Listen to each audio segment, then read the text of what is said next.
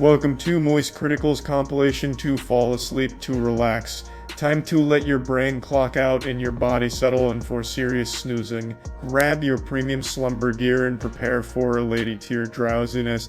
If this helps you drift off to dreamland, drop a like, subscribe, and comment goodnight below. Sweet dreams, you beautiful sleepy souls. I may not be at a fine dining establishment right now, but I'm still serving up a large glass of wine. I just have to complain and rant about something in this video that's just been grinding my gears for quite some time now, because the problem still exists, and it's not getting any better in the industry.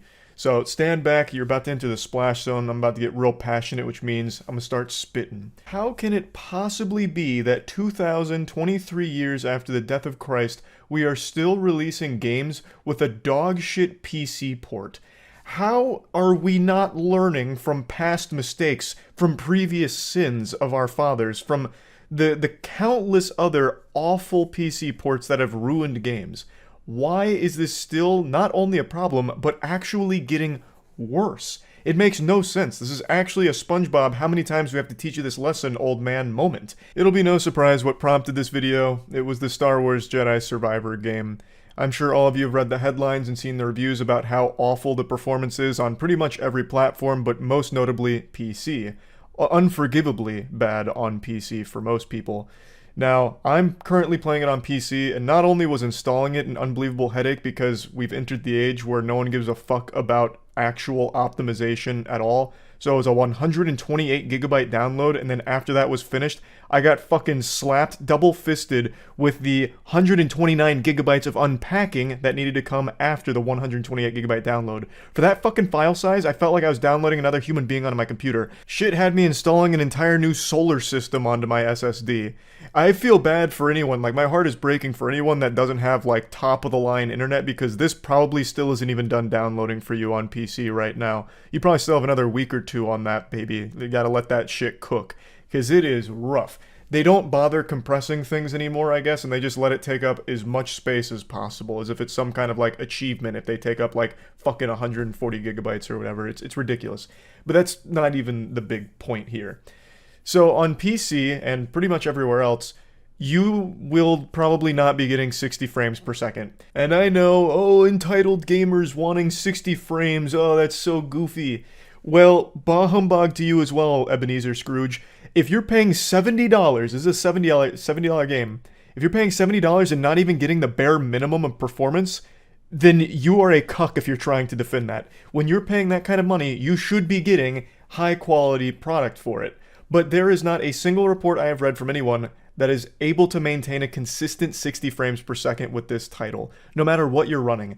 You could be running the state-of-the-art quantum computational technology, absolute, $100,000 hardware, 4090s out the fucking wazoo, and you will still not be getting 60 frames per second in this game consistently. Mudahar recently made a video going over it. I'm sure you've all seen all the articles. Most people are getting between 40 and 50 FPS. No matter what they're running. And for a lot of people's machines, seeing 40 FPS is like finding a shiny Pokemon. Getting 40 FPS for some people's machines is a fucking accomplishment in and of itself, deserving of a trophy and a pat on the ass. It is ridiculous. A lot of people are getting 30 FPS. It's just in a terrible state. And one other thing that I should mention with Jedi Survivor, though it doesn't apply to every bad PC port, but it certainly does for this game, is that it uses Denuvo DRM. I'm sure you've all at least heard of Denuvo before. It's become the boogeyman of DRM because it has been shown to make game performance worse.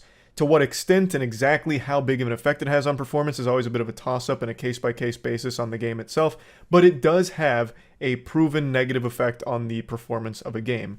The reason companies use Denuvo is because they're all so fearful of piracy that they take the nuclear option and choose Denuvo to try and protect it, though even in those cases the games still end up getting cracked and people still pirate them. It just takes them a little longer, which I guess for the company execs might be worth it, but you sacrifice the actual performance of your game for your paying customers in order to give yourself like an extra week of no piracy. But what ends up happening, and I'm getting a little sidetracked here because this is a little off the path that I wanted to talk about with just bad PC ports in general, but Denuvo in particular, what ends up happening is when a game has this and a normal person buys the game, like me, I buy the game, I'm subject to that de novo DRM, and that makes my game's performance worse. Whereas the people who pirate the game that are taking a week before it comes out, or 2 weeks, whatever, they now get that game without de novo, thus their performance is actually better than the paying customers. That's ridiculous. That's so fucking ass backwards, it's laughable. It's almost poetic. In their delusional attempts to combat piracy, they end up encouraging it by offering pirates a better product if you pirate the game than paying customers. It's so wild. And in Jedi Survivor's case, it's even more lunacy because the de novo, the DRM, all of it is so extreme that if you try and load this game on what it deems as too many computers, it'll shut you out from even playing the game. Look at this screenshot here. There have been players reporting that because of de novo, they've been locked out of the game because it thinks that they're playing it on multiple computers. Thus, it's like, combating piracy. When that's not even what's happening. It's out of control. It's totally out of control. But back to just general PC ports being terrible and like a trend of this going on, it's still unforgivable to even be getting 40 and 50 FPS in this day and age and paying full price for the game, which has become kind of the trend in the industry, which is so weird, and why I'm talking about it, because this isn't like some rare exception. This isn't some unicorn where like, oh man, somehow they fucked up a PC port. How could they have done that? No, this is like super normal. Right now, we live in the time period where it's push it out and we'll fix it later. Just ship it and we'll fix it somewhere down the line and that should be fine. Which is trash. That's horrible business practice. And what's even sadder is the amount of brainwashed drone zombies that defend this and actually attack people that call it out, saying that they're just entitled gamers. How can you be demanding this from developers to get it right off rip, to get it perfect when they ship it? This is silly. You're being a bunch of goobers. Obviously, they're going to fix this game at some point. They treat it like it's a fucking NFT investment or something. Like, oh, it's gonna be great at some point. And yeah, maybe sometimes it does get fixed, most notably Callisto Protocol. That shipped in the worst state I've ever seen for a PC port. It was borderline unplayable with how fucking bad that was, but they fixed it shortly thereafter. But I don't think that's really excusable. I'm glad they did the right thing and made it work, made it functional, but it shouldn't have ever shipped that way. It's not like they didn't know these problems existed. It's not like this all of a sudden came out of nowhere, like, oh my god, there was a fucking ghost in the machine and it corrupted everything right when it launched. No, they would have been aware of it, but they still decided to ship it anyway in that state just to meet the deadline. I'm glad it got fixed, but it doesn't change any of the damage done to the initial buyers here, and it ruined the reputation of that game forever, completely fucking tarnished it, wiped their ass with it. And right now that's happening with Star Wars Jedi Survivor. A game, when it launches, should be in a good state. Bugs, of course, are always going to be there. I never really hold bugs against a company too harsh unless they're obviously game-breaking and like maybe there's an incredible amount of them. But I understand bugs are always going to be present. There are just some things that you can't always get in QA testing. But just performance problems like never getting 60 FPS, constant stuttering, those kind of things, they're there when the game's about to ship. Now, like I said, I want to make this clear. I'm currently playing through Jedi Survivor. I am not experiencing most of the problems that the majority of PC users are with the title. I'm not getting a crazy amount of stuttering. It's definitely there. It is prevalent, but it's not like game ruining or anything like that. And I know I'm not getting 60 FPS. I think I'm more in that 45, 50 FPS ballpark, but I don't really feel like putting up the FPS counter to double check. I just know it's not 60. It's pretty clear. And I'm okay with that playing throughout the game, but I'm not happy that I was charged $70 for a game that can't even reach like the absolute baseline of performance in 2023. I'm enjoying the game because I think the gameplay is good and I'm enjoying the story so far, but I am extremely disappointed in the performance of it. I would obviously like if this game was hitting 60, it would be better. But I'm not having the worst time with it because I've been lucky enough to not experience most of what other PC players are. So I just wanted to get that out there real quick.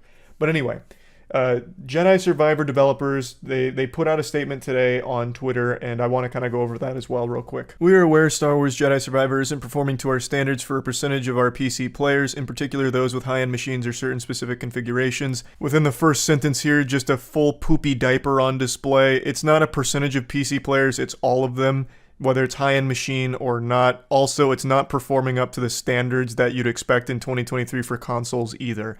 Console performance isn't amazing, it's just PC performance is worse. So that's where most of the conversation has been focused, is on PC.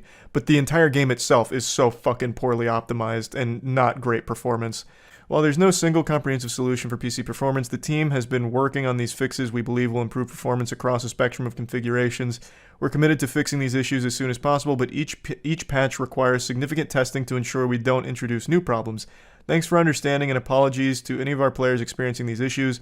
We will continue to monitor performance across all platforms and share update timing as soon as it is available. Star Wars Jedi Team. So this is baloney. We're looking at an actual load of horseradish here. These aren't problems that were brand new once the game shipped. They would have been aware of these.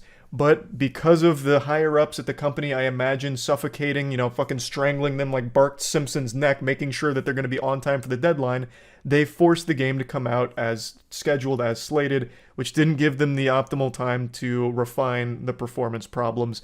Thus, now they're going to have to play catch-up and be eating shit publicly for this in the meantime. And even after they fix it, they will still eat shit for releasing a game that was poorly optimized with terrible performance. It's just a lose-lose. Like, the only benefit here is to the higher-ups at their bottom line, like, oh, look at all these day one sales. But then there's going to be a drastic drop-off because of all the negative press, because everyone's talking about how fucking awful the game is because of the performance. No one's talking about the game being good right now. And the game is good. I'm having a great time with it. The gameplay is fucking fantastic. Like, I actually think I'm enjoying the gameplay more than in Fallen Order. But no one's talking about that because everyone's focused on how awful the game performs. That takes precedent over a good game. If you release a game that is shittily made, right, if it doesn't run well, that's all people are going to focus on for obvious reason. I will just never understand this like speed run to get games out no matter the cost. Come hell or high water, this game's going out there even if we left in all kinds of game-breaking problems. Who gives a fuck as long as it's out there in the wild? That's what matters.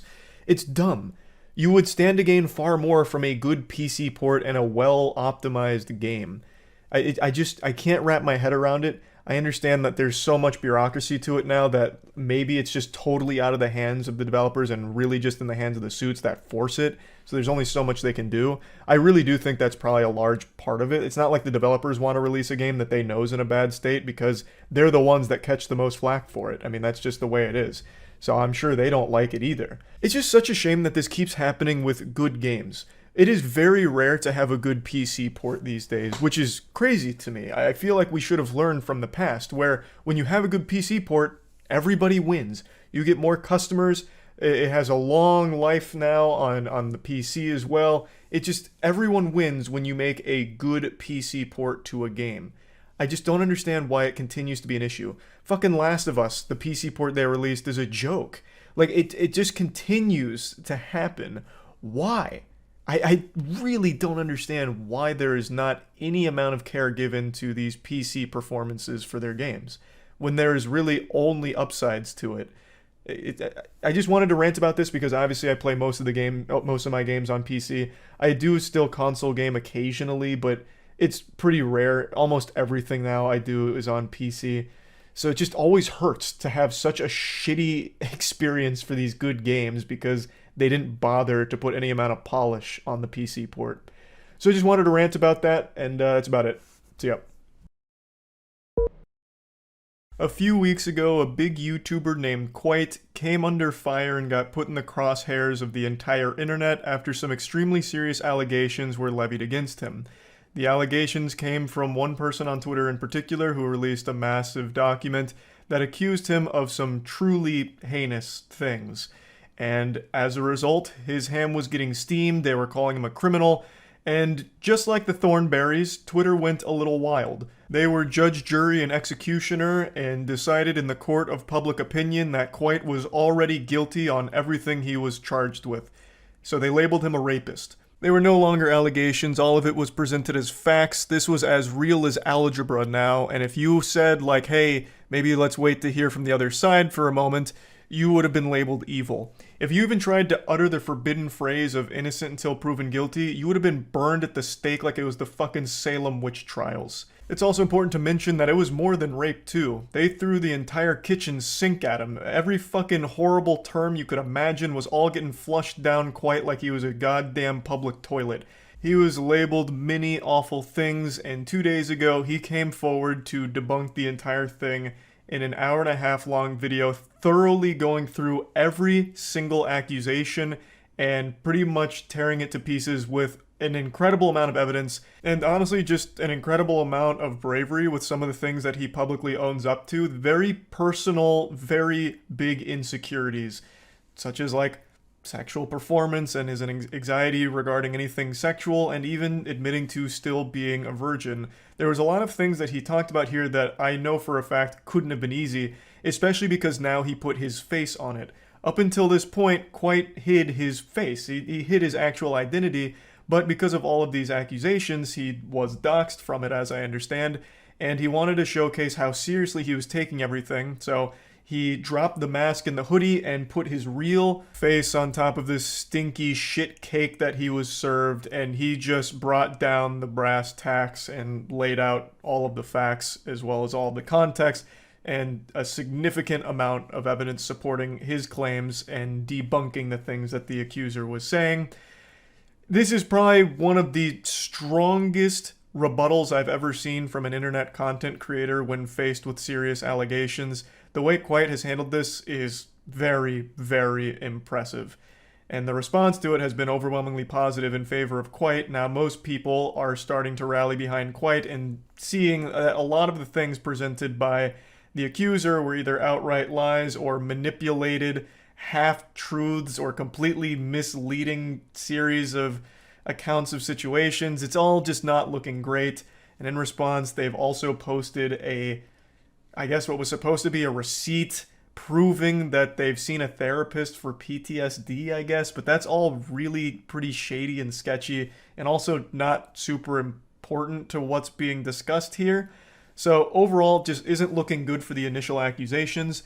And I just want to kind of talk about this whole situation, not so much the particulars of it, because that's not my place to really talk about it. If you want to see the whole situation, I highly recommend going to Kwite's video to get a full grasp on all of it. What I want to talk about is the mob mentality that instantly formed against Kwite while being completely against hearing his side of it or listening to anyone that wanted to wait before fully forming their opinion.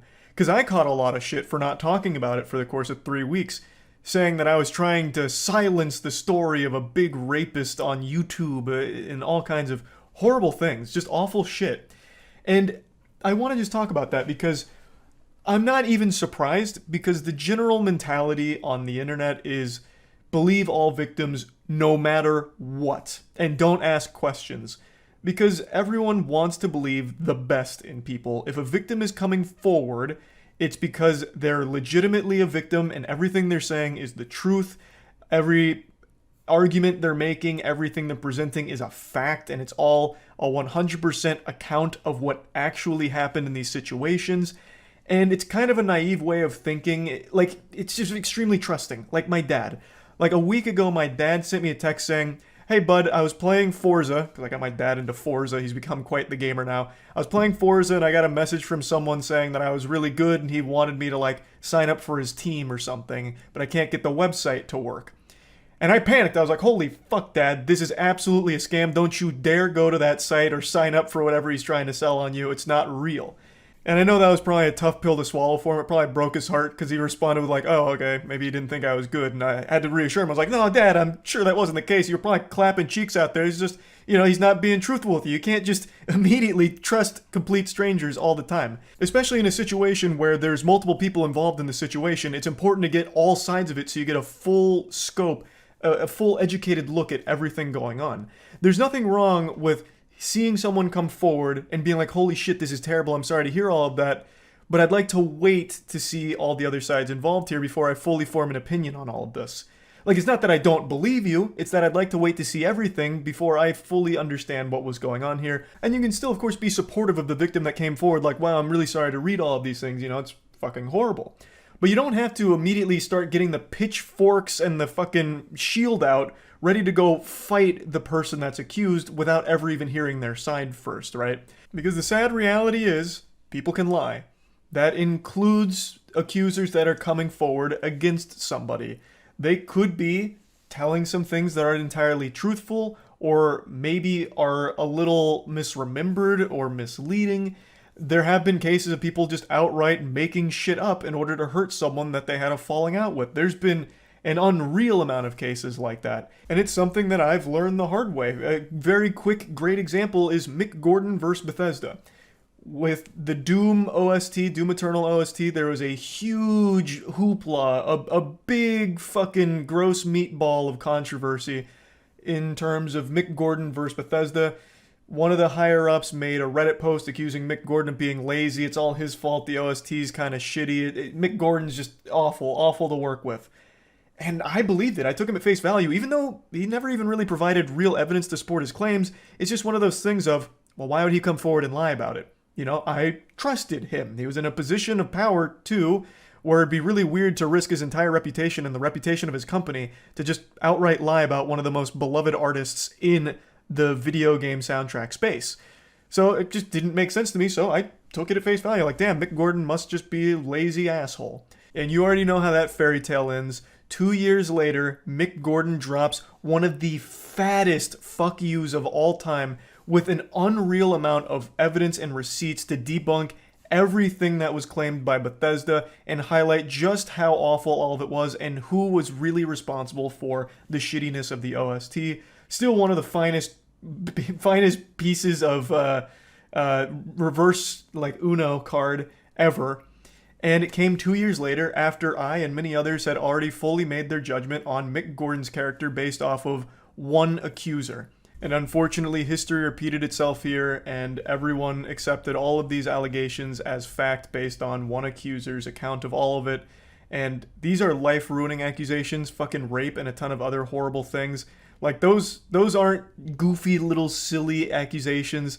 That's not something you toss out willy-nilly like a fucking baseball. That can ruin your life. That will sink you. And people just ran with it. Didn't ask questions. Didn't care to hear Kwite's side of anything. Everything Kwite did, they criticized. Like, I think he took down his Discord server and they took that as a deeper admission of guilt. Everything that happened only confirmed the accusations must be real. Everything that didn't happen, the longer Kwite waited, the more and more people were convinced that everything was truthful there because he's taking so long to respond. The guilt must be weighing him down. He's a rapist. And they kept pushing that everywhere. Twitter, all over the place. And now he's responded, and the shoe's on the other foot.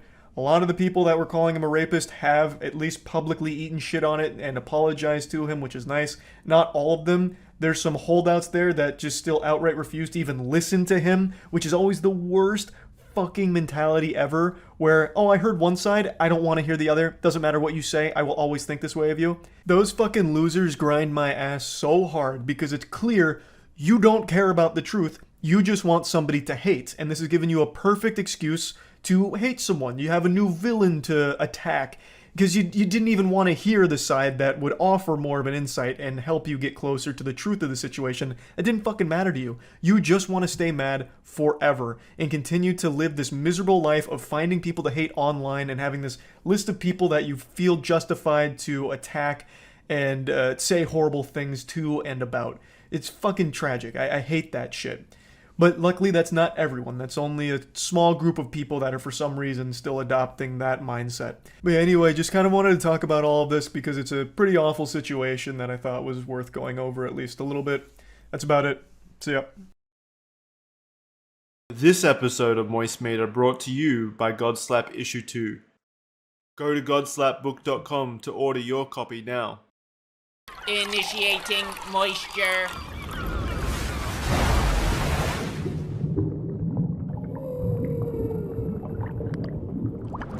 Welcome to the Moist Meter. Today we're taking a look at Ant-Man and the Wasp, Quantumania.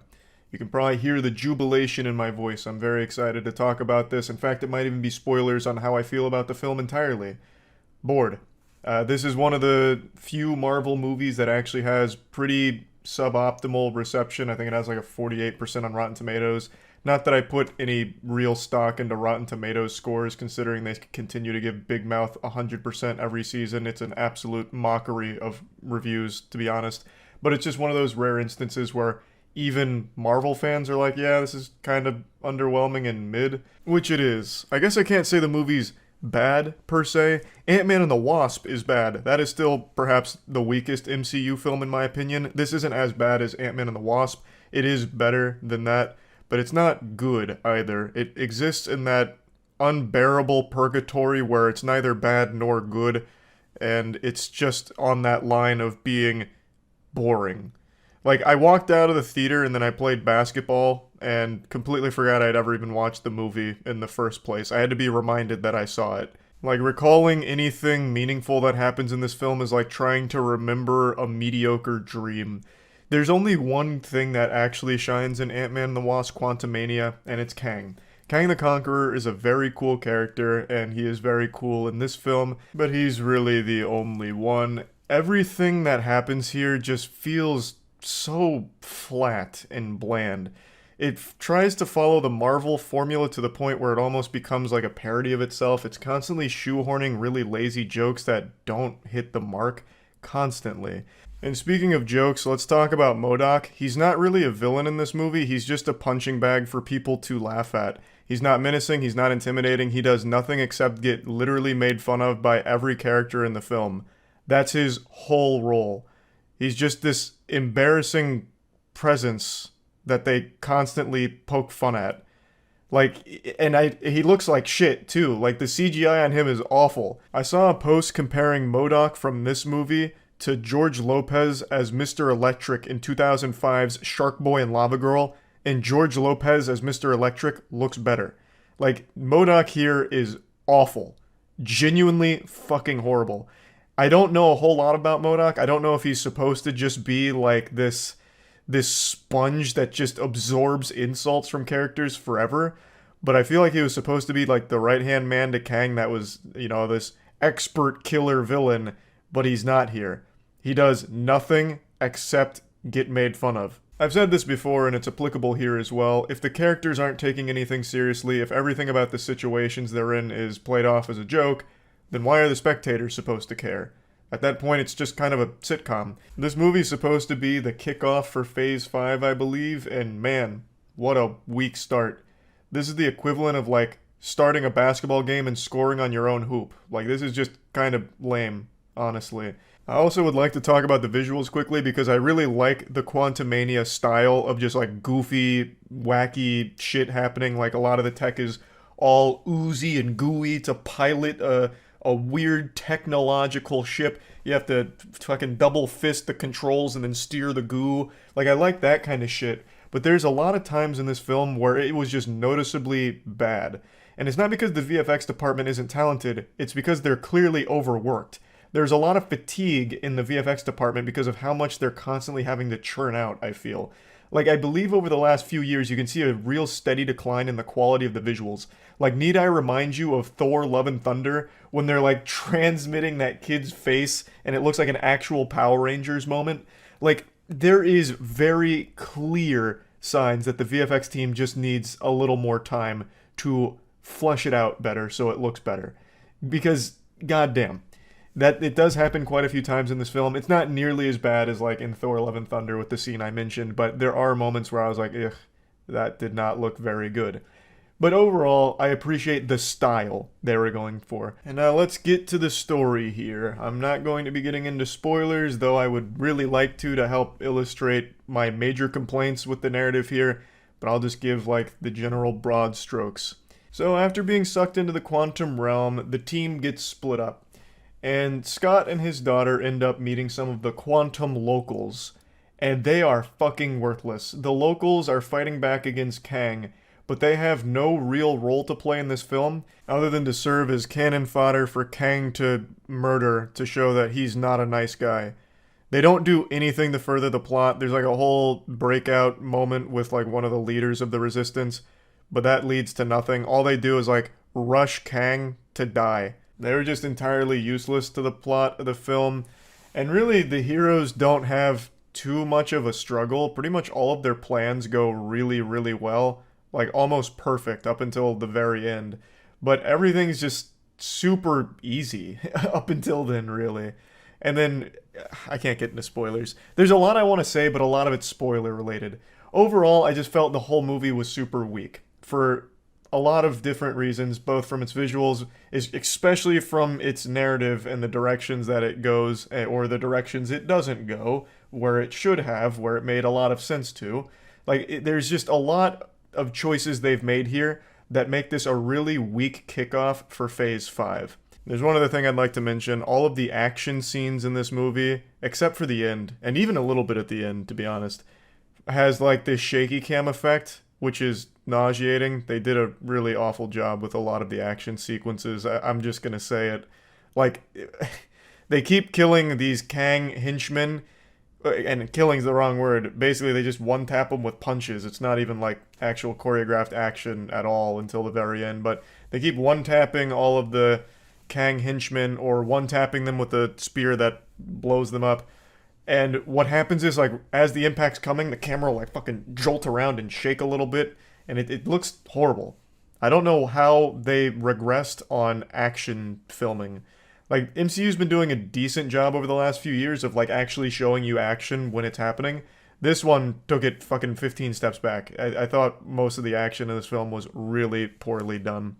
So yeah, anyway, plugging Ant-Man and the Wasp Quantumania into the moist meter, I'm giving it a 50%. It's not a bad movie, but it's not a good one either, which ends up making it even more miserable. I'd prefer if the movie was just, like, enjoyably bad, like stupid, silly bad, as opposed to just being stuck in between decent and bad. It just became forgettable and mediocre. And yeah, that's really about it. Godslap is a comic book series we've been working on for a couple years now. It's a hyper-violent, over-the-top sci-fi story about the beauty and destruction that slaps can cause. Issue 2 is out right now. It'd make a wonderful Christmas gift, so make sure to check it out at godslapbook.com. Right now we also have 3 variant covers that are in stock, but the second those sell out, those variant covers will never be restocked, so definitely make sure to pick up a copy today. It's 6 a.m. right now. I was unable to fall asleep. I was tossing and turning due to just overwhelming excitement. I felt like a little kid again on Christmas Eve, anxiously waiting for Santa Claus to come down the chimney with the presents. But my excitement wasn't in anticipation of presents. I had already received an incredible gift. I got to witness a world record live on stream. But not something lame that no one cares about, no one competes for, that underwhelming stuff you see so often in the Guinness Book of World Records, like introducing Biff, the man who stuck the most toothpicks to his eyeballs in 30 seconds. I'm talking about a real record in one of the most prestigious and competitive fields imaginable, AMOC runner speedrunning. That's right, a name that sends shivers down the spine of all gamers. This is the conclusion to my $10,000 speedrun challenge that I posted 2 weeks ago, and what a thrilling finale it was. It had a little bit of something for everyone. Drama, suspense, action, mystery, erotica. It had everything you could have ever wanted from life.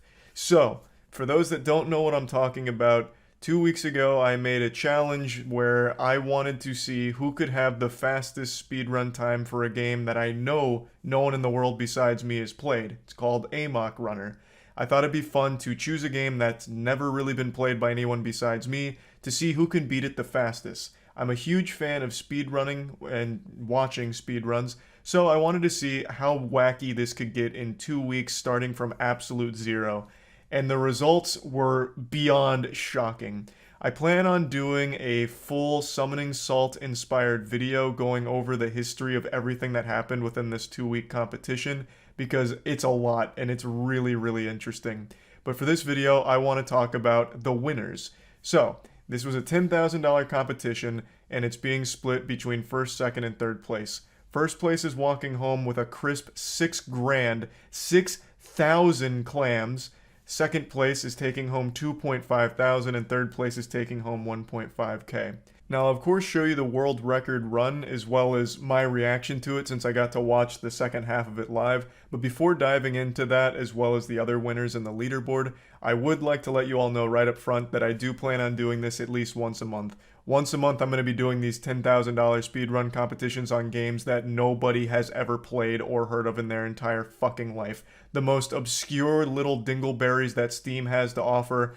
may be the target for the next bounty. And a new addition I'm adding to the bounties is I'm also going to have another prize that you can win. It'll be $1,000 for whoever finds the most impactful glitch that's used in the speedrun at the end of the 2 weeks. That'll be voted on by the community and the top runners for what they deem to be the most important glitch that was found, and whoever found it will get $1,000 for its discovery. I thought this would be fun because it incentivized people to find cool glitches and find good tech, since that's like one of the most important parts of it.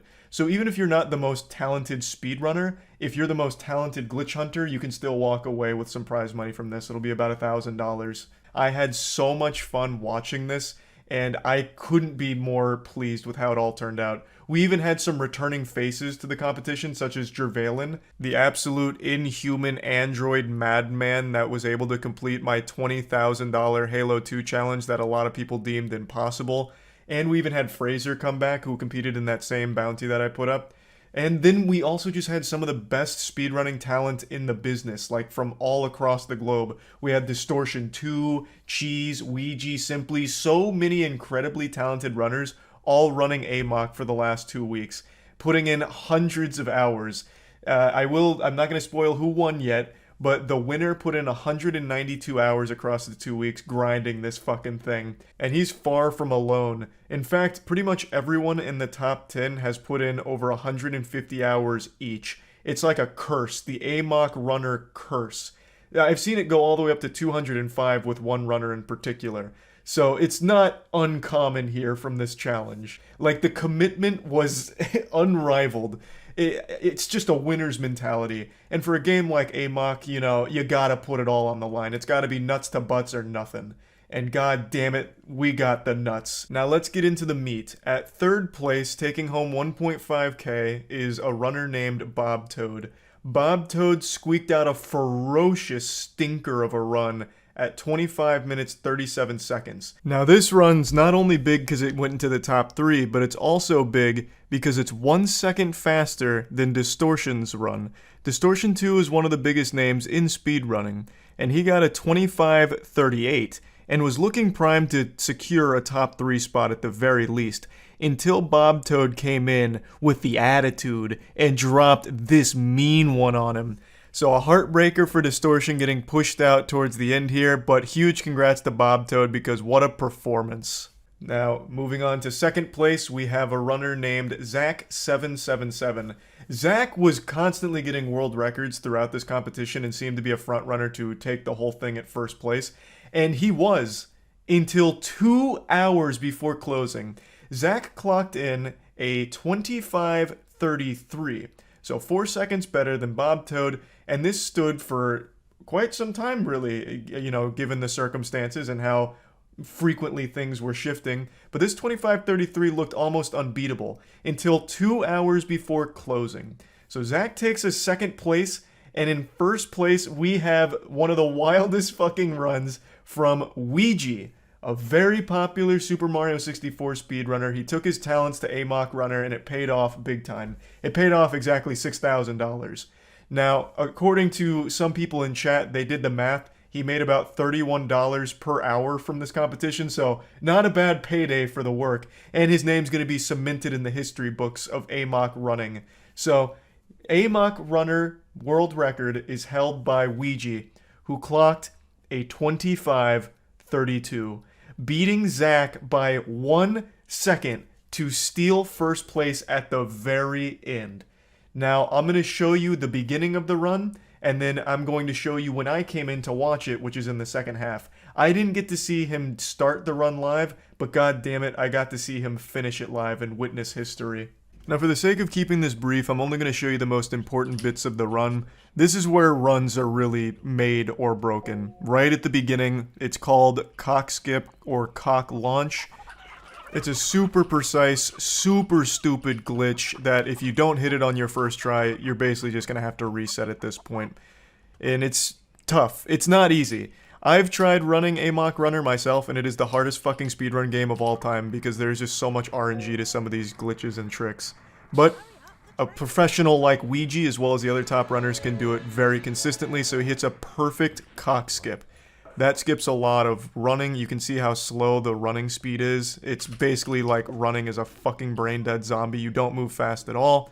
So then the next big skip is right here. This is the next major moment. It's called cone skip. And this skips a very long crane puzzle that is beyond boring. So it's very important. And cone skip is a very cruel mistress sometimes. So you have to launch this cone in the perfect position. You have to time a map bringing. You have to bring out your map at the perfect time like this. Gives you a huge launch, and then you hit a checkpoint trigger right on the other side here. That could be perfect, or it might be bad.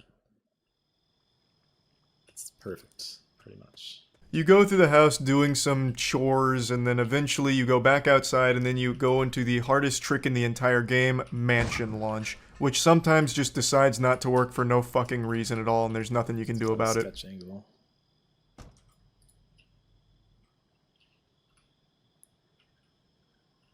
Alright, you have one more shot.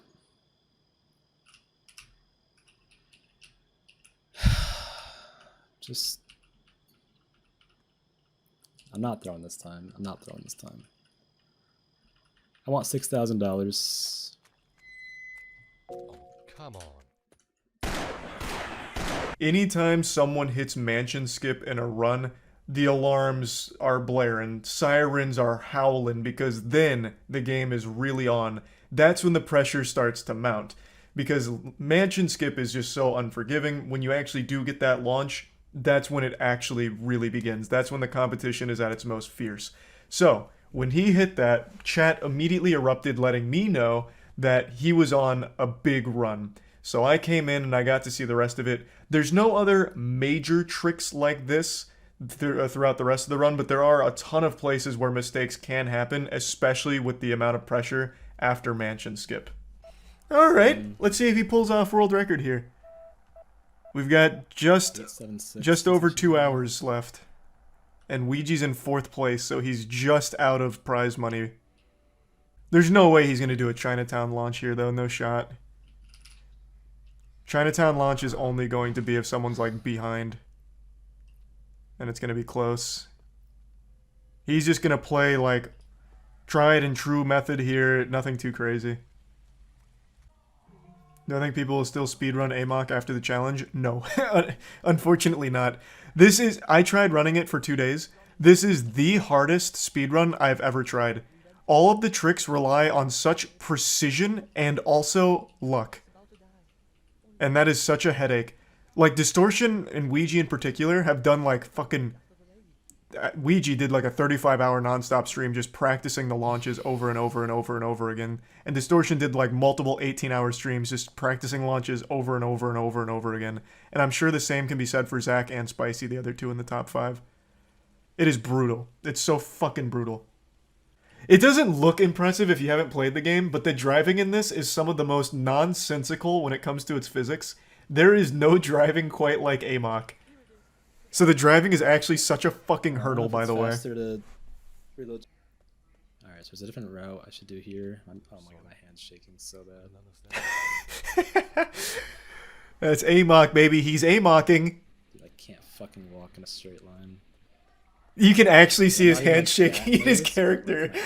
Stop. Get it together, fucker. Stop. Let's go. Here we go. Now he's coming up to graveyard, then boss fight. No way he goes for moist skip. That'd be outrageous. He's not gonna bother with that skip, I don't think. Unless he's like a real man. You'd have to be a fucking real boy to go for a moist skip in a run like this with only 2 hours left. What's moist skip? That's what I found during the stream that made me pick this game. On the ship, from the very beginning of the game, there's a clip you can make that I found that takes you to the coffin, but since this game uses a very strict checkpoint system, you can't actually finish the game at the beginning. You have to go through every other objective. So if you do every other objective, then moist skip, it works. But it's not super consistent. And what he's doing right here skips a little cutscene. But it's like a 3-second save. Yeah, but he doesn't need it right now. If he just does everything by the book and clean, he'll have it. So he doesn't need the moist skip. And it would be a big risk to take. He'd only do it if he fucks this boss fight up. If he blows ass on this boss fight, he'll probably do moist skip. Ooh, uh-oh. Uh-oh. And he just took a hit. That's rough. That's rough. He should still be okay, though. Yeah. Ooh, that is rough.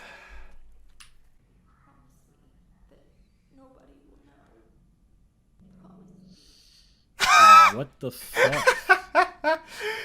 That is actually, unironically, probably like a 1-second time loss because that car turned there. For no reason. Not even exaggerating, that probably just cost him a full fucking second just because of that. His best time includes moist skip. If he doesn't world record. He doesn't need world record, like I said, though. He just needs top 3. And I'm pretty sure he will top 3 because this will be a 25, 35. No, it'll be lower than that. It'll be like a 25. Oh wait, never mind. What do you mean his best included moist skip? Doesn't look like it. It's still like a 25, 32. That's world record. There it is. Your new first place. You were right though. It did include moist skip. My fucking brain malfunctioned there at the end. With 2 hours left, he went from 4th to 1st place. That right there was a $6,000 run. Assuming no one beats it. There's still 2 hours, and with that, he pushed Distortion into 4th. Yeah. Yeah, I don't know what to say.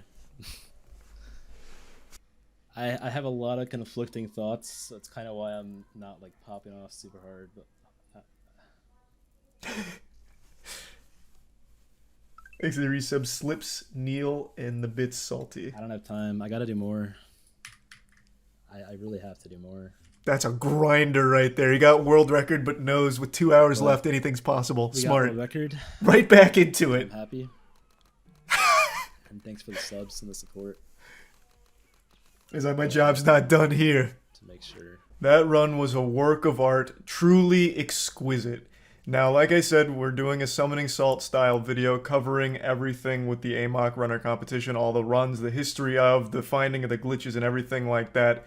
So obviously all of these runs will be covered more in depth and all of it will be more focused in that video. I just wanted to put this out there, let everyone know who won, as well as showcasing just the world record run's best moments and talking about the future of it going forward, because this is something I am going to make a regular occurrence at least once a month.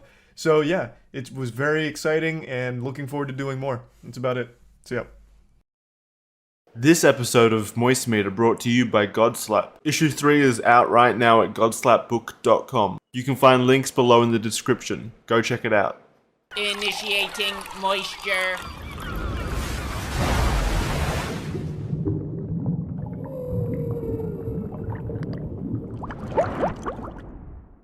Welcome to the Moist Meter. Today we're taking a look at Resident Evil 4 Remake, a very long anticipated title and one that I've been looking forward to as well.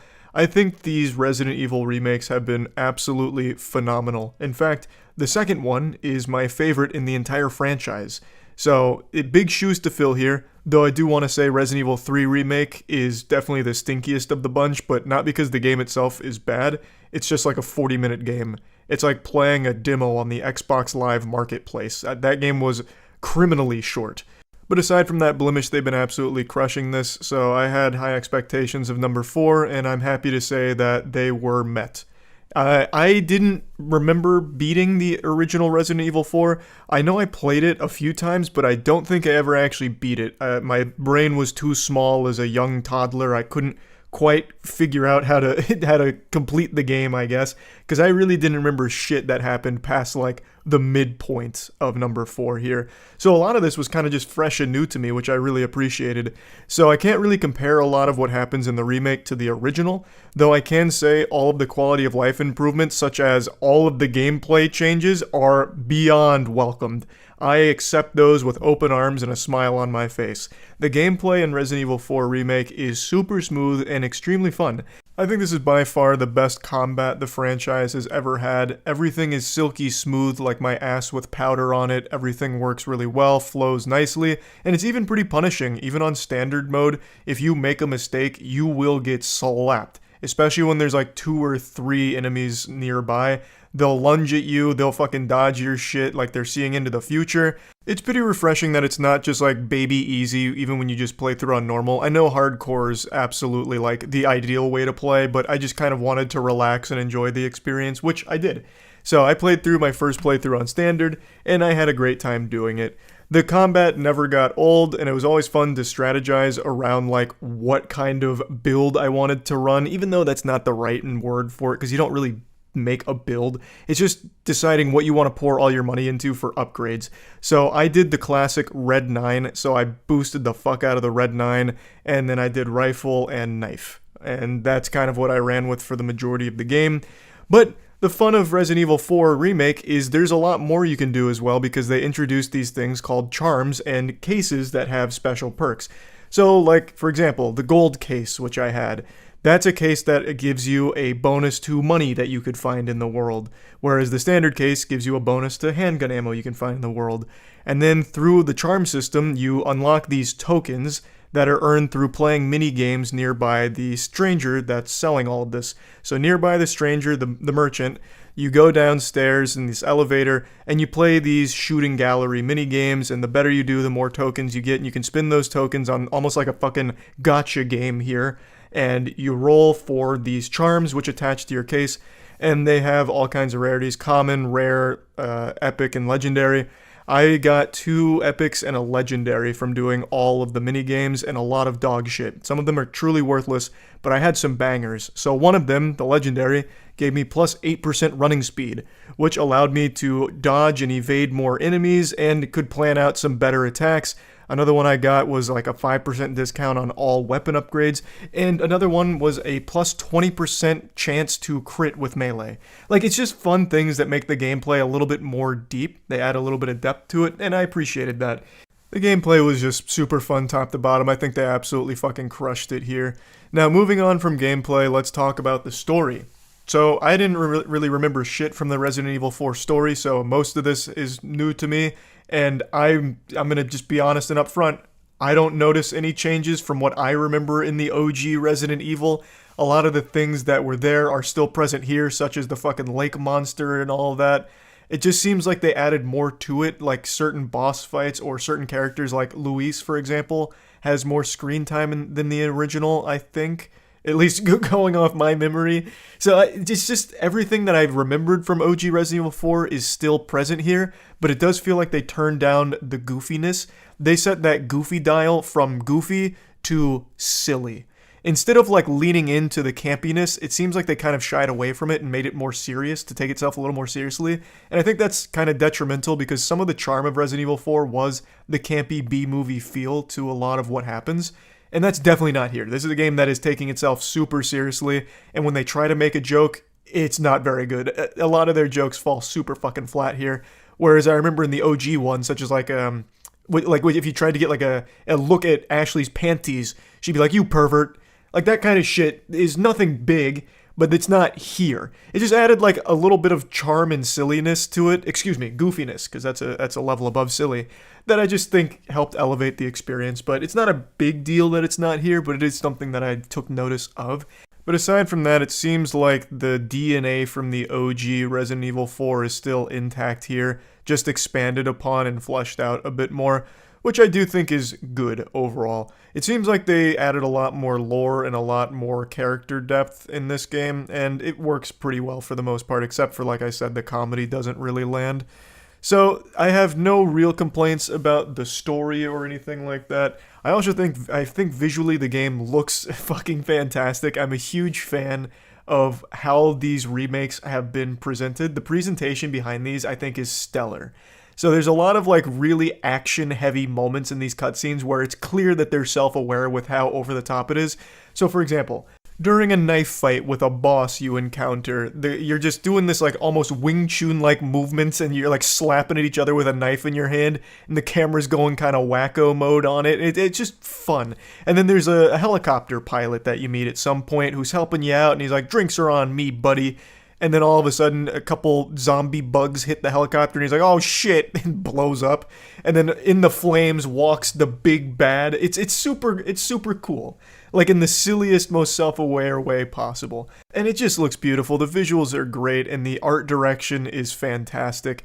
So I just really don't have many complaints about the game at all, really. I guess if I had to like really start nitpicking, I'd say the puzzles are pretty brain dead. I don't know if that's because I played on standard mode. I don't know if the puzzles change.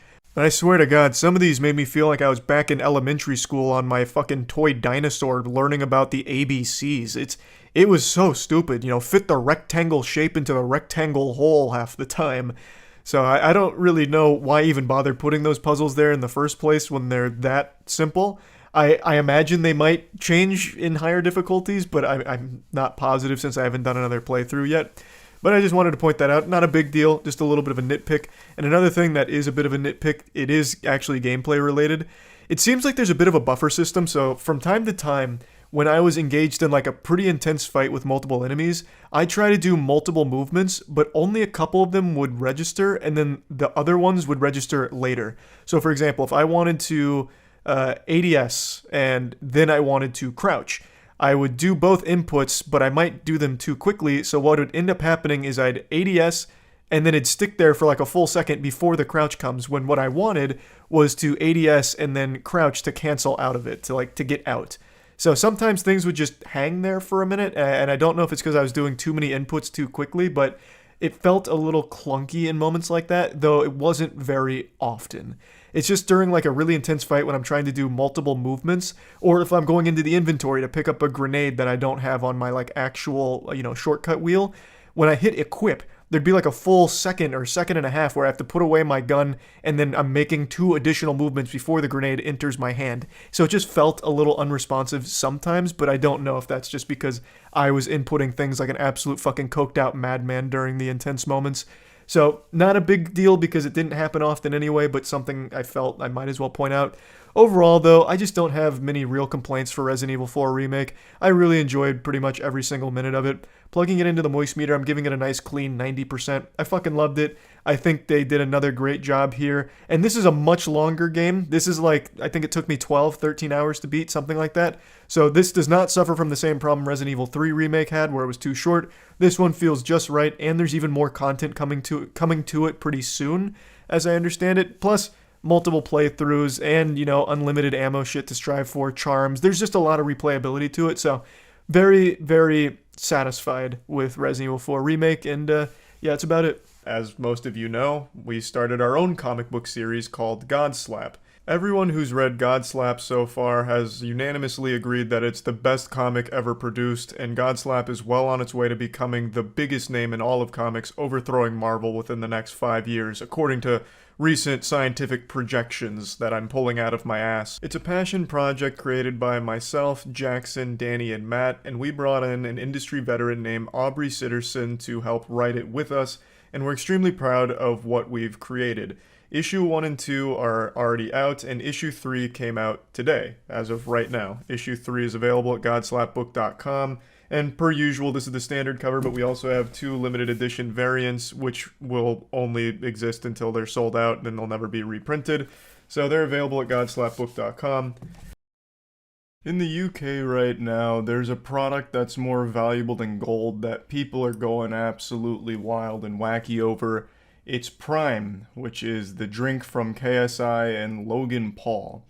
It's being treated like a holy elixir that's understocked and absolutely making people ravenous to get their hands on it. The Prime panic is sweeping the UK, and there will be no survivors. It's like the blood of Christ has been bottled and people can't help but just go fight for it. And it's not because of the taste that's led to this situation, it's because it's become something of a status symbol. Having it makes you cool if you're very young, and if you're very old, having it means you can charge a huge markup for it and scam those kids that are desperate for the attention that it brings online.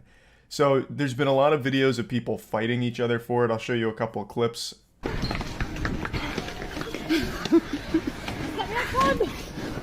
Oh my god!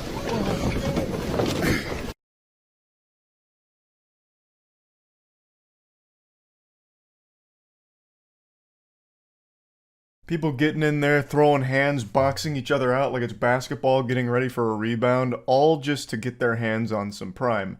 I've had it before because in the States it's not rare, it's not hard to come by. I could walk outside right now and find like an unopened pallet of Prime. It's really just in the UK that this hysteria is sweeping the entire nation. It's going absolutely crazy there. So I've tried it, I think it's good, I have no complaints, but I certainly wouldn't be beating some ass and being that desperate to get my hands on a bottle. But you know who is extremely desperate is a place called Wakey Wines that I just recently learned about. Their entire business right now revolves around reselling Prime at a huge price increase, all the way up to £100 for a single can or bottle of Prime. Usually a bottle will be about £2, but Wakey Wines is treating it like it's the fountain of youth juice here, selling it at 100 bottles, or £100 per bottle in some cases, and they're still successfully making sales. They've actually become extremely popular for this. A lot of people are buying it from them. That's how outrageous this whole thing is. Now I want to show you a great video that breaks it all down. This comes from a channel named Fat Memer, and I learned everything there is to learn about Wakey Wines here. You hear the Wakey Wines people made their own drink. What's special about Wakey Wines? They price gouge everything they sell. How are they successful then? Oh, here, wait, here's a whole thing on it. Let me see. Mohammed and Abdul, aka the Wolves of Wakefield, have been hitting national headlines over The Wolves of Wakefield. I don't know anything about these guys. They seem like some real goofballs. I promise you, no one is calling them the Wolves of Wakefield besides them. They absolutely gave themselves that name. No shot anyone actually gives that much thought to them aside from like, wow, what a joke. the last few weeks for reselling Prime at extortionate prices and their viral videos. Ironically, they haven't become known for selling wine, but Prime. Now, of course, because KSI and Logan Paul I'm assuming they faces sell of more than Prime, that, though. They know that kids are willing to do anything to get their hands on this drink. For months. But why? But like, actually, why? I still don't see why people are fighting themselves over Prime in the UK. It is abundant in the States. I can go anywhere that sells drinks and they have, like, Prime filled to the fucking brim, literally leaking out of their toilets. It's everywhere. There's not that same chaos here. Why do kids in the UK want to fight each other for Prime? Even if it's from their favorite YouTubers, I don't really get it. Because you just drink it once and then you're done. Expensive and therefore cool. I guess that's kind of become like a pretty common thing. Like if something costs a lot, it's like a status symbol to have it. But it's not like you collect Prime. What, are they putting it in like an acrylic box and stacking it on their bookshelf? I doubt it. They probably get it, drink it for the sake of a TikTok, and then they're done. €100 down the shitter. They collect the bottles to flex on TikTok? Well, you can just order empty bottles, though. The flex is they drink it. But it just seems like such a huge price for one TikTok of drinking Prime. With fluctuating prices between £15 and £30 for the standard Prime drink, and prices now reaching an eye-watering £100 a can for the brand new Prime Energy cans. Wakey Wines have taken I see. Okay, so the energy's an increased premium because it's newer. I'm assuming it's even more understocked. So now they're charging the moon for that shit. It's like an NFT at this point, goddamn. Which has led people to discover his dark past. In 2015, Mohammed received an 8-year jail sentence and served 4 years behind bars. At the time, it was reported that he pleaded guilty and was convicted of selling cocaine and heroin. With this... Yeah, it just reminded me of something totally unrelated to his charges. You guys ever see this video? It just resurfaced today. About the turtle that was smuggling $53 million worth of coke. Yeah, it was back in like 2017. There was a sea turtle that had $53 million worth of cocaine that was strapped to it. I was like fucking El Chapo's pet. They finally got him though. They finally got him. That bastard. He'd been importing this shit for years. 1,800 pounds worth. How long did the turtle serve for? I don't know. I didn't see anything about his trial. All I can tell you is Crash did not take it well after the flop of Finding Dory. Shit was rough. In all seriousness, I hope the turtle's alright. Yeah, I imagine they probably got the cocaine off of it and then just set it free again. Like, I don't think they actually threw it in cuffs or anything. I don't think it's currently sitting in, you know, county. Thanks, Recent Panda. Did I get the name of the turtle from Finding Nemo wrong? Isn't it Crash? It's Crash and Squirt, right? Why are you saying it's Crush? Oh my god, it is Crush. Oh, I'm such a fucking idiot. For my money now, I've got a shop. My dad bought me a shop, and I work hard, and I don't sell drugs now. So I just thought I put it out there rather than everybody else saying Azza's doing this, Azza's doing that, and I'm a changed person. I'm reformed. Thank you very much. Yeah, I see no reason to doubt him. He served his time. I think he doesn't even need to deal drugs anymore. He's selling something far more addictive, and that's clout. So he's able to easily tap into an even bigger market now. Like cocaine, yeah, I'm sure kids are gonna get cocaine somehow, but it's a lot harder than just going down to his shop and getting fucking Prime for €100. So it's I believe he probably doesn't deal drugs anymore. Amounts and high values.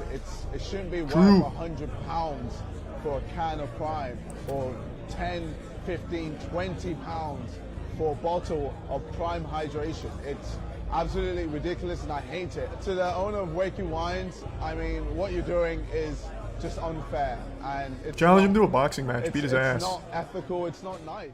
Although to KSI drops the gauntlet. If you can beat me in boxing, you can actually double the price and I'll endorse it. But you lose, you shut down the shop.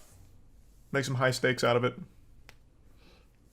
Scalpers are dicks. Yep, no one likes scalpers, literally. I don't know how they're in business, to be honest. They must just be very lucky that some people are so starved for the clout of that TikTok flex of drinking the Prime that they'll pay the £100. But, yeah, no one likes them. Literally no one likes them. I think scalpers are probably like one of the only unanimously hated career paths in the world. Like, even a drug dealer, you can make some arguments for, like, a good drug dealer. He's peddling escapism. Well, he's doing it because he has to feed his family at home. With a scalper, no one's making those arguments. Scalpers just fucking suck across the board.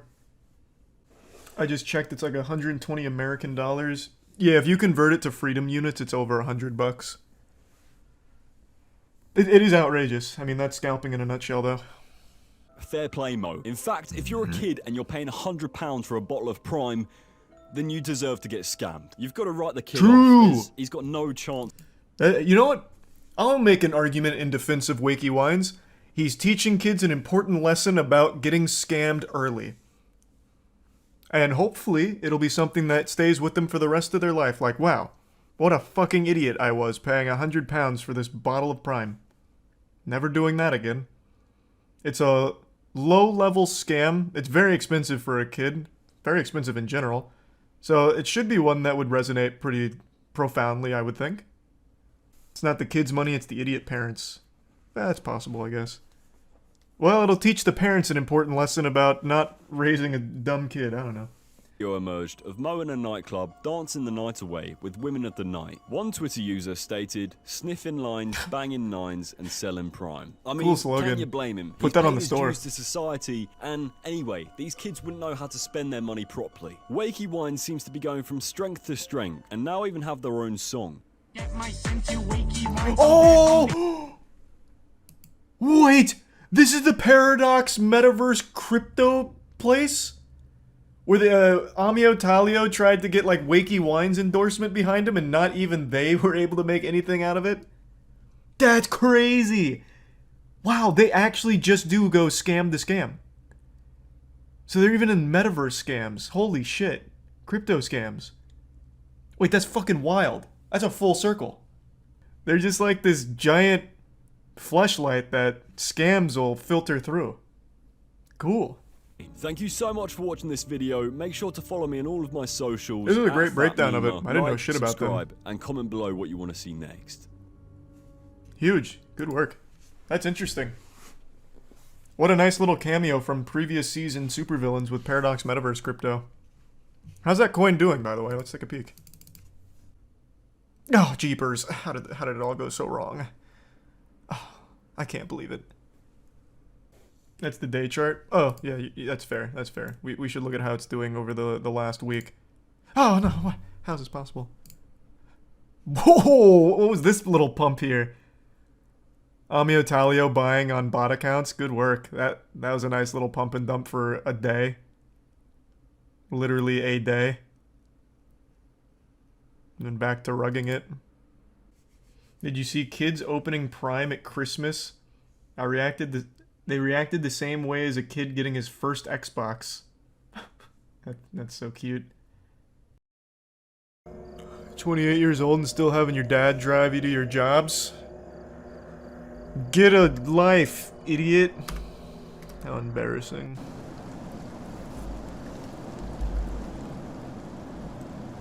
Oh, he's 18 at the time. Wait, you're right. I immediately got my timelines mixed up. 18? You're old enough. Move out, loser.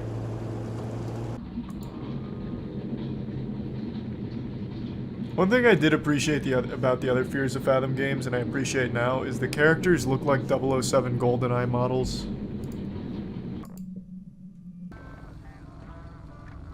Ooh, this is just like the first Fears to Fathom about not opening the door for anyone.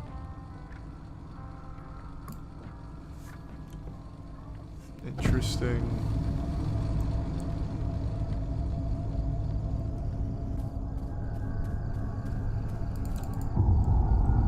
Boy. Didn't even bother to try and think of a name for the dog. What's up, boy? Oh! Who lives here? Mr. Beast? What is this? Like a green screen and everything? Content creator definitely lives here. Where's the shitter at? You wanna know something crazy?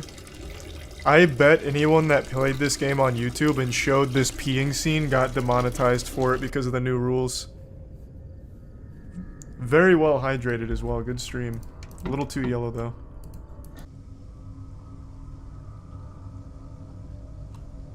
I wish you could type to them and have some kind of conversation, like using ChatGPT.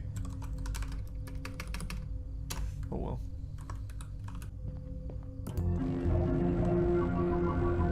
Hello. My favorite channel.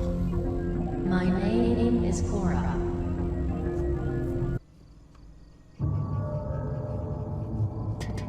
Oh, I thought that was gonna go really high.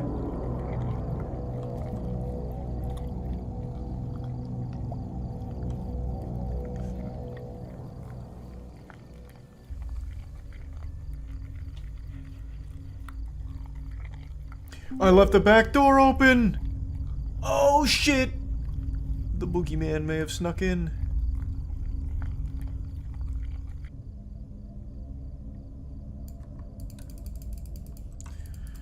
Your Alienware looks good, Mr. Carson. Guess the flag. Oh.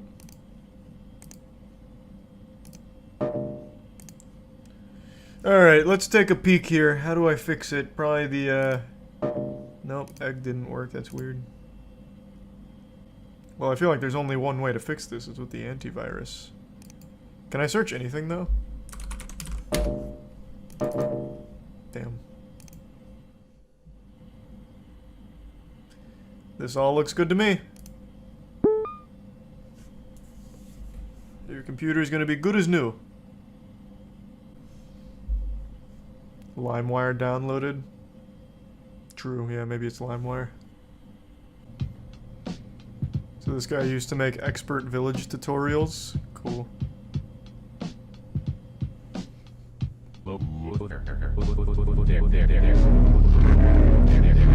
Whoa, Mr. Carson. This does not make me feel happy. It's super enjoyable and Evelyn, shut the fuck up. I'm trying to watch. You're interrupting. it's raw. So first, Thanks for some tootie. next, we dip the cardboard into the mill. Roy, please, I'm busy. I'm looking at recipes with Squidward. Look at that. Doesn't that just look nice? Alright, I'll go get the groceries. I'm assuming this place is walking distance.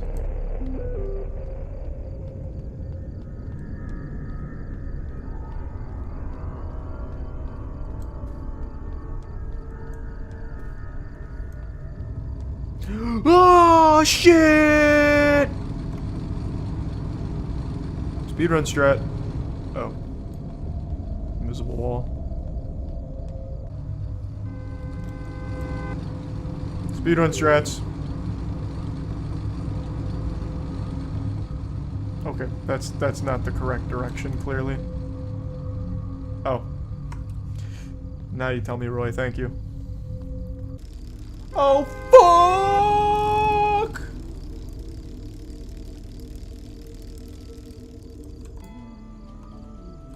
Is this what you're looking for? Idiot. Good luck cleaning with rice in the bucket.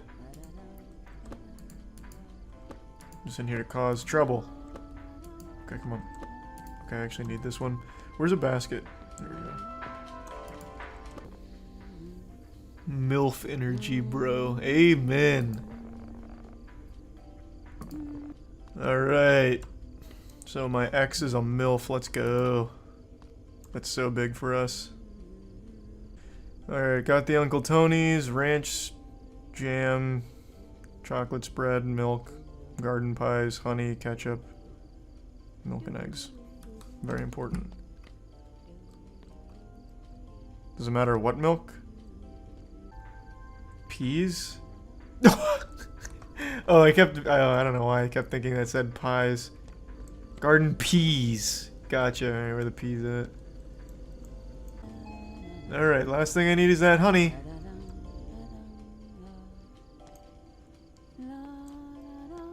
Is this it? This is it. Can you move?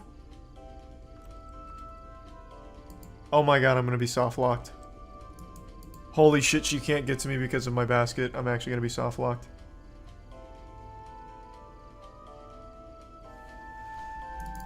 Oh, that's tragic. Wow. I can't do anything. Oh, whoa, there we go. There we go. We broke free. We broke free. Oh. Alright. No. Get that out. Get that out. Get that out. Forgot the ranch. There we go. Now we're good. Alright. Well then, I'm trying to pay for it. You just keep saying I can't even see you, and when I leave, apparently now all of a sudden you can fucking see me.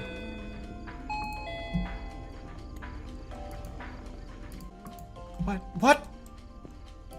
Honey? That's, I don't need that anymore. Chocolate spread, ketchup, milk, rice, eggs. What am I missing? Fuck, I don't know what I picked up again. That's not peas? Yeah, they are. They even say garden peas. I saw them as they fell in. Here, let me try and put it right on the fucking screen. It says right there, garden peas. Where's the pisser again? Up here?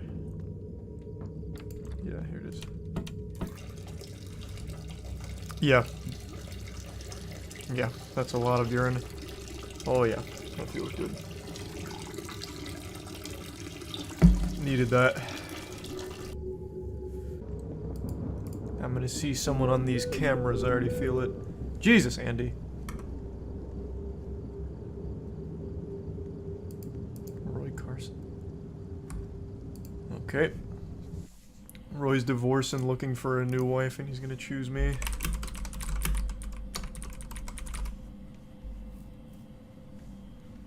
Founder of BN Media claims to be receiving death threats from angry fans of his ex-wife. Charlie, the ozone layer is healing. What are your thoughts on that? That sounds great. Hey, hello? Thank you very much.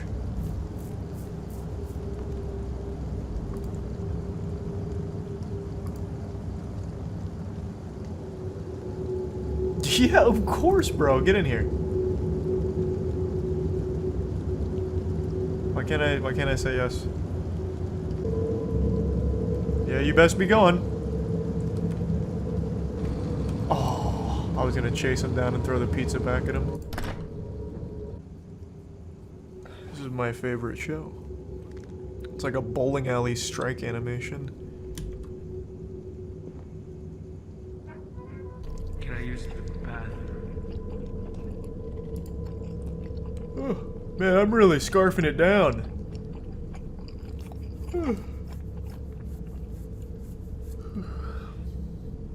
Man, this movie sucks. No wonder it has a 40% on Rotten Tomatoes. Jesus Christ.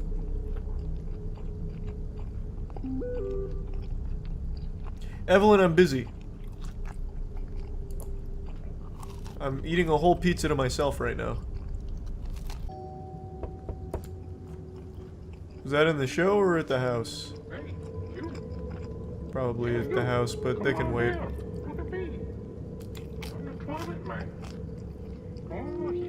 What a wonderful pizza. Alright, hold on. I'm gonna have to get the show. Hold on, toilet man. Or the door. Hey, come on in!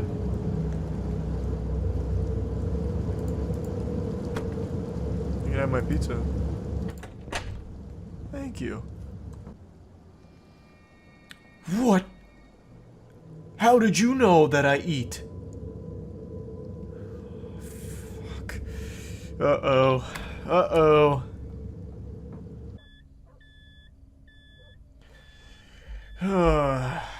Jiminy Christmas.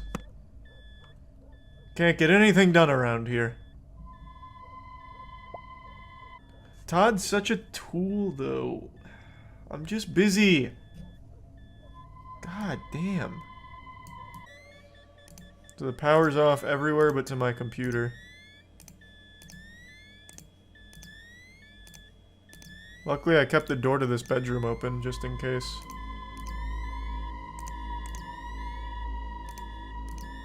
There's somebody out front! It's by your bike, is it?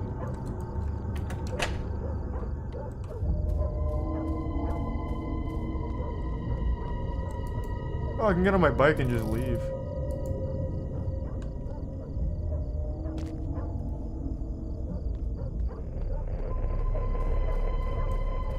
I hear some static on a walkie-talkie or something nearby. I can't go out any further, so it's gotta be around here. Oh,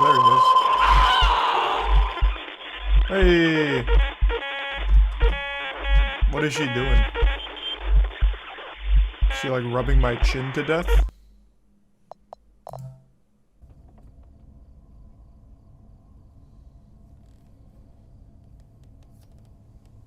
I heard a knife, but I'm so engrossed.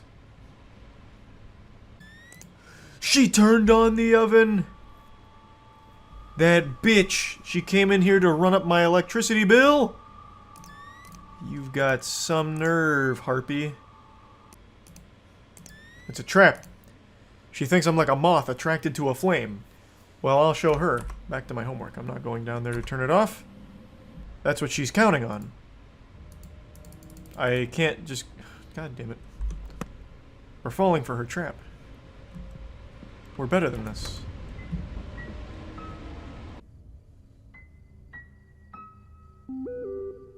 He's gonna say he's with me right now. Yeah. The back door's open. The back door. Does it want me to go close the door, or how am I supposed to play this? Like Five Nights at Freddy's or something? Hey, what's up, lady? She's here to watch my TV! No, that's my favorite show. It's brainwashing her. Uh-oh, she's looking at me.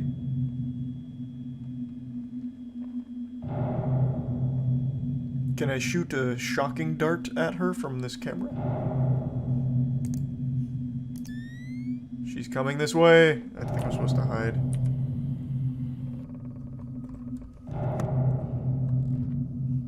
Where am I supposed to hide, though? Under the desk? Nope, I just sat back down. Well, I'll greet her. Good evening, madam.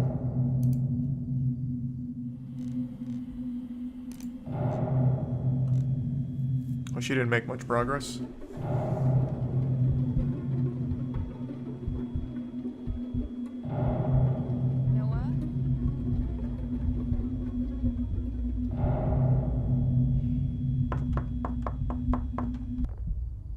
She's calling me by my proper name. So this is someone I know? Oh, interesting.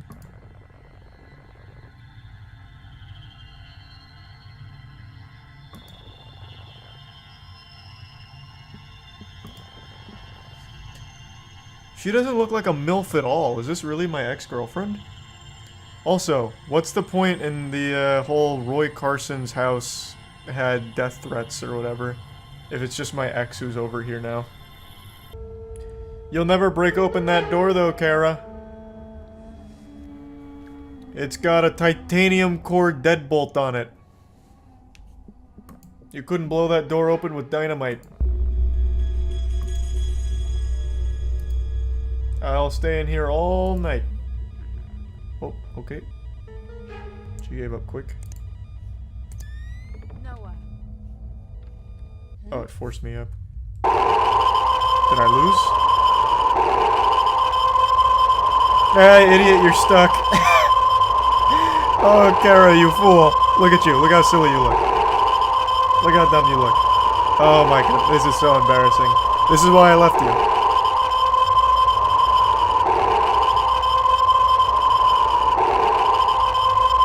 I'll give her a moment to cool down. Then she'll realize how ridiculous she's being. And we'll talk it out like adults.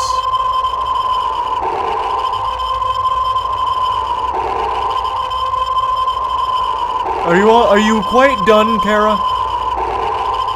I do say, the nerve.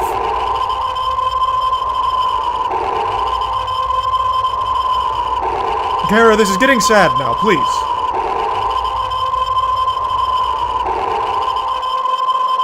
Well, fine. If you don't mind, I'll just be... Oh, shit. She found her way around the door at the very end.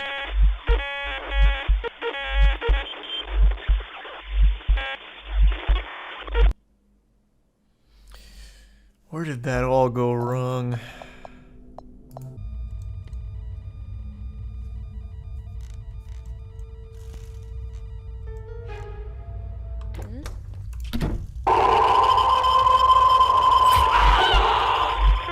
I didn't think I'd fucking slam the door open. I thought I could open it gently and then walk out behind her.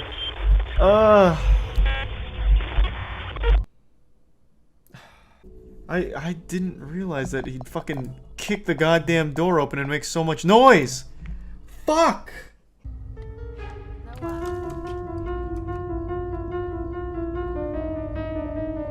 I can't uncrouch. Thank you, finally.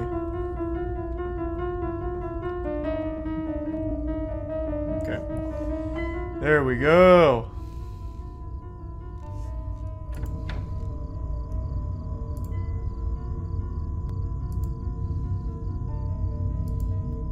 That's how we do it.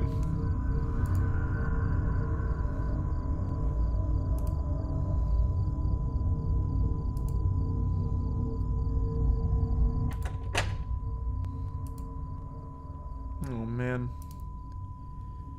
She was clearly very upset. You could have handled this better.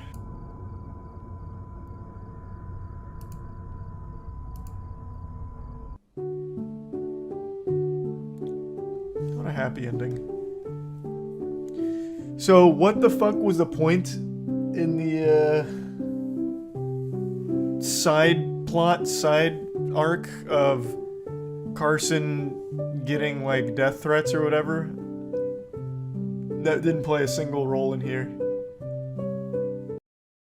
There's a problem that we need to discuss briefly, so please step into my office and close the door behind you and get a bucket out for puking. It's about to get gross. Disney, a name I'm sure you're all familiar with, it's a place of magic, adventure, and dreams. But what happens when that dream becomes a nightmare? And I'm talking about a sleep paralysis demon that's recently been paying Epcot a visit. And more specifically, Remy's Ratatouille ride at Epcot. Remy's Ratatouille has become less of a ride and more... Hello, Io. She heard Ratatouille and, you know, sprung into action. She's a huge fan. But yeah, anyway, I don't know what it is about Remy's Ratatouille, but they are summoning the pervert devil. It's like a full-blown exorcism, but instead of dumping out ectoplasm and a haunted spirit, it's actually dumping out cum. There have been 2 separate instances of park guests going to the Remy's Ratatouille ride and exposing their penis. One of them was actually wanted for other sexual pest degeneracy crimes and was caught on Remy's Ratatouille smoking, watching porn, and masturbating, even finishing a full-blown climax and just dumped his DNA all over the Ratmobile. So he literally turned it into just a fucking cum dumpster. And then the following day, another park guest was getting trespassed outside of the Remy's Ratatouille ride.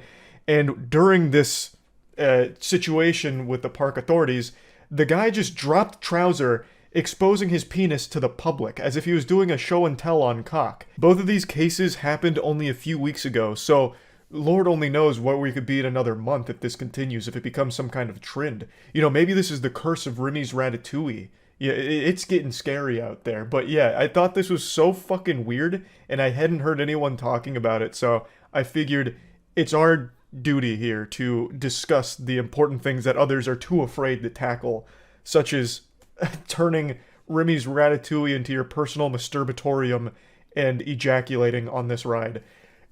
It's a fucking ride made for children at a Disney park. It doesn't get more degenerate than that. It's unbelievably fucking disgusting. Someone mentioned that earlier. Man caught watching porn and masturbating on a Disney ride. Forgot to look it up though. New Jersey man caught smoking and watching porn on Remy's Ratatouille adventure in Epcot. That'll get you every time.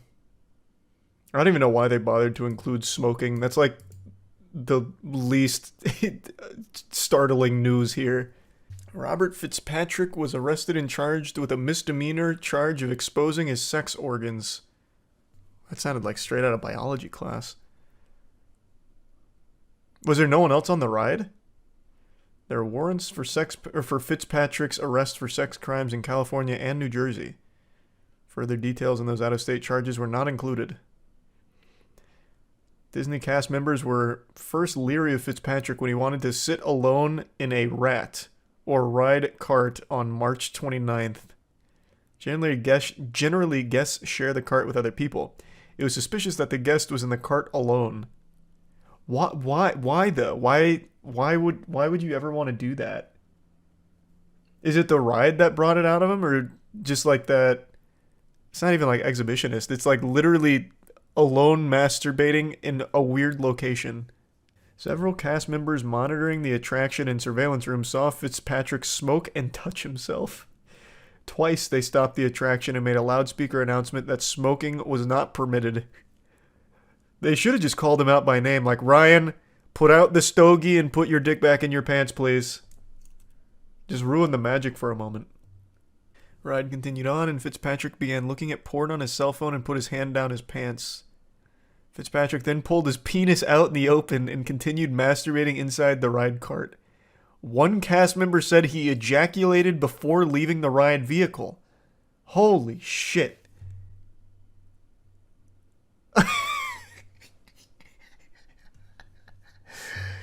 So this is what he defiled, huh? That sick bastard. Even the rat looks concerned. On Remy's Ratatouille of all places is nothing sacred. Have some decency. Take that elsewhere. Take that to Dueling Dragons, but not Remy's Ratatouille. Please. The rat is pregnant now. I know. And they're going to have to retire the vehicle. Or rather, they should. At that point, that it's gone through too much already. Don't subject anyone else to the horror. Like, yeah, you can clean the cum, but the cum never fully leaves. The memories last forever. Just get rid of the cart. Like a jersey. Like a jersey number. Just retire it. Should be noted that although Robert was alone inside the cart has vents open to the public and is constantly being recorded while the ride is in motion. I haven't been on Remy's Ratatouille, but is this not a ride that, like, turns the carts around? Because I remember in a lot of these, like, I don't know, what do they call them? Like, slow movers? Weenie Hut Jr. shit, where you just, like, slowly go through something and look at screens. Usually they have, like, the carts turn, and they, like, you can see other riders. Is that not the case for Remy's Ratatouille? Because I feel like at that case, there's a lot of families that got a lot more than they bargained for out of this show. It's trackless, so it does turn. I can already imagine, like, the parents, like, shielding their eyes. Oh, Jesus Christ!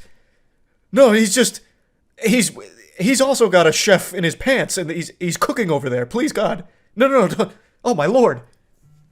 The following day, Disney and law enforcement dealt with a second incident at Epcot where another man was arrested for exposing himself. There's an outbreak. There's a plague sweeping through Epcot right now. Good Lord. Man, Remy's Ratatouille just really gets the juices flowing.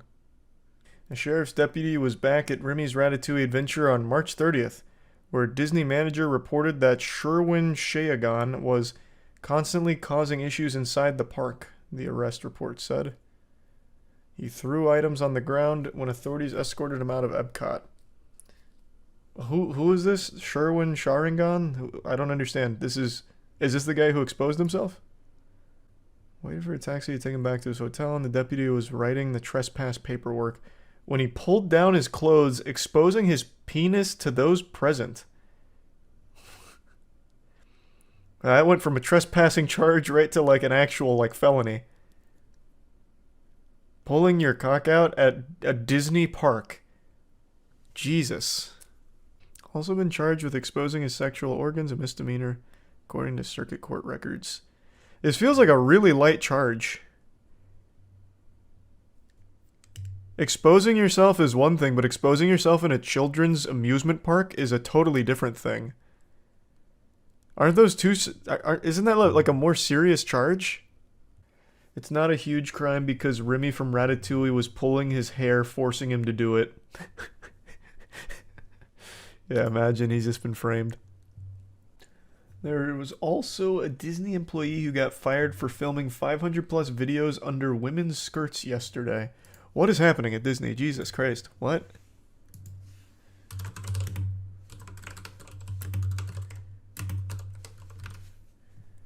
Disney employee accused of taking videos of park guests' dresses and skirts for years is fired and arrested. Man, there is no magic left at Disney. Just terror. Authorities responded to Disney Hollywood Studios March 31st after an employee was witnessed recording an upskirt video of a female guest at the Star Wars retail store, according to an affidavit. Jorge Diaz, 26, told authorities in an interview that he had been taking videos of dresses and skirts of unknown females in Disney World theme parks for approximately 6 years. The man just openly admits it?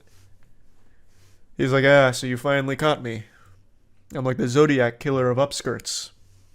I've already filmed 500 plus videos.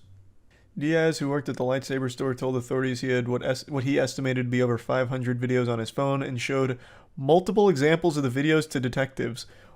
This guy, like, seems very proud. Like, happy he got caught. You guys finally got me. This is great news. Here, come check my camera roll. Look at these. He told the detectives he took the videos because it's hard to find them online and they bring him sexual gratification. Jesus fucking Christ, man. Holy shit. Absolute degenerate. Why is his bond only $2,500? He has been released from the Orange County Jail. You best be wearing jeans from now on when you go out around the area. This man's probably got a whole network of cameras set up for those upskirts. They were impressed by his honesty. Man, this guy is fucking evil, but he's an honest man. God damn it. I really don't know how their charges aren't more severe. Like, to expose yourself in public is already bad, and to do it at a children's theme park is much, much, much worse. Significantly worse. And then the upskirt situation, 500 plus videos, this is a serial sex pest. Like, these aren't, this isn't like some goofy thing. This is like actual crimes. Like, the charges don't sound nearly severe enough for what they have done. So I was super shocked to be reading that. Maybe that's just like preliminary charges, and as the case continues to develop, more things will be tacked onto it as they discover more and, you know, go after them harder, hopefully. But yeah, I just wanted to talk about these situations because I hadn't heard anyone discuss it, really, and I thought it was fucking weird. So that's really about it. So yeah. What I want to talk about today is something extremely infuriating. So if you're in a good mood right now, I tell you, you better kiss that thing goodbye because there will be no happiness left after this topic. I've talked about for a while that TikTok has rotted the minds of all of its users and convinced them that they're the main characters of the entire world, and everything that happens around them is just a prop that they can use to get views and clout on TikTok. And today I learned about an absolute piece of shit named Alex Bodger. Alex Bodger pulled a Logan Paul. You remember when Logan Paul filmed the dead body in the Japan suicide forest and tried to use it as like the subject of his video, like, whoa, that's a dead body. He killed himself. What the fuck is this?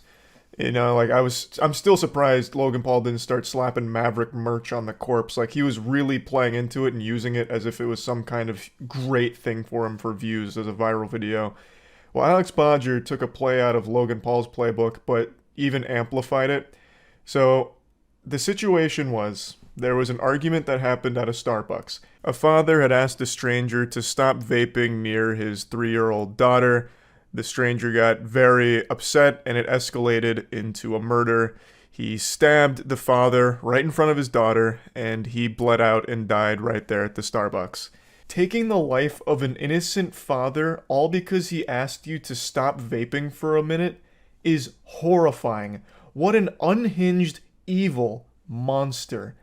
It's such a trivial thing. Just, hey bud, can you just stop vaping for just a minute or two? Like, my daughter's right here and it's making us a bit uncomfortable. Like, that, there was just no reason this should have ever escalated at all to begin with. Dude must have been vaping stupid juice. He threw his life away as well. He's going to spend the rest of his life in prison for this murder, as he should. Just an awful and sad situation, and it really does blow my mind reading stories like this, where someone kills over something so small. Like, there was just no reason to even be upset in the first place that this guy asked you to stop vaping. What's the big fucking deal? Just stop vaping for a couple of minutes. It makes no fucking sense to me. Now, where does Alex Bodger come into play? Well, Alex Bodger was nearby and saw the scuffle starting, and he immediately started filming it and caught the stabbing, at least the last part of it. So he walked over to watch the guy bleed out, and as he's bleeding out, he just keeps saying, "Man just got stabbed. He's dead, bro. He's dead." And then he's getting like multiple angles, like he was trying to film a fucking 360 video of this for TikTok. He makes no attempt at all to do anything helpful to the situation, like calling authorities or anything even remotely useful to trying to help at all.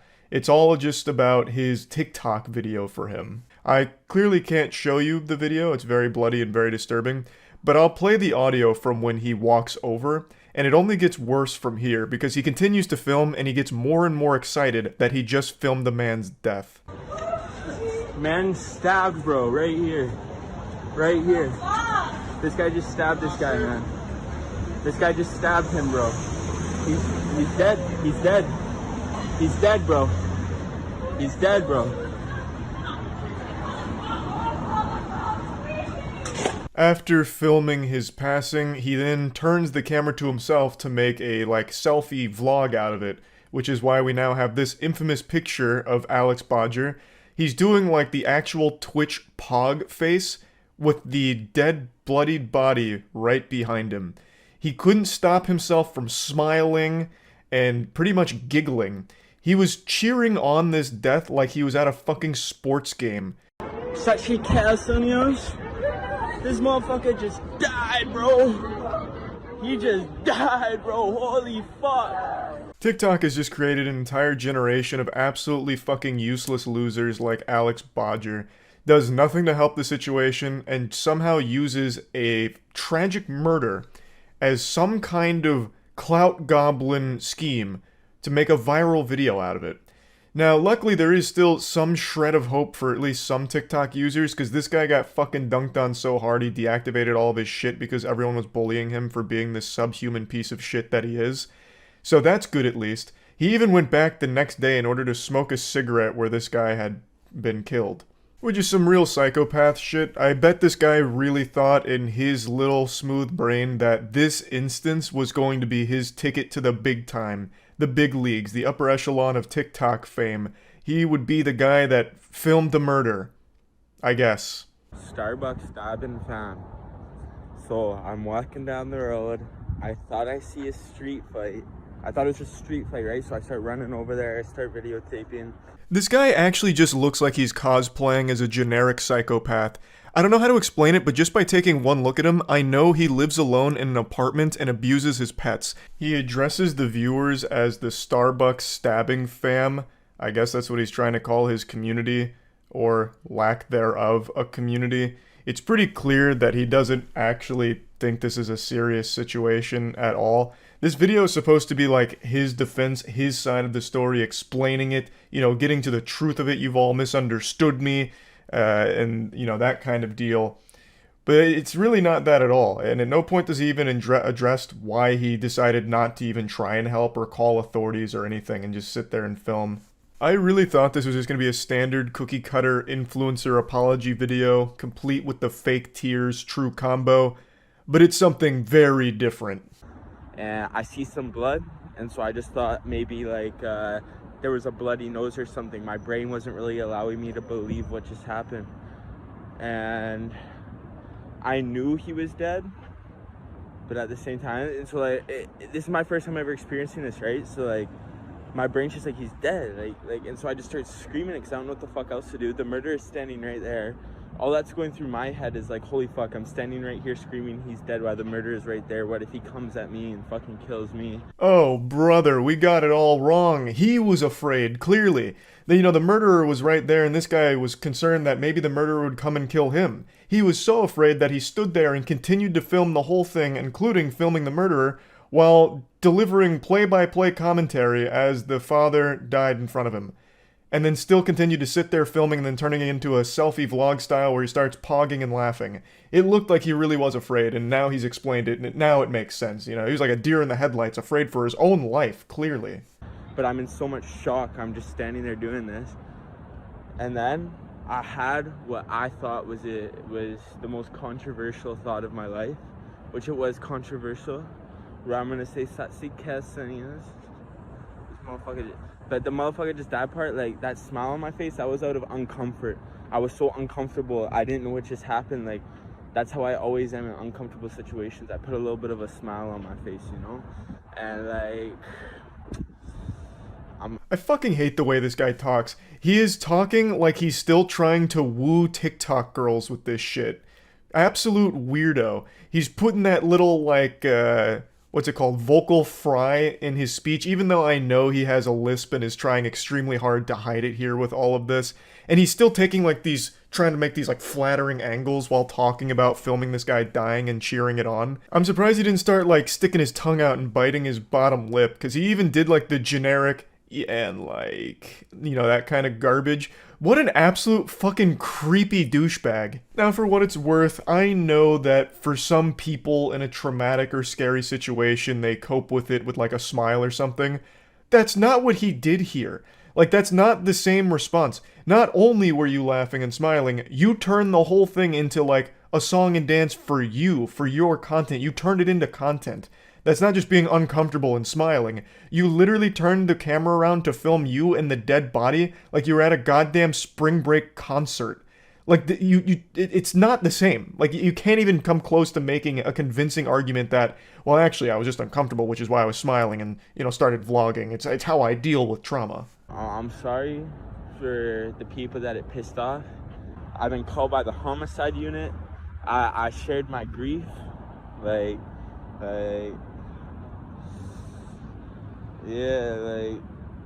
This shit, it doesn't faze me too much, only because, I've seen, I'll just say human life, to me, the way I look at it, if I don't know you, is meaningless. It's meaningless. I'm just keeping it straight up, but, yeah, he's dead. What can we do now? What a totally normal person thing to say. Human life, to me, if I don't know you, is meaningless. Oh, that's something not, concerning to hear at all. That's not like a giant red flag.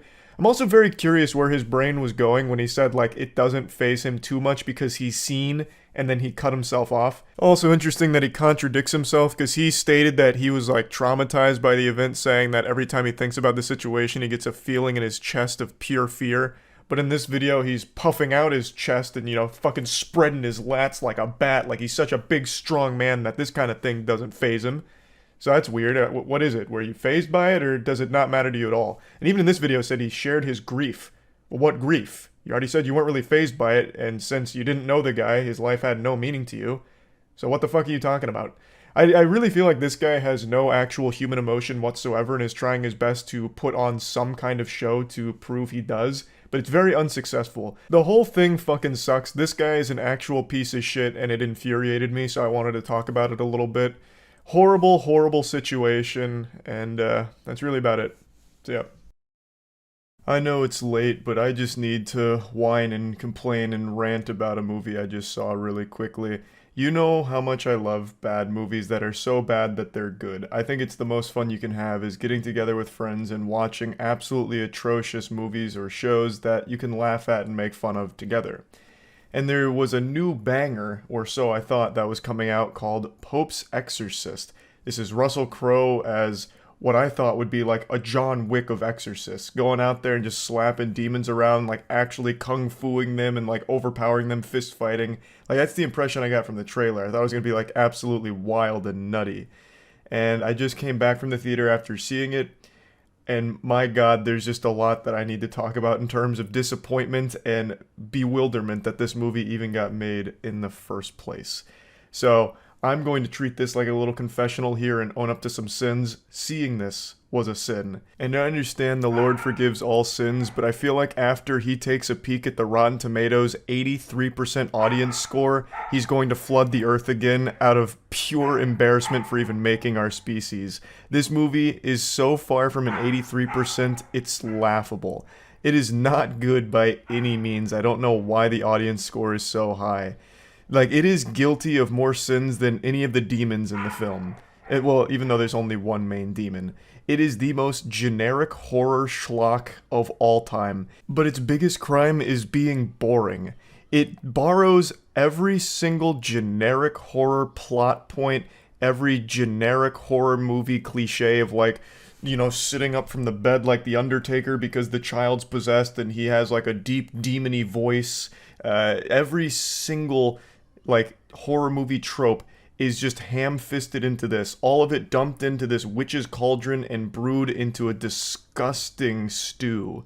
It is not even done in a fun way. There's nothing creative or enjoyable about it. It's boring mostly, though there are some fun moments, fun bad moments that I'll talk about. But overall, I am just blown away by how uninteresting the film was after seeing the trailer. The trailer got me hype. I knew this wasn't going to be a good movie. I don't feel like anyone with a working pair of eyes would watch the trailer for The Pope's Exorcist and be like, wow, that might be pretty damn good. That was never a thought that crossed anyone's mind, I doubt. But I as well as many others, I imagine, were under the impression wow, this will be entertainingly silly. But it really wasn't. It didn't even try to be scary, first of all. That was the wildest thing to me. It really didn't even try to be a horror movie. Its scares mainly consisted of the standard lift people up using, Jedi force powers and throw them around a room, or knock over a couple of crosses. Well, and I guess there is, of course, the cliche of like bone snapping, walking on all fours. But past that, it doesn't even really try to build tension. There's not even jump scares, which is like the easiest slam dunk for horror films where they could just throw in a bunch of jump scares and people are like, oh my god, it was horrifying. But it didn't even bother with that. It just does nothing. It's just so bland. It's just an empty calorie of a film. I did something I very rarely do. I took notes during this film because I was so dumbfounded by what I was watching. So I'm just going to go over it start to finish. There will be spoilers. There's a lot I want to talk about. So Russell Crowe hops back in the saddle here, dusting off the acting chops to tackle the lead role of a powerful exorcist named Gabriele Amorth. And the film opens with him performing an exorcist on a guy who's struggling with the devil coming over him. So he's bouncing around the bed all crazy like a toddler going through a sugar rush, and Gabriele is asking him questions like a little interrogation, what's my name? What do you want? Who are you? You're Satan, aren't you? You're Satan. And then he's like, yeah, I'm Satan. I'll possess anyone. I know everything.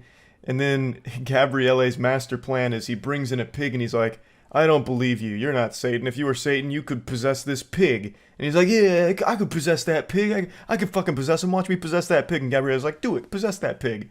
So then he does, and then the guy is back to normal.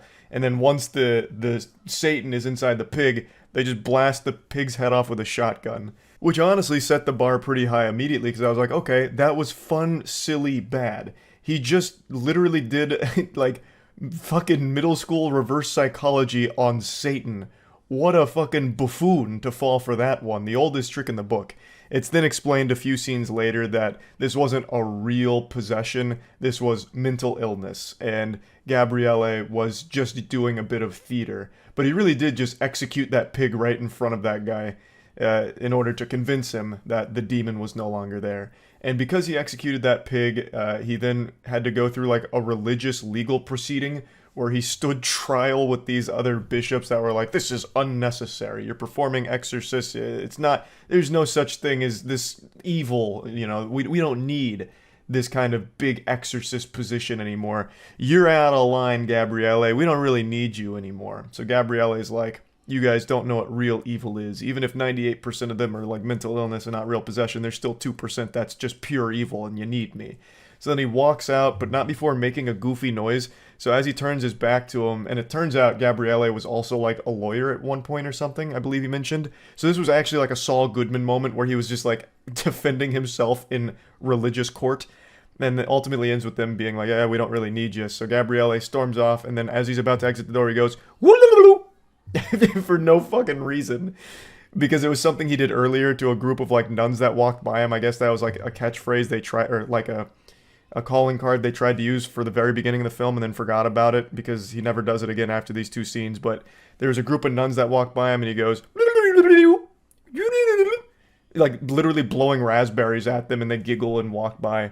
So then he does it again after that whole religious legal proceeding. And he drops it after that. But it started fun bad. It was like, oh, this is super silly, but it seems almost self-aware and I'm having fun. But then it totally loses all of that charm. The core part of the movie then unfolds where a family just went through a loss with their father and a woman's husband passing away, and the only thing they have left is this giant estate, this holy ground that they're getting like renovations done to. So there's a ton of workers, and they end up unearthing something unholy. Now, before getting to that, the family is as cookie cutter as it gets. The mom's, strong on her own. She's mentally sound, like she's doing everything she can for her children. They mean the world to her. The daughter is a rebellious teen who, I'm not exaggerating, first thing when she gets in the house is goes up to one of the worker, grabs a cigarette, asks for the light, gets a light with the cigarette, then sits on the balcony over the front porch, and the mom's like, put that cigarette out, what are you doing? And she's like, ugh! And then walks off, storms off, mad at her mom. So this was as cliche as it gets with a teenage girl and teenage angst. And then, of course, she's always listening to, like, loud music and hates her mom. Like, oh, Mom, you're being such a square. Get out of my room, Mom. I'm busy listening to music. So that's her whole character, which means nothing because after, like, 10 minutes, none of this shit matters. But that's her, and then they also have a son. a younger brother. He's like 12 or something, I don't really know, but he's traumatized because he watched their dad die. So it wasn't like some kind of normal passing or anything. It was some kind of car accident that wasn't fully explained, but he ended up getting impaled through the head, and the son sat there and watched it. So he was traumatized from it and refused to talk. Now, after all of this is established over the course of like a 5-minute speed run of getting across the most two-dimensional characters of all time, that child is exploring the house, and he goes into the basement and he sees like this glory hole, and he takes a peek through it, and there's like a door with symbols on it, and it ends up kind of possessing him. It sinks its fangs into him. This is how the demon gets in. He literally comes in through the fucking glory hole in the basement. So the child ends up immediately getting possessed within the first couple of minutes of being there. And then some of the workers go into the basement, and they also notice the glory hole. They're like, oh man, this is absolutely absurd. Is there no decency? Where's the class? So they're peeking through the glory hole, and one of them lights a flare and was going to put the flare through the glory hole, but it ends up turning into a flamethrower and cremating them, which scares off all the other workers. So then all the other workers leave, and then it's just the family left in the house with their child who is now possessed. Everything I've explained right now happens almost instantly. Like, all of this was so quick, there was no build up to any of it, no tension at all. It was done as quickly as possible to get to, like, I guess what they deemed to be the scary parts, with the child having like a demon voice and saying crude, creepy things. But anyway, after the possession, the Vatican gets word about this, and then they send Gabriele out there, like, Gabriele, I've got real scary stuff happening at this location. He's like, I'm on it, chief. You know, give me my badge and my gun, I'm going in. So Gabriele is then sent there like some kind of fucking religious assassin to take down a demon.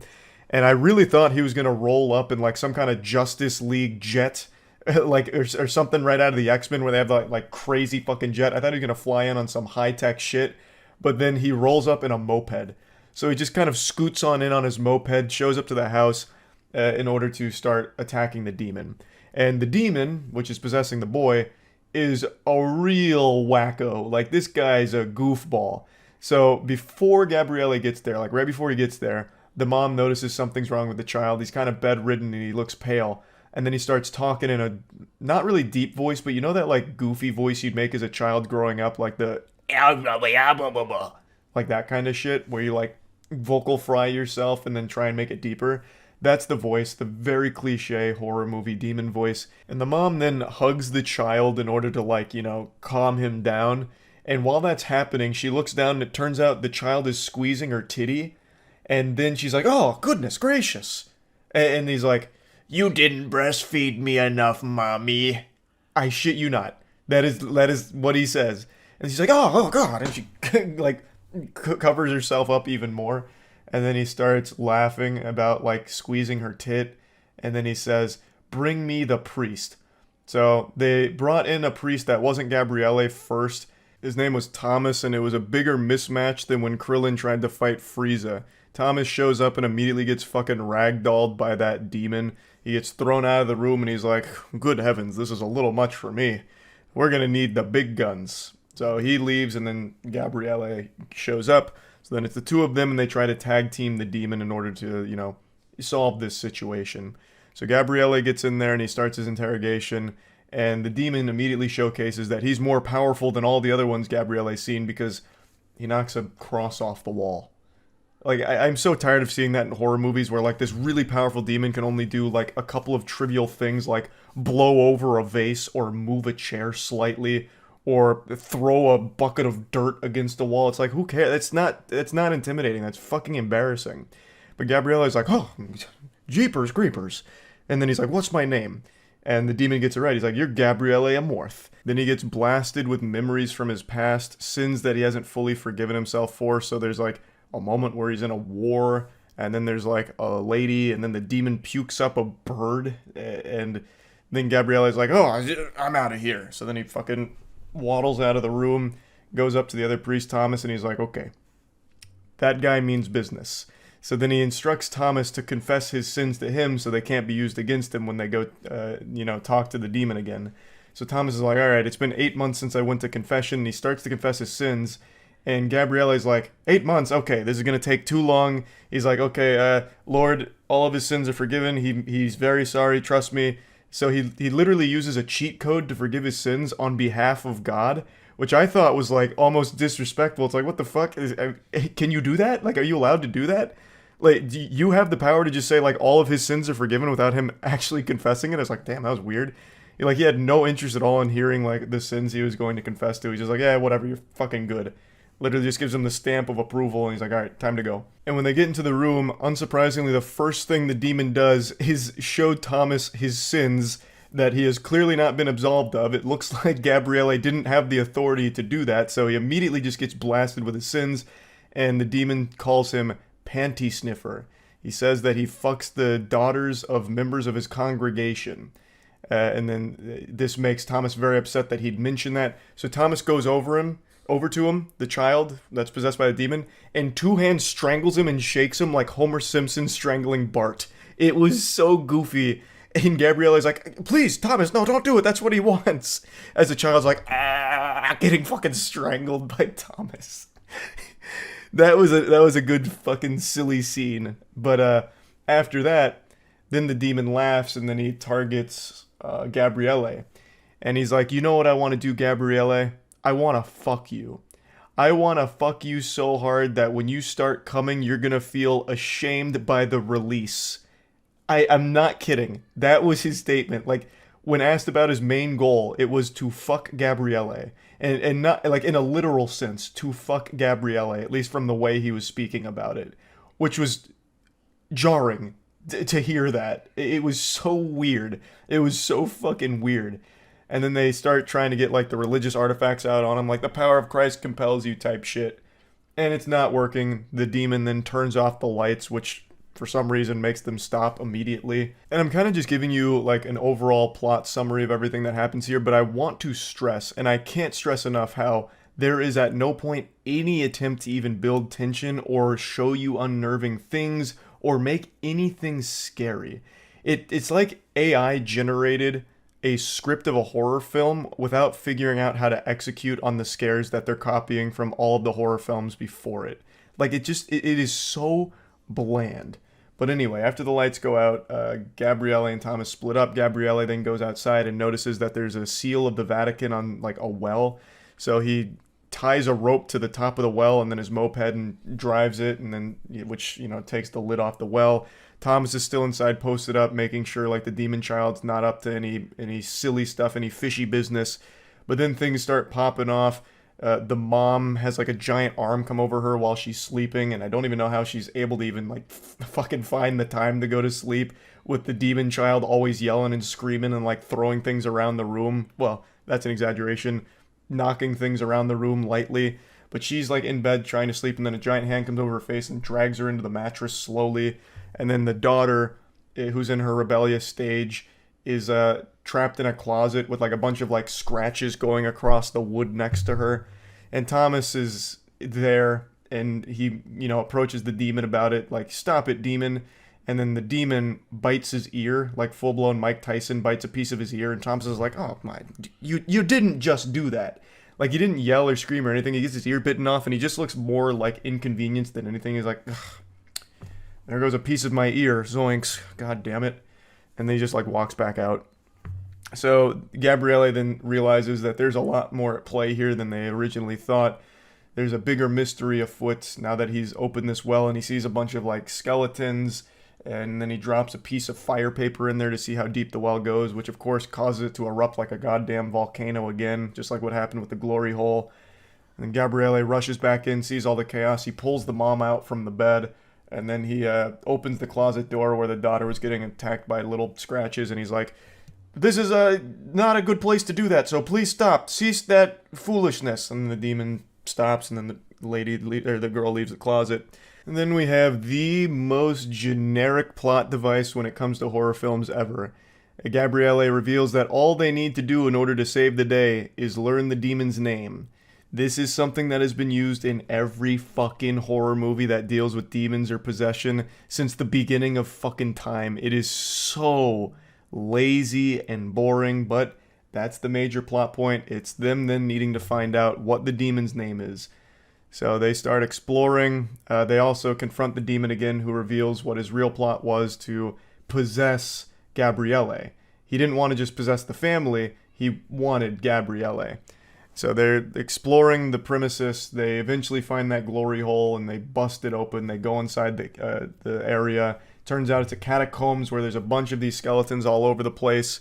And then while this is happening, the like super high tier bishop, like max level bishop that sent Gabriele here in the first place, then starts having a panic attack. He's like, it's worse than we thought. He read like a letter or something from like a book of reports that they keep getting about the situation. He's like, oh my goodness. So he starts freaking out. He's like, ah. And then he has like a little mini heart attack. He ends up in the hospital.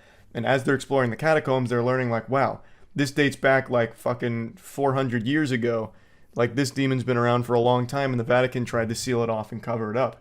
And then while that's going on, the priest is laying, like the high bishop is laying in bed, surrounded by some of the priests that were part of like the religious legal proceeding. And then he pulls off his oxygen mask and just pukes up blood on one of them. So I guess he was starting to get like possessed too to some level, or he was really just stressed out about the situation. But they eventually find like this almost ritualistic chamber. I can't remember exactly what it was for. But it has like a torture device in there. It also then has like what was a very strong priest back in the day on like a throne, and they read his diary. And in that diary, they learn the demon's name. It's Asmodeus. And he can possess a lot of different people. He's like a fucking puppet master. And Aaron, I saw this with Aaron as well as Ridley, Eli, and Tiana. Aaron made a great point. If the whole thing is you only need the demon's name in order to win, that super strong priest must have been really lacking. Like, he must have been fucking, you know, overdosing on Xanax or something and really dropped the ball, because he literally had Asmodeus' name not only written down in the diary or written down in the book, but had a full fucking picture, hand-drawn painting with like a stylized Asmodeus name under there. So, like, the name was readily available and was still unsuccessful in the exorcism and saving the day. So that guy must have fucking sucked. He must have been terrible at his job. So they learn the demon's name is Asmodeus. As they learn that, one of the other priests that was really mean to Gabriele walks through and sees that the Lord on the crucifix is bleeding a little bit, and he's like, no! And then he takes a sabbatical and leaves for some reason. So now they have the demon's name. They then confront the demon. They're trying to like win, but the demon, you know, starts possessing the daughter. He still has the son. He's like writing things on his chest like, God isn't here. God is not welcome. No God allowed. You know, this is a demons only club. And he's like, you know, strangling someone with Thomas with his tie. The demon girl that he's now possessed is like slapping the mom around. And then Gabriele, in order to stop the madness, is like, all right, fine, just possess me. So he does. Asmodeus then possesses Gabriele. His plan was to infiltrate the Vatican in order to cause mayhem and wreak havoc. And so he goes downstairs into the throne room and he grabs a giant scepter, and Thomas walks in like the fucking action movie hero. And then he sees the girl that he fucked from the congregation. She's got like her titties out and shit and starts fighting. They get into a fist fight. She's covered in blood. Gabriele is still trying to fight back against Asmodeus, but it's not winning. Thomas then has like this little coin or something that he pushes on the forehead of the girl, which blows her up, literally insta-gibs her like it's Team Fortress 2. And then Gabriele's in like a one-on-one battle with the demon. I also totally forgot a core component here because I'm getting lost in the sauce explaining it. But one of Gabriele's big sins that the demon keeps showing him is a long time ago, there was a lady who they thought was possessed. Gabriele went there and learned it wasn't a possession, it was a mental illness. She was just talking about like sexual abuse, trauma and stuff, and Gabriele's like, I'm not really equipped to handle that. And then she bit the head off of a bird in front of him, and he's like, yeah, this is just mental illness. And then she ends up killing herself right in front of him, and Gabriele feels immense regret for not helping her and working on the mental health side of exorcisms. So that's why he swore to like do that from that point forward, but he never forgave himself. So the demon's showing him that, and then after Thomas blows up that girl, they also, the sound effect they used for the blowing up was fucking fantastic. I'm actually pretty sure it came straight from Counter-Strike after you armed the bomb. It sounded outrageous. So after that, Gabriele is wrestling with that girl, shaking her around, and then Thomas throws him like a powerful religious artifact, and he fucking sticks it on her head, throws her into like this pit of water, and then starts reading the demon's name to it and vanquishing it to hell, and saves the day. Family's safe, demons back in hell, and then we have the ending of the film, which once again brought it back to a silly bad state, where the high bishop that puked blood, I guess, is totally fine now. You know, maybe that's just something he does when he's stressed out, I guess, but like he wasn't even possessed or anything. He's just like totally fucking fine. The other priest that took a sabbatical gets replaced, and then they bring in Thomas and Gabriele, and they're like, yeah, this was a serious situation, but it's 1 of 200. You've only solved 1 out of 200. There's still 199 more to go. Are you willing to take up the task? Like actual Marvel Avengers, Nick Fury recruiting them level shit. And Thomas is like, let's get to business. And Gabriele reaches back for a handshake and says, let's go to hell. And that's where it ends. Literally setting it up for sequels, like a fucking Men in Black style universe for this, where they're just going to different places and performing exorcisms. So that was the whole film in a nutshell. The reason I wanted to explain all of it is because explaining it makes it sound far more fun shitty than it is. Everything I explained in theory is fun bad, but in execution is fucking awful. I don't really know what the purpose of this movie was, because like I said, it doesn't even really try to be scary or unnerving. It's actually just kind of a genuine waste of time. There are entertaining moments, like I said, there are times where it is goofy, fun, bad, but that's not the overall experience with the film. Like, there were times where we laughed at the silliness, but most of the time it was just sitting there in silence, wasting time watching it. It just didn't do anything in general. Like, it just didn't do anything. It was just kind of a fucking mess of a film where it had like DNA of all of the horror films before it, but didn't even bother to execute it in any meaningful way. It didn't even try. Like, it literally feels like they didn't try at all. That just they had some kind of contractual obligation to fulfill, so they just fucking pooped this out as quickly as possible. It really seemed like it was very rushed. But yeah, I wanted to talk about it because I was very excited to see this movie. I've talked about it on stream a few times about how like I'm really confident that this will be a fun bad movie, and I was just wrong. It really wasn't fun bad at all. So yeah, I just kind of want to talk about it a little bit and rant. That's about it. So yeah. There are a handful of YouTubers that are currently being sued for $1 billion in a class action lawsuit right now due to them promoting FTX. I don't need to read you the bedtime story of the FTX collapse and disaster. In a very quick and dirty nutshell, it was a very, very large cryptocurrency exchange. You may have even seen the commercial with Larry David where it was, don't be like Larry, crypto's coming and you don't want to miss it, so hop on board, choo-choo, this shit's going right to the moon, that kind of thing. It was this big hype train that seemed to have no end until it ended. The whole thing went tits up, completely collapsed, and was worth less than the gum stuck under your school desk. It was revealed to be fundamentally just a giant scam, and the person behind it, Sam Bankman-Fried, this weaselly goblin homunculus, was basically just a big fraudster, the puppet master behind this whole thing.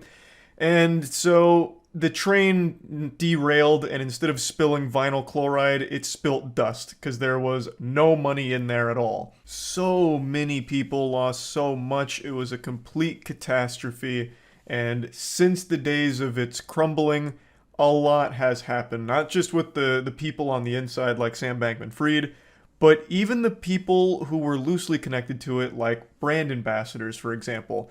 They've already put Tom Brady, for instance, in the crosshairs. Tom Brady was a big FTX shill, as were quite a few other celebrities, but one of them I'd like to make special note of is Shaq. According to numerous sources, Shaq is currently trying to be issued a lawsuit for his involvement with FTX, but is hiding from them in his own home. So it's just almost kind of comical to think about Shaq hiding from the FTX lawsuit, like real Looney Tunes style, like he's, you know, crouching behind his bar in his home or something while the guy's trying to deliver paperwork to him, but he can't find him, like a mission out of fucking Splinter Cell or something. It's a wild situation. A ton of A-list celebrities are being sued because of all of this, and now it extends to more than just the A-list Hollywood celebrities and sports stars. It's extending to the YouTubers as well. Which brings us to today's topic. There is a handful of YouTubers who are getting slapped with a $1 billion lawsuit for their involvement in the promotion of FTX. 1 billion clams. 1 billion sweet, precious doubloons are at stake now for these YouTubers. And CoffeeZilla just posted a video going over all of it in great detail, so I'll put a link to that in the description. I just want to kind of give you the nitty-gritty of it and kind of get into what's going on and really what it means. Now, you might have had a little twinkle in your eye when you noticed a few of those names were familiar to you, and that's totally natural because these are huge channels on YouTube. They have millions of subscribers, and all of them are financial channels. Their content is always centered around big schmeckles. The topics are money, making money, advice, following trends, crypto, the whole kit and caboodle. And speaking of recognizing names on the list, I don't know if you caught it, but we actually have a cameo from a supervillain we may have seen in the past, BitBoy Crypto, Ben. Ben is named in this lawsuit. BitBoy Crypto is someone I've made 2 videos on now. The first was when he sued a YouTuber who was making jokes about him, and the second time was when he called a completely random woman a child molester because the woman was calling him out on promoting dog shit crypto. So, I'm not the biggest fan of BitBoy Crypto. So seeing his name in there kind of gave me little butterflies in my tummy. I had a little smile like, oh wow, how the tables have turned, because usually BitBoy Crypto is the one administering these lawsuits, which is a joke CoffeeZilla also made in his video, because it's just an easy dunk. BitBoy Crypto is very loosey-goosey with frivolous lawsuits, and now he's being named in a big lawsuit. It's poetic to a certain extent. But I'm going to have to go to bat for him, because BitBoy Crypto, as pointed out by CoffeeZilla, was actually one of the very few financial channels who started calling out FTX before they even collapsed. I know, I couldn't believe it when I heard that either. I didn't think I was even in reality anymore. I thought I got trapped in a Naruto genjutsu. The odds of BitBoy Crypto offering good advice are incalculably low. It's almost impossible. It's like almost as impossible as fucking Netflix's Big Mouth telling a good joke. BitBoy Crypto's entire career is built upon offering the worst crypto investment advice into these absolute dogshit moonshot coins that almost always lose his audience money. And yet, in this specific case, he fucking nailed it. He got it right. According to CoffeeZilla and his research, Ben had actually made a handful of videos letting people know that they need to get out of FTX immediately. That it's toxic, it's bad, and shit's not looking good, it's evil, this and that. And he was absolutely right. I mean, even a broken clock is right twice a day, as they say. And Ben absolutely hit the nail on the head. He pinned the tail right on that donkey. He was telling people like a month before the collapse even happened that they need to pull out now. And still, he gets named in the lawsuit here. As you can imagine, a lawsuit like this is a reputational stain for all of these YouTubers because people look to them for financial advice, and now their credibility has been fucking slammed. It's been slapped by this because they were shilling a fucking scam, basically, that lost a ton of people money. The big issue is they weren't just talking about FTX positively because they wanted to talk about FTX organically. A lot of them were being sponsored to talk about FTX and promote it. In fact, some of them even had a podcast that was sponsored by FTX. It's now been deleted, of course. They buried that as far into the soil as they could. But they were being paid to shill FTX, which of course gave FTX access to even more victims. It brought more people to the slaughterhouse here and completely butchered their finances when FTX inevitably crashed. So now let's start eating the meat to get to the bone.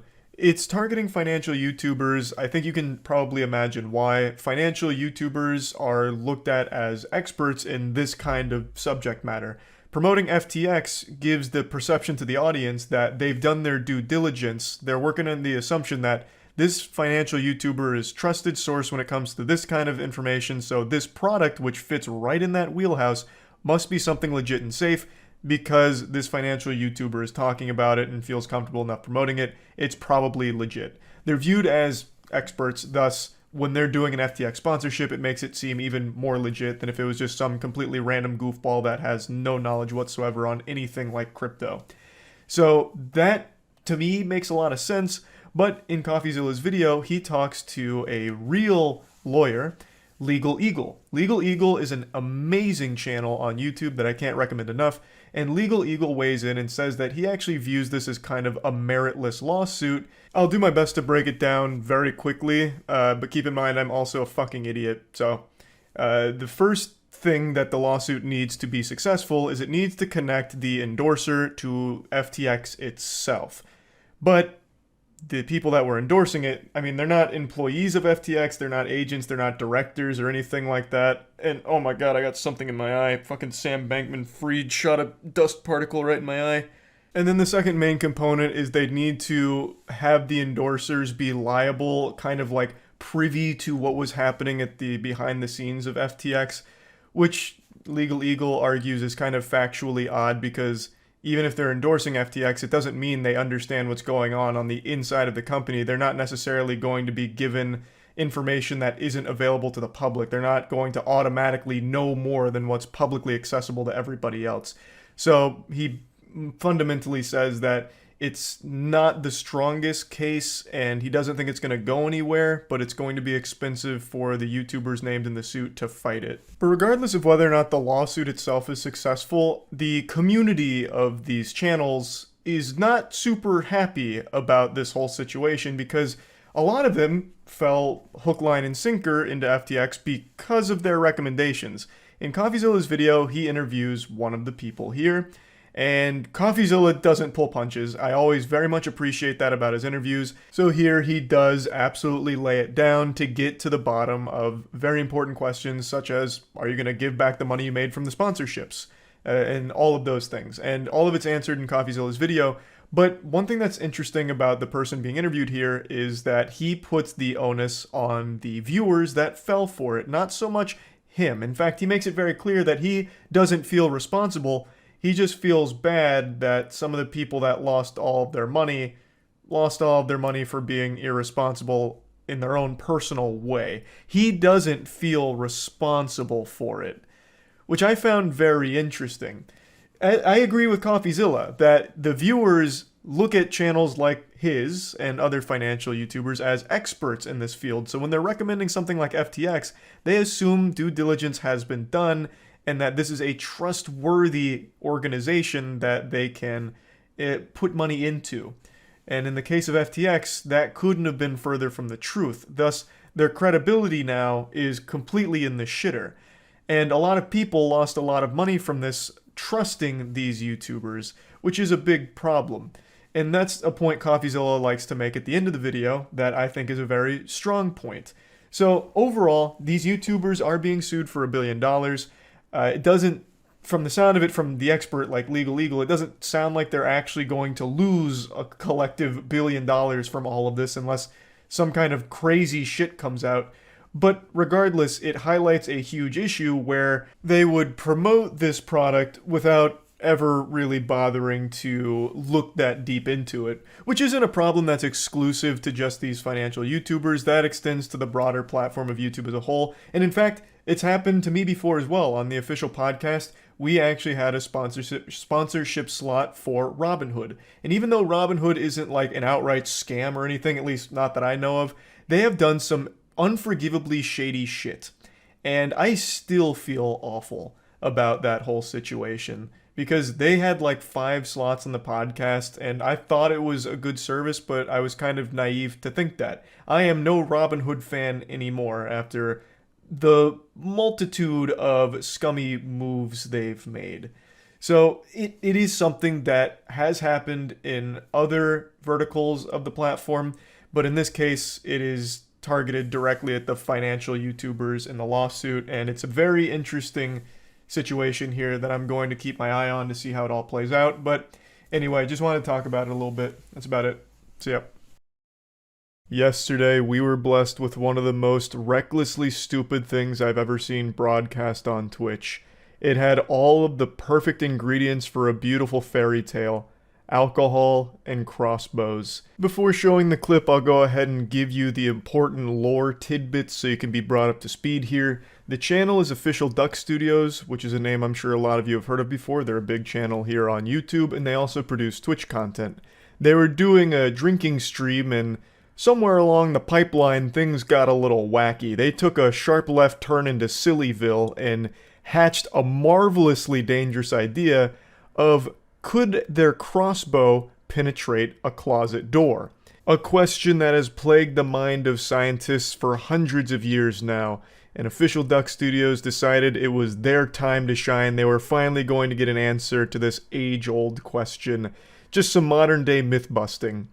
But instead of just shooting the crossbow at the door and seeing the results, they sent their cameraman behind the door, I guess to get like a more cinematic angle of it. Now, for any of you out there that have finished the 3rd grade, you'll know that the answer to this question is yes.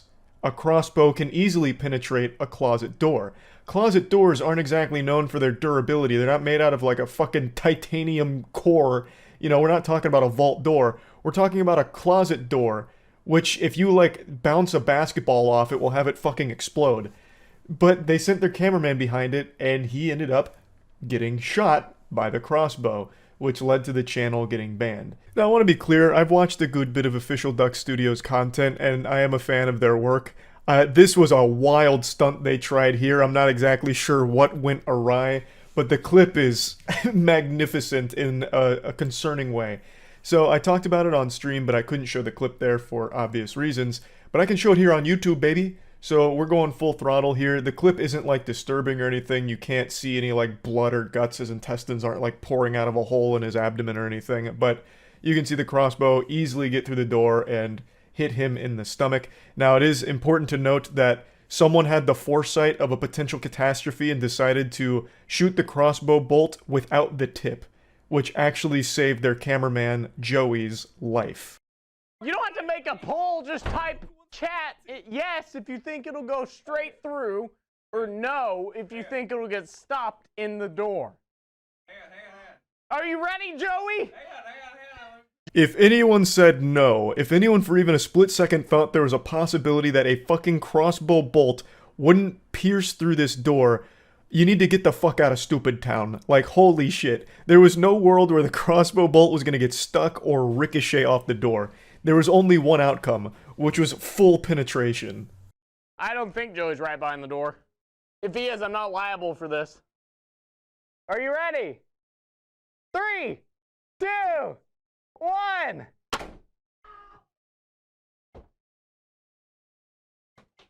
Are you good? All right. Are you actually not good? Yeah, I don't exactly know what Joey was thinking either. Everything that could have gone wrong went wrong here except for one thing. That hero that decided not to have the tip on the bolt. That was the difference between a Mortal Kombat fatality and just a big boo-boo. He showed the aftermath on stream. There is blood, but it's not gruesome or anything like that. It's just something that's going to be painful for quite some time. It's probably not even going to need stitches or anything. I don't think. It doesn't seem deep enough for that. So overall, he got very lucky in an unfortunate circumstance. I still don't know why he positioned himself like a fucking hockey goalie. Like he was there to deflect the crossbow bolt. Like he could have... There was no reason for him to go in the closet in the first place. He could have just been filming from outside and they would have known if the crossbow went straight through or not. I still don't know why they sent him in there, other than to just, like, put him in harm's way for fun, I guess. But even when he went in there, he still could have went, like, off to the side, because there was clearly some room to the side where it's not, like, right in front of the door. But he just went in there and just fucking posted up. Just, like, right in front of the door to take up as much space as possible. So if it went through, he was going to get hit. So that was wild. The channel did get banned for this. I don't think it'll be a perma-ban, but I'm also not sure. No, like I said, I don't think there's going to be a perma-ban. It's Official Duck Studios, and they were drunk. Yeah, sounds about right. I don't know how anyone would have thought that the door would stop a fucking crossbow bolt, even without a tip. There was no world where it was just gonna ricochet off of that door. It's a closet door. That shit's made out of, like, construction paper. Oh, nice. I didn't even know this part. Conversation began with him asking his chat whether or not they thought the bolt would go through the door, letting his chat vote on it. Despite most of them saying yes, and he himself saying the door was toast if it got shot by the bolt, they sent Joey behind the door anyway and shot at him. Nice. I guess that's good. He wasn't, like, surprised. Maybe this was like a premeditated murder attempt. Is the guy alright? Yeah, he's fine. They didn't have the tip on it, so he just got like a moderately deep puncture. What if it went in his butthole and out his pee-pee? Finally, a real intellectual asking the hard-hitting questions. If they did put the tip on it, he would have probably fucking died. A shot to the abdomen from a fucking crossbow. What a way to go out. Oh, true, yeah. Like the couple that tried to stop a desert eagle using an encyclopedia. If it had the tip on it, it would have went smooth through the door like butter. Oh, you haven't seen the clip then, because it goes smooth through the door like butter without the tip. It's a fucking crossbow. It had no problem going through a closet door. Closet doors, you can, like, accidentally break if you open it normally. Like, a crossbow bolt was always gonna pierce through that. Bro got wall banged and got a hit marker. Not wrong. He was very close to having a major problem here. I still can't believe that shit. The thought process is wild. Musket? Yeah, maybe they should try a musket next.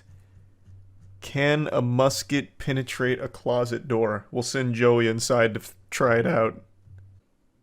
How many doors does it take to stop a crossbow from killing my friend? That's like an old school Mr. Beast video. Honestly, that'd be kind of hype. Like, if Joey's up for it, he could just double down on this. Maybe he could train himself to have an immunity to crossbow bolts. Like, he's already got a taste of it. His body's adapting. So now maybe they send him behind 2 doors and they shoot the crossbow and see the kind of damage there and just see if his skin is getting thicker. Kind of like how ninjas used to train with small doses of poison to build up an immunity. He could do that for crossbows. And then pretty soon he can storm any castle without fear. I don't know why anyone's surprised they got banned for this. I've seen like 4 people say, why did he get banned? Gone are the days of being able to shoot our friends with crossbows, I guess. God damn it. What happened to a free country? We can't just shoot each other with crossbows anymore? It's all gone to the birds now. You guys know, like, this shit's happened quite a bit. You guys remember, can't remember his name, but I think he was with Soar. He brought out a loaded gun on stream while drunk, cocked it, and immediately just blasted a hole into his wall, into his fucking family room or whatever. He got banned for life on that, and no one even got hurt there, but it was just a recklessly dangerous action that he got banned for. This time someone actually just got fucking shot with a crossbow. Yep, a good desk pop. Yeah, a classic desk pop. This was like 2 years ago. He was drinking from a shoe. It's called a shoey, you swine. And yeah, like I said, he was drunk, and then blasted a desk pop, which was crazy. But yeah, this isn't like an isolated incident. This shit's been enforced for a long time. You shoot somebody on stream, you usually face repercussions. Yep, Soar Carl. There is a lot of drama and controversy surrounding slapping right now, and as a result, I've been wrapped up like a Christmas present in the middle of all of it because for the last couple of years, I've been seen as the preeminent expert on professional slapping. I'm like the Wolfgang Amadeus Mozart for slaps. I can hear a slap, and I can tell you who threw it. I've made so much content on professional slapping over the last few years. I love that sport more than a fish loves water. I followed it from its humble beginnings as a circus, freak show, side act at a weightlifting competition, all the way into what it's blossomed into today, an entire industry and silly niche sport. And as a result, I've been catching a lot of blame for what's recently unfolded with Power Slap. Power Slap is Dana White's new slapping sport, and it is remarkably dangerous. And I'm sure if you've been on Twitter today, you've seen the viral clips from episode 1 with the wild knockouts that look like someone getting hit by 5 different trains from all angles. It's very brutal. And since I've covered slapping for so long, people are blaming me for bringing it to Dana White's attention, as if I'm just like his little court jester who's keeping him up to date on things like slapping. He and I aren't friends. I've never spoken to him in my life. I'm not a fan of Dana White. I think the way he treats the UFC fighters is a fucking joke. I think it's criminal how bad their contracts are. And I have absolutely nothing to do with Power Slap. But I feel the need to defend myself because for a lot of people, especially UFC fans, they're looking at me as the supervillain, like the mustache twirling evil guy behind the scenes, the puppet master that made Dana White dance, which I actually find extremely entertaining because Power Slap flopped harder than Morbius. This did not do well for him. Dana White's invested millions upon millions of dollars in this, expecting it to be a smash hit, and the only thing it smashed was his fucking wallet here. So if I truly did influence his perception of how popular slapping was, I find that to be a great joke because he invested so much money into it only for the reality to slap him in the face. Contrary to popular belief, I don't like Power Slap. I don't like what Dana White is doing with it, and I'll explain why. What he's doing is significantly more dangerous than the slap fighting that I enjoy, such as Slap Fight Championship.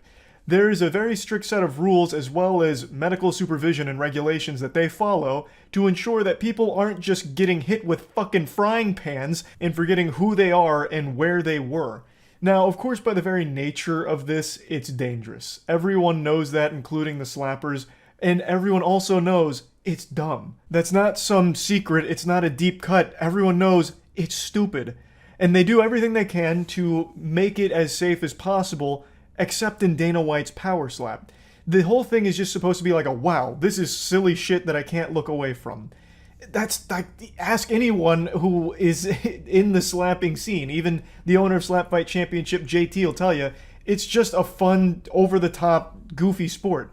But he has a set of rules that keep it as safe as possible for the athletes. Rules that aren't being followed by Power Slap, even though they do borrow some of the best slappers in the world for the show. I want to show you the clip now that's floating around, and then I'm going to go over the key differences. Now, this is one of a few viral tweets that's floating around. This one is coming from an actual neuroscientist who's talking about the brain injury because after he gets knocked out, he goes into what's called the fencing position. It's actually a pretty terrifying thing, and I have no doubt that this guy really did suffer greatly from this. And he's far from alone. This isn't some, like, crazy accident that no one could have seen coming. Every knockout they show in the clips that's floating around are all pretty devastating, and I'm sure they will have residual effects for quite some time as a result. Now, to the untrained eye, this seems like business as usual for slapping sports, but there's actually some very key differences. The first, and in my opinion, one of the biggest problems, is the absence of the no-stepping rule. Now, to be fair, they do have stepping listed as one of the fouls, but it's not enforced in the actual show, so it might as well just not have even been written down in the first place. It basically is absent. In normal slapping tournaments, you're not allowed to step into your slaps. It's all just upper body rotation. You can't be like, you know, doing like a Happy Gilmore up to the barrel and then slapping them on the way by with a drive-by. Because obviously when you're stepping into a slap, you're generating significantly more power with it. And since you're not able to defend yourself in slapping, they're taking the full force of this wallop. They're getting served a quarter pounder with quadruple cheese. It's a lot more force behind that because they stepped into it. Now you might be asking yourself, why aren't they enforcing a no stepping rule if it's so commonplace? And the answer is because Dana White only cares about the spectacle of the sport. And in his little smooth brain, he thinks the spectacle is just big KOs. So the more KOs, the more people are going to get interested and hype and excited, the more people will watch it, which is more money in his pocket. So anything to really increase the amount of KOs, I imagine Dana White views as a positive thing. So they're not enforcing a strict no-stepping rule, which is leading to significantly more knockouts in Power Slap than in any other slapping tournament I've ever seen. Compare this to any other slapping tournament, and it's like 10x in Power Slap. And it's not just because of the no-stepping rule, they also don't really enforce clubbing. Another common rule in slapping is no clubbing. That refers to not hitting with like this part of your hand. because at that point you're basically just fucking punching the person. It's like a monk strike, like a monk palm strike to the face. What you're supposed to be hitting with is up in here. You know, I'm giving the anatomy of a slap right now, but this is what you're looking to actually hit someone with when it comes to slapping. You know, it still generates power, it's still nice, loud, Looney Tunes level noise with a slap, and it's still exciting, but it's not nearly as dangerous or potentially fatal as getting clubbed like this. That's very serious, by the way. There actually has been a fatality as a result of slapping tournaments where a famous strongman from Poland named Artur unfortunately passed away due to the injury he suffered in a slapping tournament. I actually made a video, I think 2 videos on this guy. Artur was this absolutely massive strongman. He was really cool, but unfortunately he passed away due to the injury he suffered in a slapping tournament. It was absolutely tragic, and it's why safety needs to be taken very seriously when it comes to this sport, which right now Power Slap isn't doing at all. It's like handing a loaded gun to a toddler in the dark. If you watch all of the KOs that are floating around on Twitter from Power Slap, every single one of them pretty much is a club. It would be called a club in every other slapping event except Power Slap, I guess. It is just non-stop clubbing there. So the fact that Dana White's wiping his ass with any level of rules that help the fighters not suffer life-changing injuries is pretty disgraceful. It's not because he didn't know about these rules either, by the way. He's someone who's clearly done his research on it because he's emulated and even taken things from, like, Slap Fight Championship. But for some reason, he's not actually enforcing the rules because he's too enamored with all of the knockouts. And there have been pretty much non-stop knockouts from Power Slap, it seems. Which isn't really something to be celebrating because these are real people that are taking this damage. So I don't like Power Slap, and I don't like people assuming that I do. I really think there's a world of difference between something like Slap Fight Championship and what Dana White's doing here. Like, I wouldn't be surprised if in the next episode they have like a halftime show where 2 people just hit each other in the face with baseball bats until one of them loses their entire fucking head, just gets decapitated. Like, it's just very clearly designed to just maximize the amount of knockouts, which I just don't agree with. So to all of the UFC fans that are upset at me for talking about slapping and making content about slapping for a couple years now, I really think you and I are on the same team. I don't support what Dana White's doing. Yes, I do love the novelty and the thrill of watching a slapping tournament, but one that's handled professionally, that does have the slap fighter's health in mind. Of course, I just recently made a video about one that was equally as dangerous as Dana White's slapping tournament, the one where that guy's face got like actually completely rearranged. But that one I was talking about it being extremely dangerous too. But anyway, point is, I don't like Power Slap. So yeah, that's about it. See ya.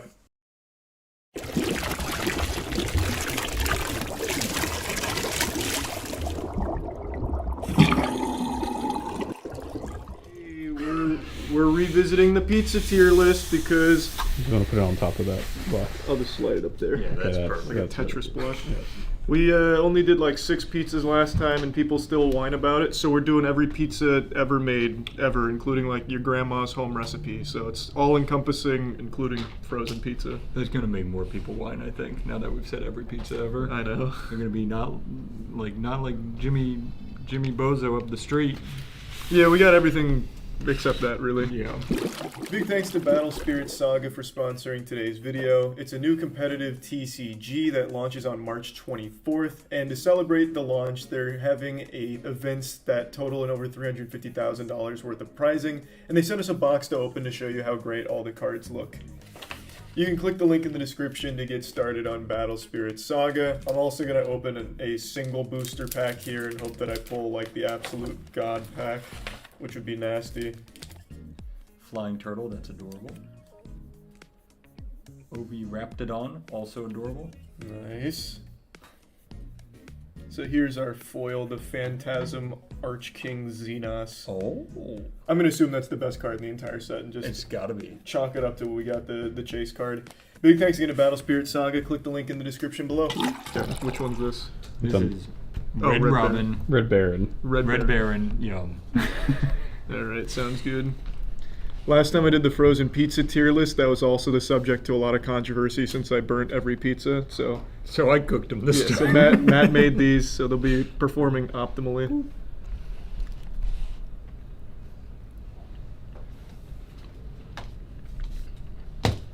He's awfully strict with his flavors, honestly. Elaborate. It's like disciplinary almost, like he's selling you the illusion of high quality pizza, but he's doing it with like an iron fist, if you know what I mean. I do. I really do. I've been watching a lot of wine sommeliers recently, so I'm trying to get really pretentious with it. Is that what they say though? Yeah, you can feel the aged grapes in the crust. Yeah, I'm getting notes of tomato. It was clearly aged in a wood casket for quite some time. An oak barrel. An oak barrel. So yeah, that's good frozen pizza. It's fine. I like you can see the green seasoning on top. Yeah, that's solid. Yeah, it's really not bad. B on this. Yeah, I'm on like the upper end of like a C. Like I'm gonna go with B as well, just to be a little bit safer and play it in the middle, because I don't remember a lot of the frozen pizzas now, except for like Totino's party pizzas, which are like extinct, I guess. That's my thing. So we'll get a tombstone in. Very different. Very ass. Really. Vastly different. A lot softer. Do the wiggle test again. Here, look at this. There's no give to that. Like Charlie said, she's strict. Mm-hmm. This one, parents let her go out whenever she wants. Yeah, this is loosey-goosey. Also, this is, I think, a 5 cheese. Yeah, they could have done without 3 of those. There is a weird one in there. I'm inclined to say it's the yellow one. Very insightful. The yellow cheese is the problem. Interesting. I think the whole thing's just kind of bad. Yeah, it's not great. I would say if that's a B, this is a D. Yep. Yep. We're back, baby. We're in sync. Let those comments roll. Matt just he does what Charlie says. I'm waiting for my favorite pizza. Okay. I'm gonna just take a guess. Your favorite pizza is Little Caesars. Yeah. It is incredible how you have like the complete polar opposite taste of anything rational. You know what's crazy? Knew it. I knew it her too. favorite cereal is if you just cut up the Little Caesars box and put it Yeah. in. Bland No, it's fucking not. Cheerio. I absolutely knew it would be Little Caesars. You dominated that. Mm-hmm. You got this is the DiGiorno. Oh, not delivery. Mm-hmm.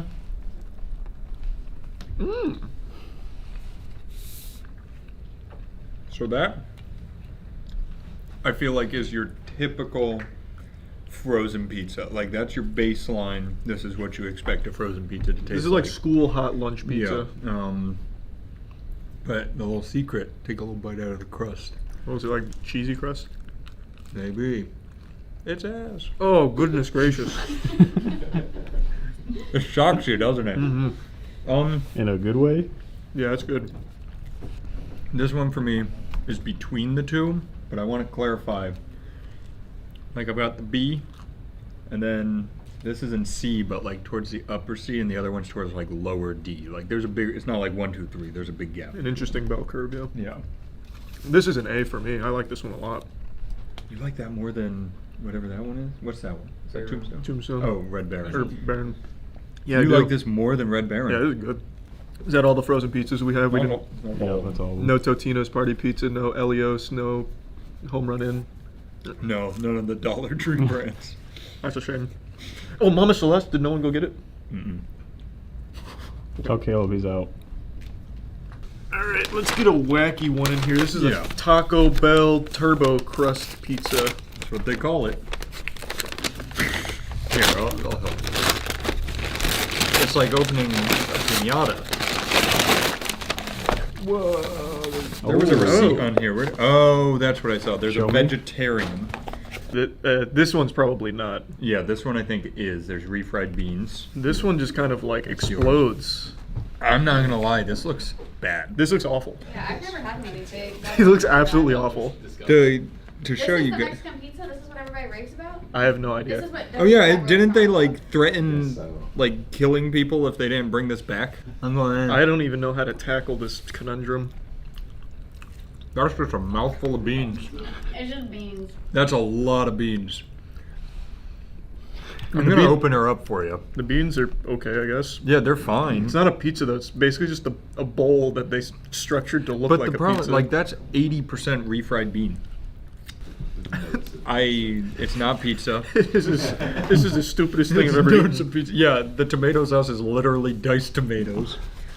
I'm offended that they gave this to me with the word pizza. I'm just upset that like it doesn't taste shitty. Like it's like Well, totally it's a taco. Yeah, it's totally fine, but like, why do this? It's quite literally eating a taco in a worse form. Like the whole tacos are convenient. You can hold them and bite them. This is just falling apart in my hands. Great marketing strategy though, calling it a pizza. Mm-hmm. Now Italians will go. That's what they were trying to tap into. Yeah, that's. I don't hate the taste, but I hate everything else about it. I'm just gonna have to give it like a D. I will tell you. Like if I just got you a Taco Bell taco, you'd be like, "Oh wow, Thanks for the like, taco. That's a Yeah, taco. that's good. Oh, Hungry Howies! Let's get food poisoning. Oh god, I'm feeling it already. You guys have the Cajun bread? No, fuck we is got the that? basic We vinyl. have to. Everything I has to know. be uniform. Yep. We're journalists. Okay, fine. Cajun bread's better there. We don't want to lose our journalism license. I still remember when we did the pizza tier list last time. We got Hungry Howies, and they were the ones that gave us the icing, right? No, No, that was Chuck E. Cheese. That was Chuck E. Chuck E. Cheese, Cheese. yeah. Okay. They didn't cut it deep enough. No. Point off. Okay. Let's Pizza. do it. Here we go. Sorry. Oh. It's so dumb. It's so stupid. It's so dumb. Very, very red sauce heavy. Ugh. I would say this is your lowest bar for pizza. I haven't had Little Caesars yet. Sorry, This and Little Kelsey. Caesars go head to head for just I being. do want to. I almost want to do Little Caesars right after this. We should actually. That's a good idea. Because this is like, you're like, okay, it is pizza. I know it's pizza what I'm eating, but it's just, there's nothing to write home about at all. So I don't know what it is, and I'm sure you get the same impression. When you bite the cheese, it feels like you're biting a display pizza that's just supposed to be like a little plastic. Like the plastic advertisement. ones. That's Yeah. a good way to put it. And the dough, it's a little tough. I've been working out. You know, it's really not special. It's not. It is a pizza, and if I'm going by my Taco Bell rating, this has to be a D. It's an F for me. This is the worst kind of pizza. The other one but I don't. wasn't even a pizza. I just can't remember if Little Caesars is worse now. It's a save time machine. Whee! There's a literal hole in it. Yeah. Chelsea, wait. You Jesus got to be on Christ. camera for this. I want you to look at that and tell me you find that appetizing. Yeah, I'll eat it. It looks like a war Yeah, zone. I'll eat it. That was I know non-committal. you'll eat it. I'll eat the holy one. I was like kind of really stuck to it. Little Caesar, are you really putting your best foot forward? How is it? It's so good. It's so good. All right. I can't wait to dig in. Go eat your Cheerios without any honey on them. It is just revolting. Just on the first bite, it is just a revolting food. You see any sauce in there? There's a little bit. It's like a tomato farted in there. Yeah. That's crazy. That's crazy. Here, you try my sauce. That way you can like appreciate the one that Wait, doesn't you have have it. sauce? Yeah, mine has it. It's so much worse with it. I don't know which one I can say is worse, to be honest. They're both F. I'll make that clear. I think both are F. I just They're don't- not good. I don't know which one's worse. Like if you were trapped in a desert and it was Hungry Howie's, Little Caesars, or me urinating in your mouth, like what wins? It's just Yeah, such Matt, a, what wins? It's just such a tough that's- call to make. That's so true. I just can't pick. Yeah, it's- Is it you or Hungry Howie's? I just don't know. Yeah, it's fucking awful though. Here's one that we got some flack for not putting on the list. Yeah, we got it now though. That's Jet's Pizza. We never stop hustling, and that's why there's no topping our toppings. Every day we slice our veggies by hand. It's not easy, but no one said being better was easy. Mm-hmm. Big claims. Smell test gives it a pass. That's good.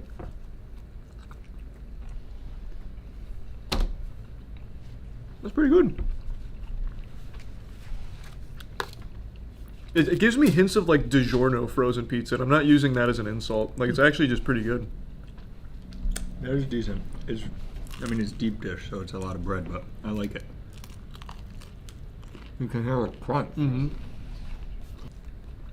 Perfect, thank you. I will say the edge is definitely the best part. Yeah, I agree. The edges where it's crispy like this, really good. That's where it's shining. Yeah. That is good. Yeah, I like that. I see why Jets fans were upset with us last time. Mhm. That's an A. Not an S, but that is an A. They actually lived up to the hype. That's rare. Oh, very rare. What's this? Domino's? Nice. Domino's performed very well last time for us. I don't like the look of this. Well, this one's like a smaller personal Yeah. pizza as opposed to like a full large that we got last time. I didn't eat all day because we were doing this tier list, and I'm still feeling it. Oh wow, you just jumped right in. I was excited. Domino's is like, they have stepped their shit up. I fuck with that. It's beautifully seasoned. You can see all kinds of 11 herbs and spices hanging out up here, getting to know each other and mingle. It's good. It's like the Dr. Pepper secret ingredient. Mm-hmm. I think that's your run-of-the-mill delivery. You're at home, you want a pizza, you call Domino's. And you get a good pizza. I'm conflicted. I really like Jets, but I feel like I don't know. Maybe it's because I'm used to Domino's. It just feels better to me. I'm just gonna give Domino's an S. Really, my first S. Wow, our first S. Because, you know, Matt's rankings don't go on the screen, so it's an S. Yeah, no, I think that's truly your. I delivered pizza for my child's birthday party. I'm happy. And it's good pizza. And everyone's celebrating. Mm-hmm. They're not even paying attention to the clown because the pizza's there. Speaking of clown, John Schnatter. Papa I John. love that you just know it. Whoa. That's a different looking pizza. Yeah, you scooped that up real fast. All right, sorry, I'm here. Mm-hmm. I've just always been a Papa John's guy too, man. If you gave me Domino's crust with Papa John's pizza. Oh, they just could do a fusion dance. Oh my you'd God, have yeah. the best delivery pizza. We should start that pizza company. We just order both pizzas, cut them apart, stick them together, and sell it. It's just a for big the same machine that price. cuts the center out of Papa John's pizzas and Domino's and then puts the ring. Yeah, just on like staples it together. That's or pretty something. cool. Sews it together. Maybe a little Velcro action. Oh, that'd be cool. Rip off crust. I don't even want to touch the crust. I already know by looking at it. I don't like it. The crust is pretty underwhelming. Yeah, it's an A. I think Domino's outperformed. I've been more of a Domino's guy as of recently, to be fair. Pizza Hut is the forgotten about delivery company, I feel like. No, it's wrong. Yeah, it's got so many I loyal forget about followers. it. So. Well, it's No, 'cause it's bad. I wonder. I feel like Pizza Hut's probably the biggest. It's in the top. Their 3. stuffed crust, kind of like that bread that you got, slaps. I haven't tried. Whoa. Yep. Usually, historically, this is like a D for me, but this is looking pretty good today. This looks good. Is there white sauce on this? Yeah, this looks like white sauce. Who ordered this? You're fired. I like white sauce so much more. I This do is too. this is cheating. This is not fair. Is it white sauce or It is. did they just forget sauce? Well, maybe we take points off for sending the wrong pizza. Did they? I can't tell. I don't think there's sauce. What did we order? You sure? I mean, that's white sauce. Oh yeah, that's white sauce. Yeah, right? That's good. No, that is good. Damn. DQ'd. Yeah, it's not even fair. This is really good. You just ordered a better pizza Yeah. instead of just doing the generic one. Fuck. That's good pizza though. That is pretty good. It's such a shame it's gotta be DQ'd. I've never had Pizza Hut's white sauce pizza. No, those are good though. Yeah, I like that. Their cheese is really good. Oh. And their white sauce. We hypothesize that the thing that keeps them in the absolute dumpster is their red sauce. And I think that might be very true. This is now 2 sample sizes, which It is might scientifically be- significant. Honestly, we have 3 experiences with pizza. Wait, no, that was Papa John's before. Don't. It's just all shit, okay? I really like this though. Yeah, I want a piece of the white sauce one. That looks You pretty good. do. Damn. Anybody else want a piece? Good shit, Pizza Hut. really not fair to the other pizzas because in that case we would have just ordered our favorite kind of pizza as opposed to like the generic. But it is what it is. I'm not mad about it. Got to make game time decisions. That's going to be an A. Wow, that was yummy. That was yummy. You know what's not very yummy? Marco's. Marco's, baby. I feel like we hated this one last time. I don't even remember doing it last time, but I had this one time in college when I was like, it looks weirdly yellow. The way it's melted. AI thinks pizza should look like. Yeah. Chatbot made this, or not Chatbot, Chat GPT. That's exactly how I remember it. It's so aggressive. Oh. It's so aggressive. It's like mean. It has like an attitude. Changes. It's like an actual attitude to it. I hate it. I fucking hate it. That is worse than Little Caesars. I fucking hate it. That is fucking bad. It's weird because if you made this no flavor at all, the mouthfeel, it's like it's a more supple piece of pizza. You know, they put more on it. That tastes horrible. It tastes like they made a pizza and then deep fat fried it, froze it, and deep fat fried it again. It also tastes like so they shop bad. for their cheese in the dumpster. Yeah, true. The cheese feels like it's well past its expiration And date. they try to trick you with the Parmesan. They're like, oh, we're fancy. That is the worst cheese in the game.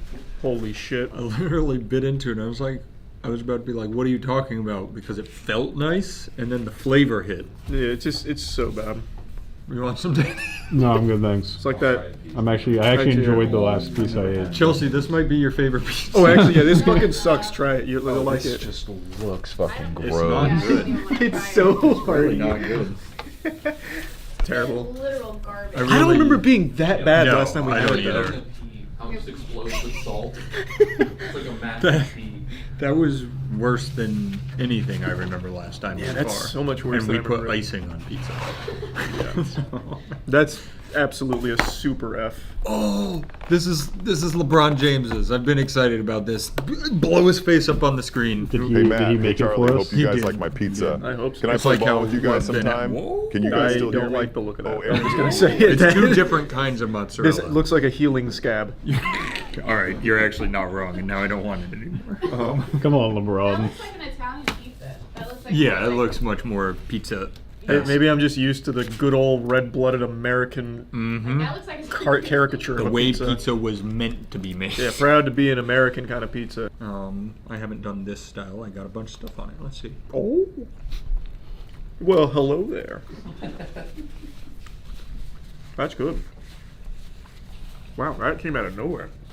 That is good. Their That is crust is good. a little rubbery, but they get points for it because it's a vegan crust.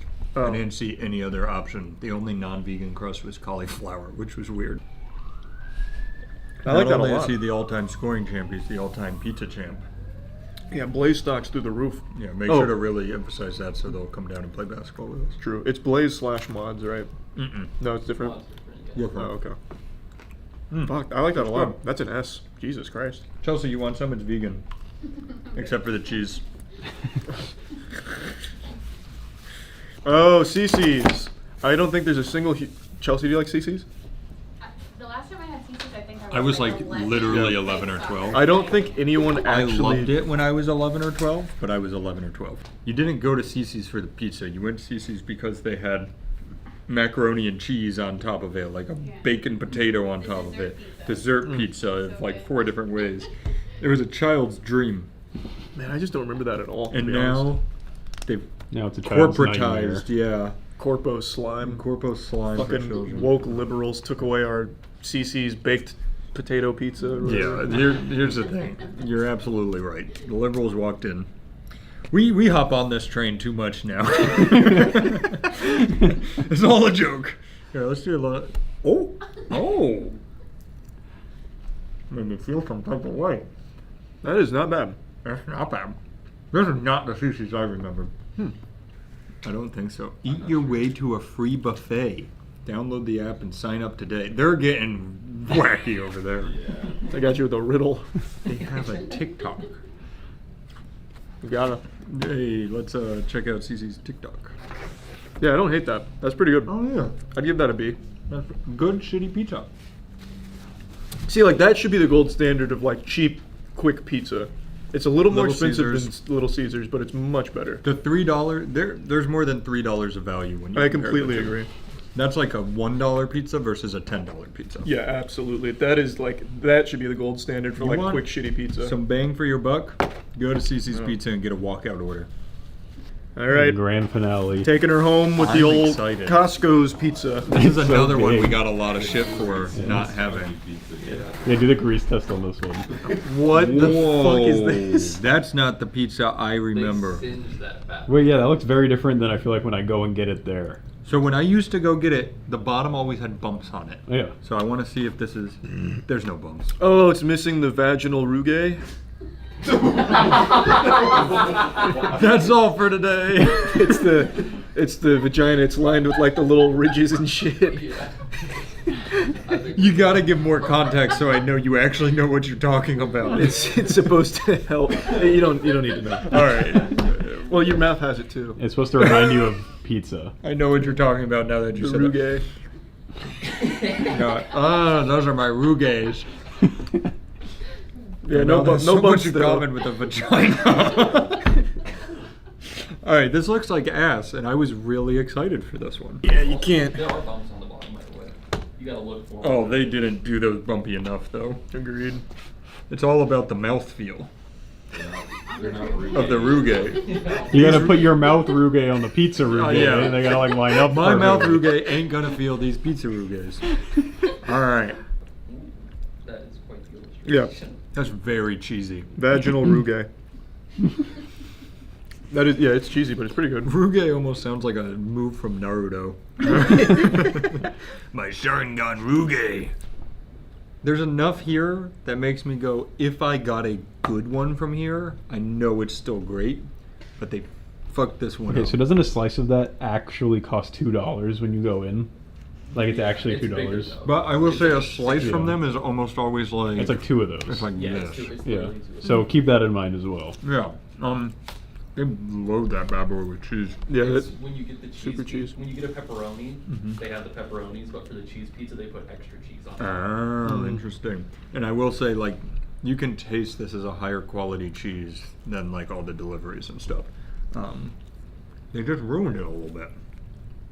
I feel like maybe we just didn't get the best batch, which is We did holding it not. back. But I still do like it. I think that's a comfortable B. I was even going to go A, but that I've also had it before, so I might be a little clouded, but I'm going A. That's fair. I can definitely see it being an A if it was just maybe not This. cooked in a hurry and Yeah. lazy. Well, not lazy, but like kind A of little more love. Yeah, a little more passion. A little more love and attention.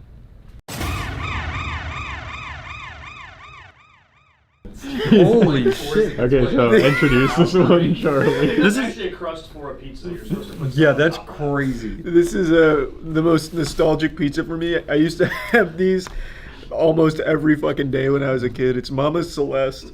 I've never heard of this. I know before. it was a very small brand even back then. I can't believe it still exists. Like, Please I'm remind us I'm of the getting exciting emotional. news where you can get it. Oh yeah, it's a Dollar Tree now. There's like a big announcement. Is that so? So yeah, Mama Celeste, she's back and she's never looked better than hot. I'm going in. Oh yeah. Oh yeah. There's a big old crunch there. She's good. You're gonna like it. Wait, you're not trying this one, man? Oh, that's next. That's next. Don't worry. It's actually very good. Oh, hot. It is hot. You gotta be careful, but it's good. It's like somebody made pizza on a cracker. Yeah, kind of. Here. Well, really good cracker. This is, you hyped this up so much. Yeah, it's a fucking S tier is what it is. That's not an S tier. Here, Danny, take a bite. I'm good. Take a thank you. bite. God damn it. Everyone needs to try Oh it. god. It's not bad. It's like a lean cuisine fucking pizza. it's like when I was chubby, I Who's would buy next? the... Come get some. Did this come in the box? Was there like a little sleeve that it was on, like a little white sleeve? Can you bring the boxes over here because it looks almost exactly like the picture, which is impressive. Wait, so is The that cheese one? which one's 4 cheese and which is cheese? What can you tell just by? How did this is neither of those?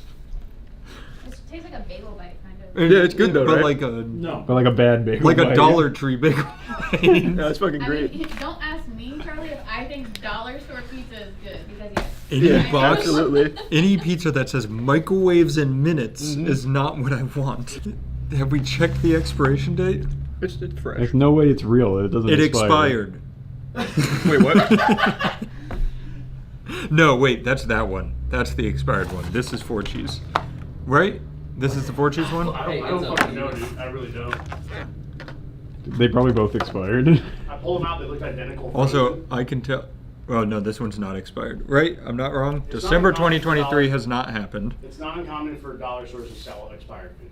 Yeah, this is January 1st, 2023. No, that's fine. That's- but It's also- I'll make you feel better. It's been baked. Everything's fine. It was frozen. We're all good. Looking at this objectively, it's not an S. It's like an S plus, really.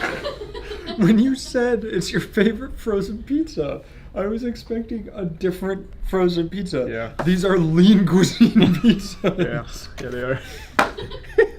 All right. Yeah, no, it's kind of shit. Hey, it was not very good. That was fun, Charles. Well, Charlie still hasn't given his actual rating. It'd probably be like a C. It'd be a C for me. Yeah. It's fine. It's, You know it's what? good. As always, final consensus, C. It's an easy C. C for Celeste. Hey, you know what I wish delivered besides pizza? What? moistglobal.com, baby, where you can get this and that and all the other good stuff we make. Yeah, and it does deliver. Oh, it literally does. Yeah. Even better. Go get it now. That was good. Good Yeah, pizza great, tier list. Great work. Thanks, guys. Thanks, everyone. Wait, never mind. Over the years, I've made a lot of content making fun of pickup artists as well as gurus who sell pickup artist books on, how to get dates, how to be the most irresistible man on the planet, how to become an Adonis with 3 simple steps, and the steps are usually like, be more attractive, do 5 push-ups, and then buy my next book. Like, basically, the entire guru community boils down to getting a bunch of gullible people to start subscribing to a reoccurring service that offers the most basic information that you already have access to for free. And it's a very lucrative scam. And today I'd like to show you a gentleman who calls himself an international playboy and one of the masters of seduction. So, he's like a chess grandmaster, but of pussy. He's just truly a chosen Jedi here, honestly, when it comes to getting laid. And I believe him. He's very suave. I imagine he has kissed every single girl on this planet over the age of 18. Your wife? She's probably made out with this guy.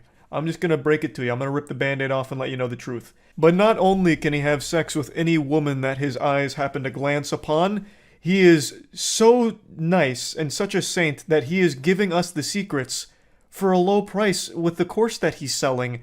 And we even get a little sneak peek of some of the content that he's offering from his YouTube channel. And now I just want to be honest, he's of course not the biggest alpha male in the world, but it doesn't matter because from what I can tell, it's still extremely successful for him and he's made a good bit of money off of it because that's just kind of the nature of the scam. You don't have to be super big or have a huge online presence to make a good living just selling these kind of courses that prey on desperate people. So I just want to show you a little bit of this because it's pretty wacky. How to get 5 dates in 1 day. This picture makes him look like Tom Brady's failed clone. Alright, how do I get 5 dates in 1 day, God damn it. Major dating apps, not just one or the other. So I use Smart. Tinder. Cast a wide net. When you say something, it's annoying. Tinder, Bumble, Hinge, and the 4th one, which you probably haven't heard of, Omegle. Facebook dating. Facebook dating might... I don't know who here's using Facebook dating, I'm just gonna say it. If you are so down bad you're going to Facebook dating, you need to take a hard look in the mirror and start reevaluating some choices. That sounds like a sting operation. how good the response rate on that app is. And because they're all bots. Cute girls. So those are the 4 I don't know apps about I that. use. It's all bots. And then on Tinder, Bumble, It's Facebook dating. and Hinge, I bought boosts. So you can buy 2 boosts on Tinder for Pay to about win? $10, Okay. 2 on Bumble for like... And I look at their profile quickly, and if there's some interesting thing to comment on, there was one girl who mentioned attachment theory. I happen to have a degree in psychology, so I was able to make a comment about attachment theory and how that, like, she really got me going by... Let me take a peek here. Alright, so this guy, he's got the galaxy brain to pussy. He's got a degree in wooing women. The second message is, I think you might be exactly my type. And then they'll say, what is your type? Or something along those lines. And then I have a third I mean, they're not message, NPCs. which I don't is think they're all why going to she say is that. my type. And then if she responds positively to that, I just go for the... I've always been the dominant one. Cool. Love to be dominated. Yeah, he's in. That looked AI generated. What he almost looks cell shaded. Also, what service is this? An algorithm to grade you on smart, trustworthy, and attractive based on one picture? Interesting. Getting. That's why I include on my online course, The Spark, a complete guide to getting high quality pictures on dating apps, because most guys don't realize. Even at his size, so he's not what you'd consider a tier 1 alpha guru. Even at his size, he is still peddling paid services for shit that people just have access to for free. You need someone to say your pictures suck? Post them on Reddit or Twitter. Instead of paying money for the fucking books, courses, online guru content. It's always so wild. But I can't even be mad at this guy for it. It is just a ripe landscape for scamming. It truly is. People just love to throw money at someone they perceive to be an expert on a problem that they're doing the bare minimum to solve in the first place, like not getting dates. Like, I guarantee, this is all very generic advice. It's not even bad advice, to be fair. But I guarantee no one that's buying his course is even going to bother implementing it. Like, they throw money at the problem and think that's going to magically solve it with no effort on their own part. Or they'll try it once, it doesn't work, and they quit, but they still keep paying for the content. It's so awful. Ugh. Pictures on the apps, make sure to click the link below. And I want to clarify that if I wanted to, I could have got a lot more than 5 dates. I only messaged probably about a third of my matches. So I could have taken this even further. There would be no with women just left about in Las Vegas if this guy didn't put that kind of stipulation on it. Like, if he was just left to run wild, there would actually be no pussy left for anyone. So, thank God he took it easy on the rest of us. hour of effort, I was able to get 5 dates in one day. And I bet those dates went amazing. Bro used a Pokemon incense. Yeah. His Riz was off the charts. Again, we are just lucky he spared the rest of us, because anyone's girlfriend or wife that happens to live in Las Vegas with them, hey, she's not yours anymore. Not when this guy's got access to a phone. So is this course all about just getting a date from dating apps? Oh, he also does, like, infield approaches at fucking Target. Oh, no. Oh, no. It's feeling a lot like 2015 again. You're going to get humiliated. But in this video, I'm going to show you that a normal-looking guy with a very normal approach can have success. And that means He's not wrong. Yeah, you're I not, mean... you know, no... Imagine this. If you're just not weird... You'll probably have success at some point with a woman. It's just, don't be weird. Lesson complete. I didn't even need to buy the course. Case. I just want to see the approach. Like, hey, you're oh, he's not even doing the approach. He's grading it. Well, how about this one? How to pick up any girl in 30 seconds plus infield. Infield is a pickup artist term. It means he's like out there, boots on the ground on the front line, absolutely slaying vagina. So we get to see the master at work, I suppose. Leaving the Jedi pick temple. Up any girl in, give her some space, and here's what you say. I hope this isn't too forward, but I had to say that you're very beautiful, and there's something about you that really caught my attention. I'm hoping there's some flexibility to that line, because that line's just going to get you immediately laughed at. I just can't imagine a single human being receptive to that. That's just always going to be creepy. That's that Reddit nice guy energy, which people are hardwired, like, in their DNA to reject. So hopefully that's just like a template, and you can, like, kind of freestyle in there with normal conversational tactics. Can I just say, you're really cute. Well, the top third of your face is really cute. Thank you. I can't make judgments on the rest. A coffee or something? Maybe. Maybe? Well, let's try. Maybe we'll have a double date. Yeah. Since they seem to get along as well. I know. All right. It was great to meet you. Yeah. If she says, I have a boyfriend, I'm not interested, just move on. The reality is, Thanks some to women Resub do Liana have and boyfriends, or Brogert, they're a lesbian, the or Prime whatever. It's G4. not going to happen with every girl. But a lot of the time, they'll either say, okay, or, oh, maybe, or... Or they're just not interested, man. I always like that. Let me make sure I got that lesson. If they say no, they either have a boyfriend or they're a lesbian.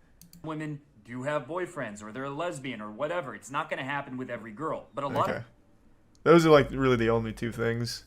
They either already have a boyfriend who most likely bought this course and rizzed her up, or they're just straight up a lesbian. Well, the top third of your face is really cute. Thank you. Oh, is this his only example for this? I thought it was going to be Hey, full infield I work wanted to say here. you're really beautiful. And not, hi, I just wanted to say, you're very... Picking up a hot girl in 3 minutes. It's the same example. Has this only worked a single time for him? This is from 2 years ago. It's the same clip that he just used 3 weeks ago. Surely if this is the secret formula, the Krabby Patty secret formula to getting laid, or at least guaranteeing a date, it would have worked more than once in 2 years. Why keep repeating the same clip? Guy didn't even finish the deal. He started walking away before getting her number to set up the date. Okay, I'm going to give him a very generous leap here and assume that he just cut that part out, because you are right. He's like, yeah, well, let's try. Let's go on a double date sometime. And then they start separating. Like, yeah, maybe. Yeah, maybe. Maybe. I'm assuming, and this, I understand it's a leap, they may have exchanged numbers prior. Have a double date. Yeah. Since they seem to get along as well. I know. All right. It was great to meet you. Yeah. If she says, I have a boyfriend, I'm just going to assume they must have exchanged numbers as opposed to just instantly separating like that. How many views did the video have? The original one was 350k. So it looks like he's tried to be like the alpha male coach for quite some time now. And I'm going to tell you, it's probably quite successful. Again, he's not like the biggest alpha male, like metric-wise. But the beauty of being a guru in this kind of space is you only need a couple of suckers that just keep coming back over and over and over again. Here, let me see how much this course costs. Give me a second. What's it called? The Spark? Yeah. Top dating expert reveals how to covertly spark attraction with any woman instantly and subliminally. Includes hidden camera footage of my method in action. Man, just reading this is rough. The nerdy virgin who became an international playboy. I used to be hopeless with women, probably worse than you ever were. I read over 270 books about what sparks that seemingly mythical emotion known as desire, and I even got a degree in psychology. Oh, here we go. Give me instant access to the Spark right now for just $7. That is so much cheaper than most of the other ones. And you get some bonus shit as well. The DTF test, which is a total value of $97, and you get it for free. The shockingly simple two-step system that will allow you to find out if a woman wants to hook up with you. I'm going to tell you, if you need to buy a test to try and verify that, the answer is likely no. She doesn't want to. This one's called the Charisma Blueprint with a total value of $47, and you get it for free with the Spark. The Obsession Formula DVD, total value of $67, and you get it for... Oh my god, Jesus. Here, I'll bring it down. I was going to leave it up there, but I don't feel like reading through all of it. So for $7, you get the Spark, and then the Spark gives you like 15,000 bonus DLCs. Jesus Christ. Oh my god.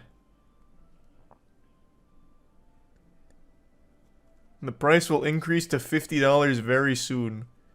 I don't know about that. It's been 2 years. I imagine it stayed at $7 the whole time. It's like watching an old As Seen on TV commercial. Total value of $6.55 today for just $7. Holy shit, I'm losing money not buying it. I also would love to know where the valuations come from.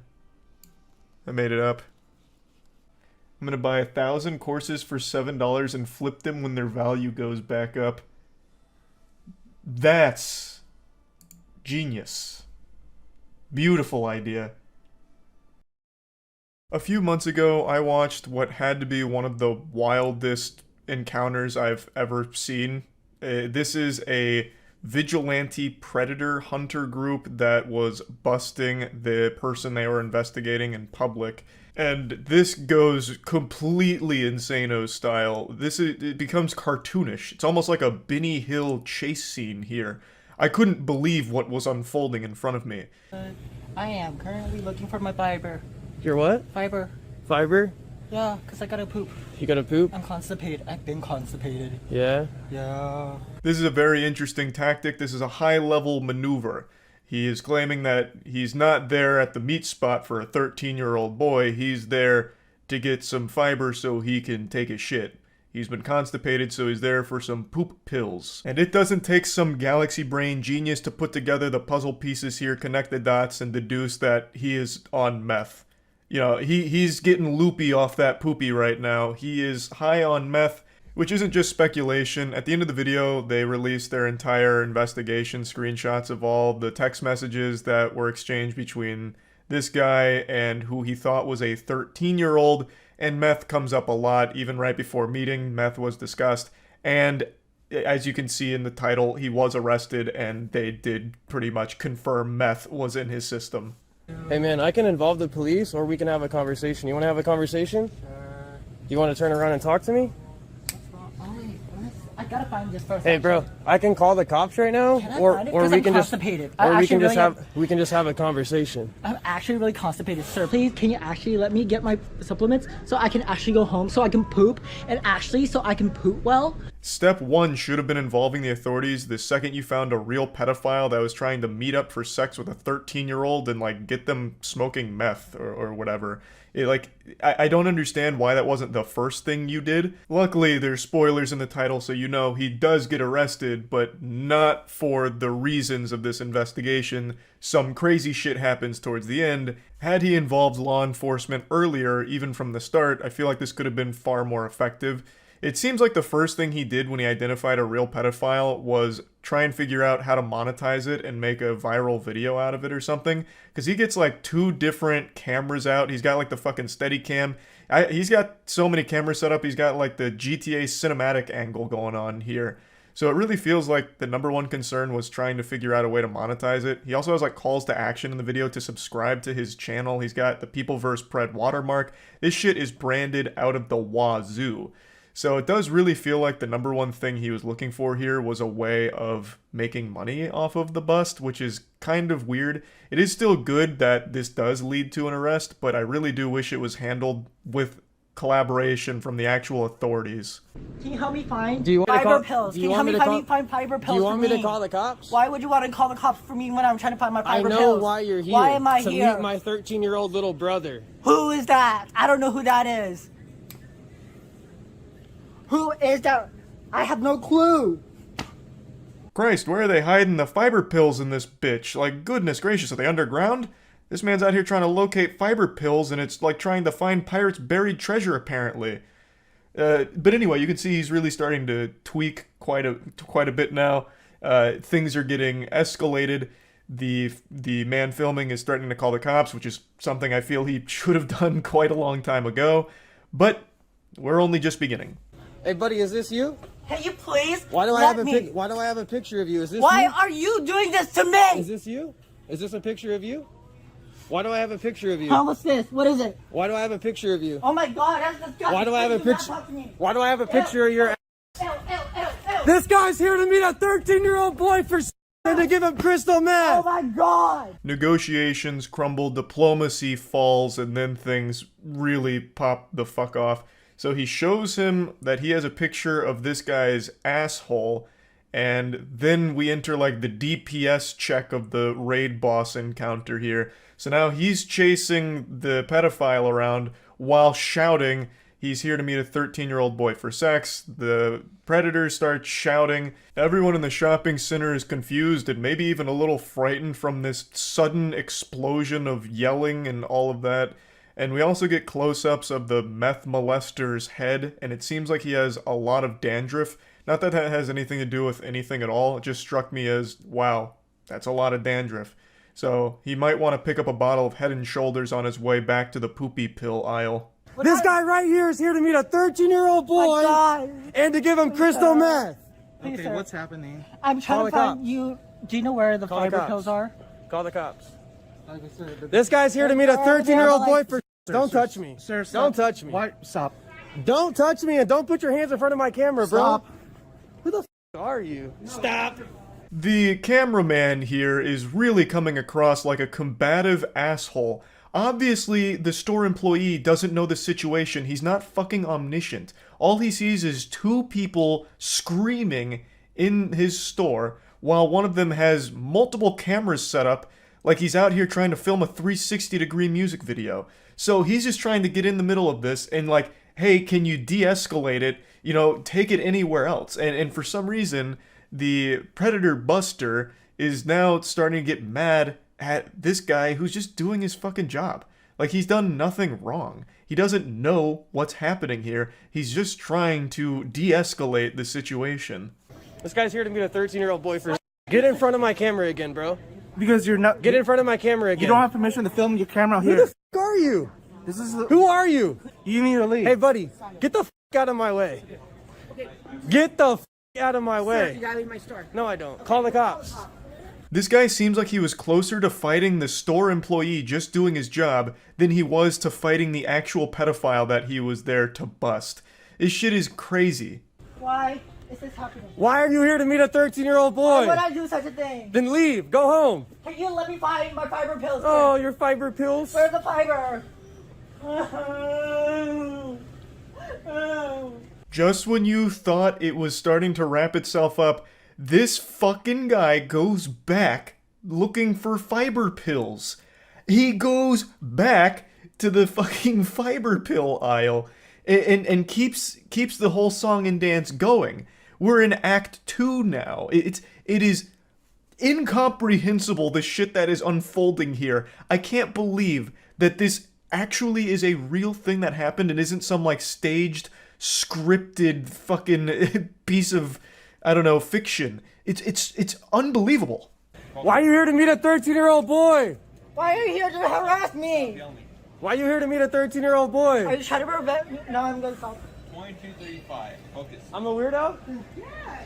Why do I have a picture of his asshole if I'm a weirdo?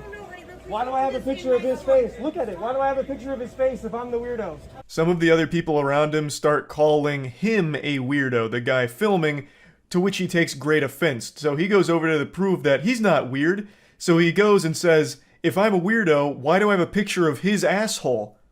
Checkmate.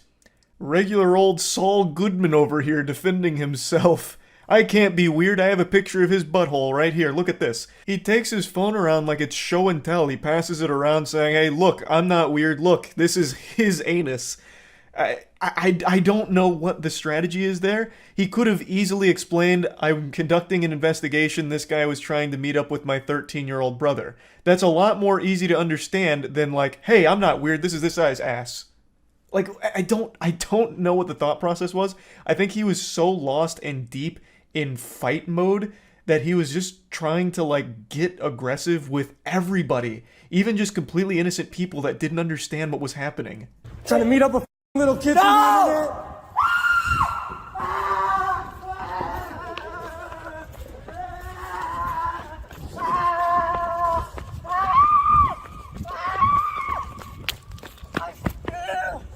I saw a comment that perfectly described how this part in the parking lot plays out. They said he's acting like he's the 13-year-old boy running away from a pedophile.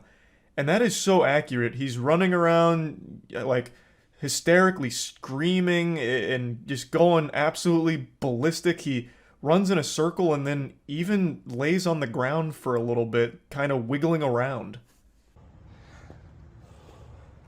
Can I just go poop? Ah! Ah!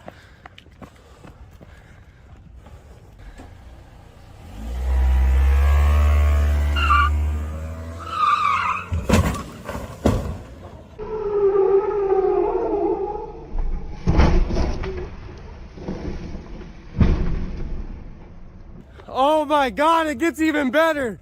The pedophile is high on meth and operating a vehicle, and it goes about as you'd expect. He immediately peels out and fucking blasts himself like right over like a small little tree and some bushes. It really looked like it was about to take flight. That was some shit out of Need for Speed, honestly. Like, god damn. Oh my god! Whoa, hit and run, call the police! Call the police! Immediately after vaporizing a tree and destroying that like area of bushes, he peels out once again and manages to hit one of only 2 potential obstacles in the entire fucking parking lot. Someone else's car. He goes by and hits someone else's car. There is literally only 2 cars in this entire fucking parking lot. It is actually more impressive that he managed to hit something. Like, I don't even fathom how he could have fucked up even worse. It's unbelievable. Just call the police, guys. I got the tags. Call the police. Call the police. Call the police. Call the cops, bro. I got the video. You don't need a video. Just call the cops. Tackle this dumb. I always hate that fucking mentality. Hey, someone else call the police. I'm busy recording. No. I'm recording, so someone else call the police to handle this. There's only a handful of situations where that makes any sense, and that's when there's already a large group there. Then having a video of the situation can be helpful to the overall thing. So you could have one person video while someone else is calling the authorities, but in this case it was just him for the entire thing right up until the very end. He should have been the one to call the police, but didn't. And the predator makes another inexplicable decision. Instead of leaving, he instead pulls up to the front of the store he just ran away screaming from and parks it. He just drops that shit right in front of the store he just left and then gets out to try and run back into the store, which I don't understand at all. He's treating it like this was some kind of safe zone or something. And as he gets out of the car and tries to run back in the store, he gets tackled by a good Samaritan who had just seen the hit and run and everything that unfolded in the parking lot. So he gets tackled by that guy, and it's like a Goldberg spear. That is a great form textbook tackle. And then the cops do show up to arrest him. Yeah, that's the one thing, sir.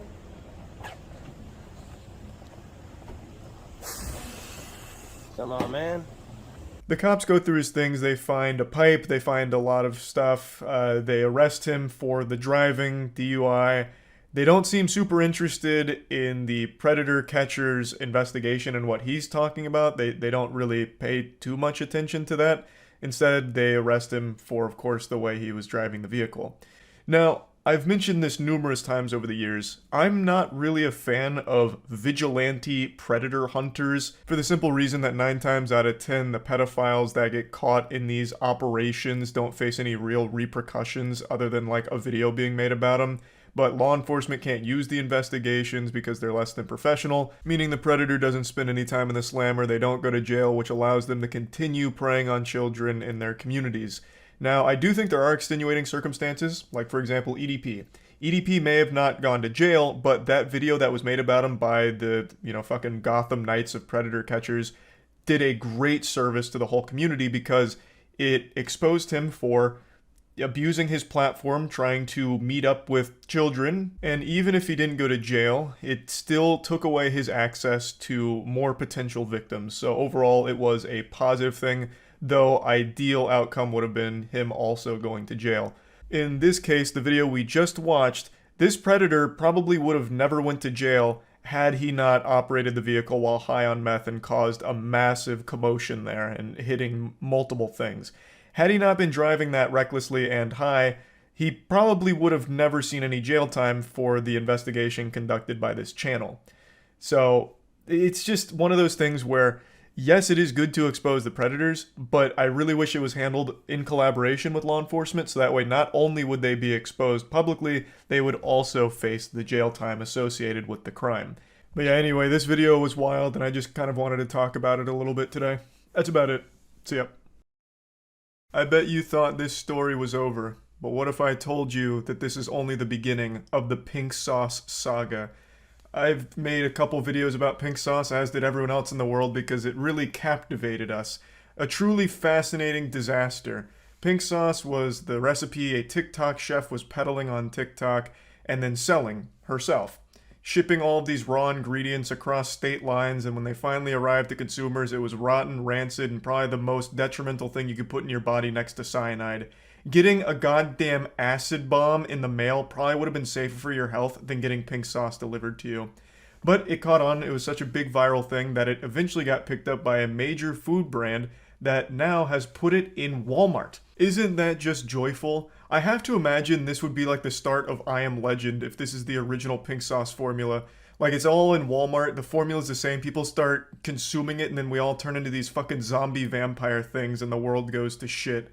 Like, this is where the plague begins. Of course, I think there's a 0% chance that the food brand that purchased this, the food brand is called Dave's Gourmet Sauces, I cannot imagine they just let it ride as it stood originally. This has to be like the 2.0 version where you can actually eat it without instantly dying. So this is probably going to be safe to consume, but I still find that to be so wild that she got rewarded for basically creating poison that she was shipping to TikTok customers. Now, not only is the product itself just absolutely awful, but she herself is absolutely awful. I already made a video going over that unwatchably embarrassing interview she did where she's directly confronting a critic of hers who I wouldn't even consider a critic. It was more just a concerned consumer who bought it and then got a little questionable with the bottle and the way it was packaged, since there was no refrigeration for a lot of these raw ingredients, which had now turned completely spoiled.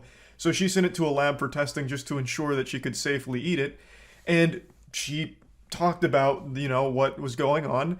And then on this show, the two of them sat down to talk to each other, and the pink sauce lady was extremely combative and hostile and just unbelievably rude to her, when the lady herself was actually very generous with everything and pretty sweet about all of it.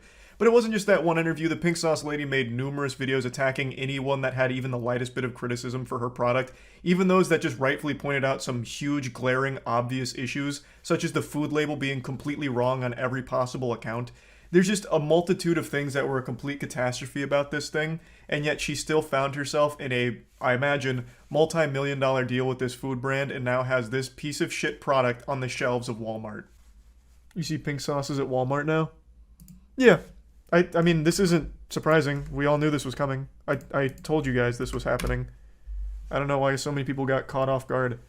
She signed a deal with a huge foods producer. I forgot who it is. In order to put pink sauce in Walmart. This was like 6 months ago. I'm actually surprised it took this long. Does it have a real voice crack? Does it have a real nutrition label now? Yeah, so I'm pretty sure what they're selling is an actual consumable version of it that won't kill you. But you know, how about I just look up the company that's producing it for her? Because it's not her. She's not making it. They just took her name. Dave's Gourmet Sauces. In August 17th, Dave's Gourmet Sauces acquired pink sauce in order to distribute it. So they're the ones that's taking it over. So they produce it, they put it in Walmart, and I imagine it's actually consumable. I don't imagine they're still selling a biological weapon like it used to be. How do trends even catch on like this? Because it was so outrageous, people couldn't help but laugh at it and then get curious and buy it. And then delusional companies like Dave's Gourmet Sauces see it and think of potential customers. Kind of like how Morbius, like the team, I already forgot who produced Morbius. I think it was Warner Bros. How Warner Bros got gaslit into putting Morbius back in theaters because of the memes, thinking that they'd make money on it, and then they just lost even more money again. Sony. It was Sony. Thanks. But yeah. I think that's still a great example. That's exactly what happened with pink sauce. Dave's Gourmet saw how much buzz pink sauce was generating. They're like, damn, this is going to go fucking huge in Walmart. And I hope it flops. I feel like it will. It's a stale, dank meme now. No one really gives a fuck. It's run its course. Now it can just wither away on the shelves of Walmart. And Dave's can feel real dumb. No, it's not the same pink sauce, so no one's going to get sick and die from it this time. Unless Dave is truly just an actual madman and he's like, you know what? Chef P, come on over here. I want you to make the exact same formula. I want all the rotten ingredients and we're putting it on the shelf. I don't see a world where he did that, but maybe. What if it's a delicious sauce now? Well, then it can still suck the dirtiest part of my ass. The lady behind it is such an asshole. I can't stand her. The way she treated like a really nice lady who was just being even remotely critical of her product is unforgivable. She does not deserve the success she found through this. Fucking poisoning people and then also being an arrogant douchebag about it. That doesn't deserve to be rewarded. So fuck Dave too for giving her that deal. That's a garbage take. People can change. Bro, this was a month ago. She went on a talk show with the lady who criticized her and just kept insulting her. And even had the gall to grab her hand and be like, I forgive you. She's just such an asshole. Yeah, I'm sure she had a total overhaul of her personality in a fucking month. If something were to be recalled, you have to be who's fabricating something on the internet. But nothing was fabricated. To be honest, you're not special. You're not special. Yeah. Okay? So And then clapping for it, yikes. I lose my mind and approach you directly when you're fabricating something on the internet. So Was just getting lab results to make sure that the pink sauce was safe for consumption. That's what this is all about. In fact, that lady that she is attacking here is super wholesome. All she did was send it to a lab to try and get results to make sure that it was edible because the one she received was completely rotten and rancid. And this is her response to it. You're not special. Why would I reach out to you about this situation to make sure that you're, like, okay and safe and the food's safe for consumption? USDA labels? You're just a fucking liar. You fabricated everything. And she eventually grabs her hand, talking about forgiving her. I meant, and also, and I'm gonna touch your hand when I say this. Ugh. When I said that you're not special, I meant that as you're not special as far as someone trying to hurt me. So I didn't take it as a direct insult because Yeah, she just doesn't deserve the success she found. She sucks.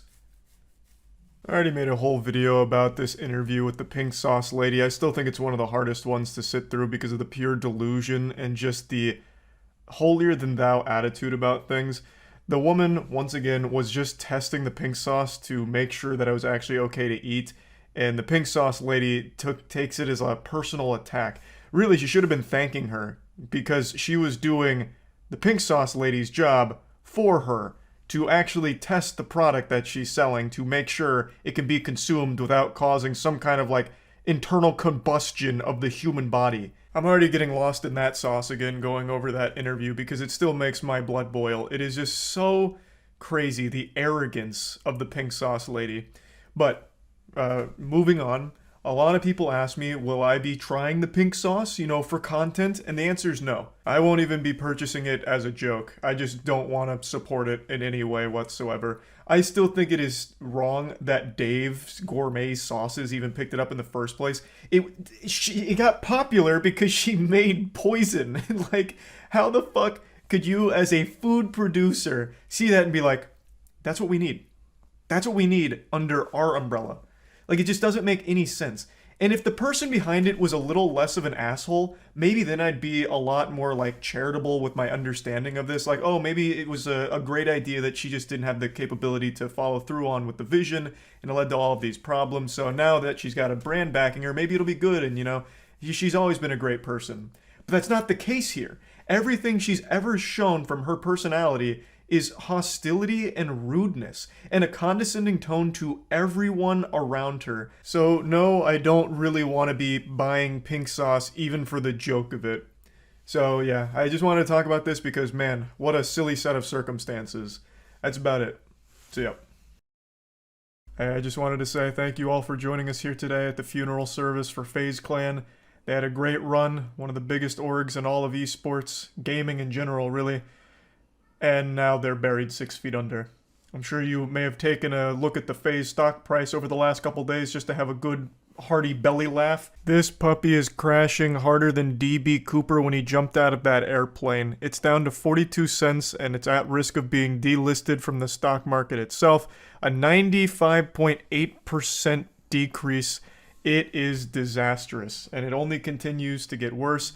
A lot of FaZe clan veterans have come forward with their horror stories about being in the org and everything awful going on behind the scenes, and it's honestly heartbreaking. Like, it is rough.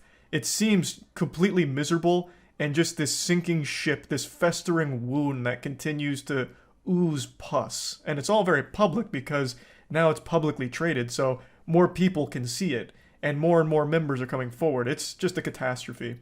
And I wanted to talk about it a little bit today because, I mean, all of you know, I own an esports organization, Moist Esports.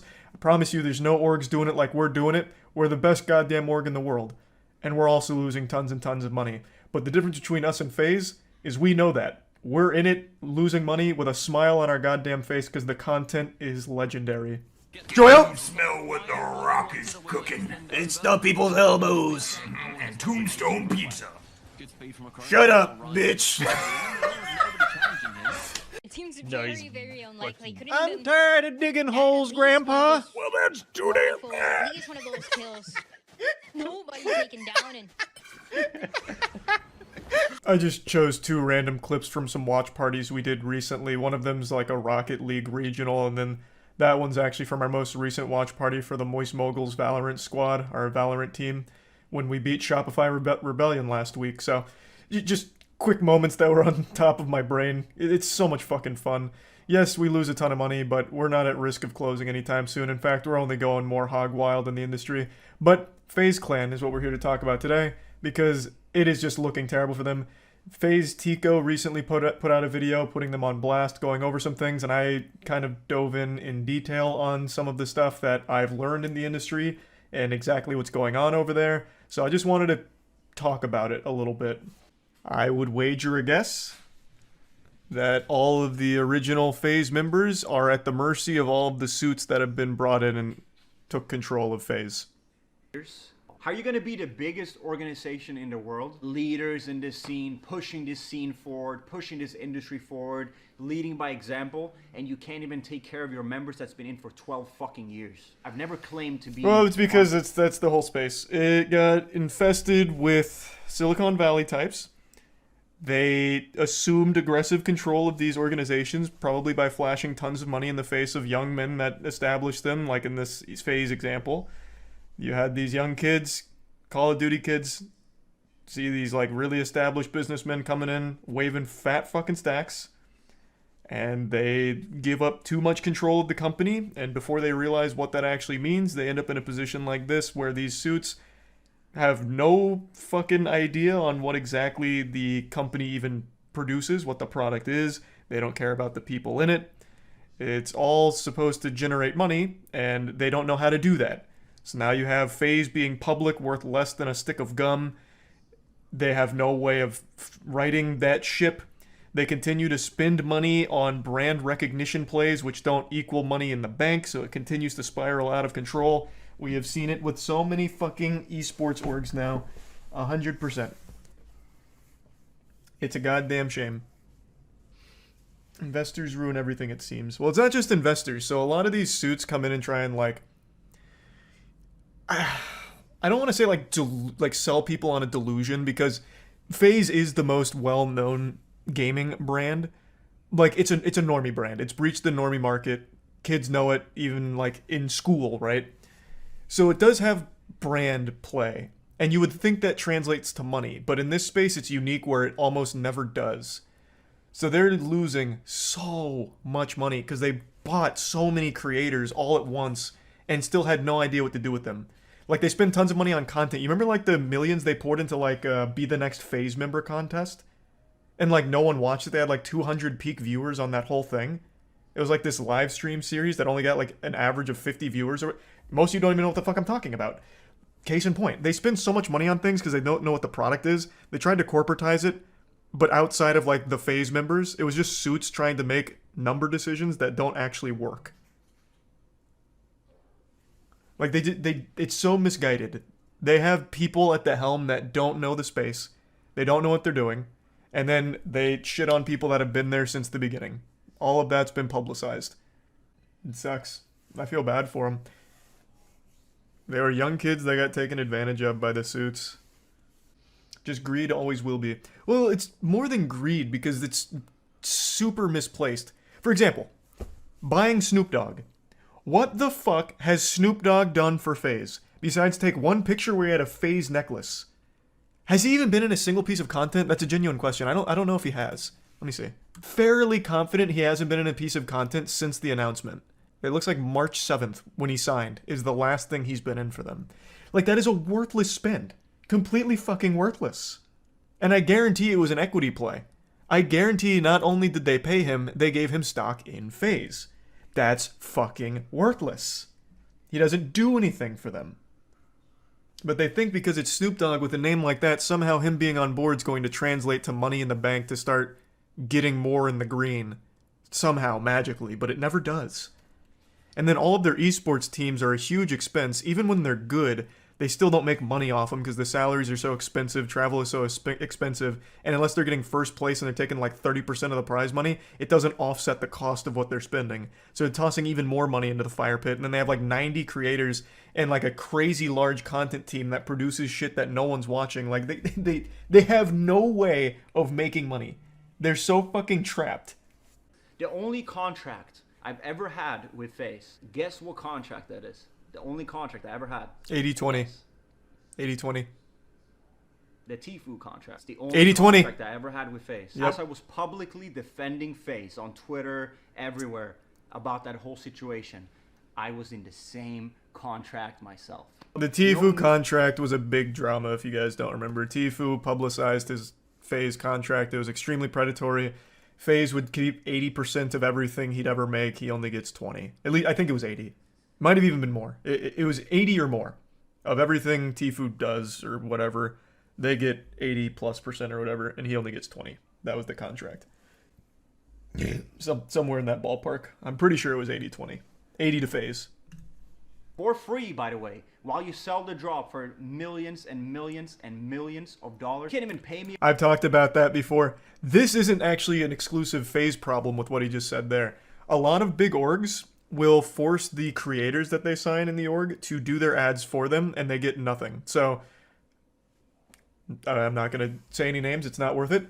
A lot of orgs, when you sign a creator, they now become your marketing vessel. So if you have a Chipotle deal for your esports org, that deal will now extend to all of your creators, but they don't get that money. So they'll do the ad for you, and you take that money. It's part of them being a part of your company. That's the benefit to the company.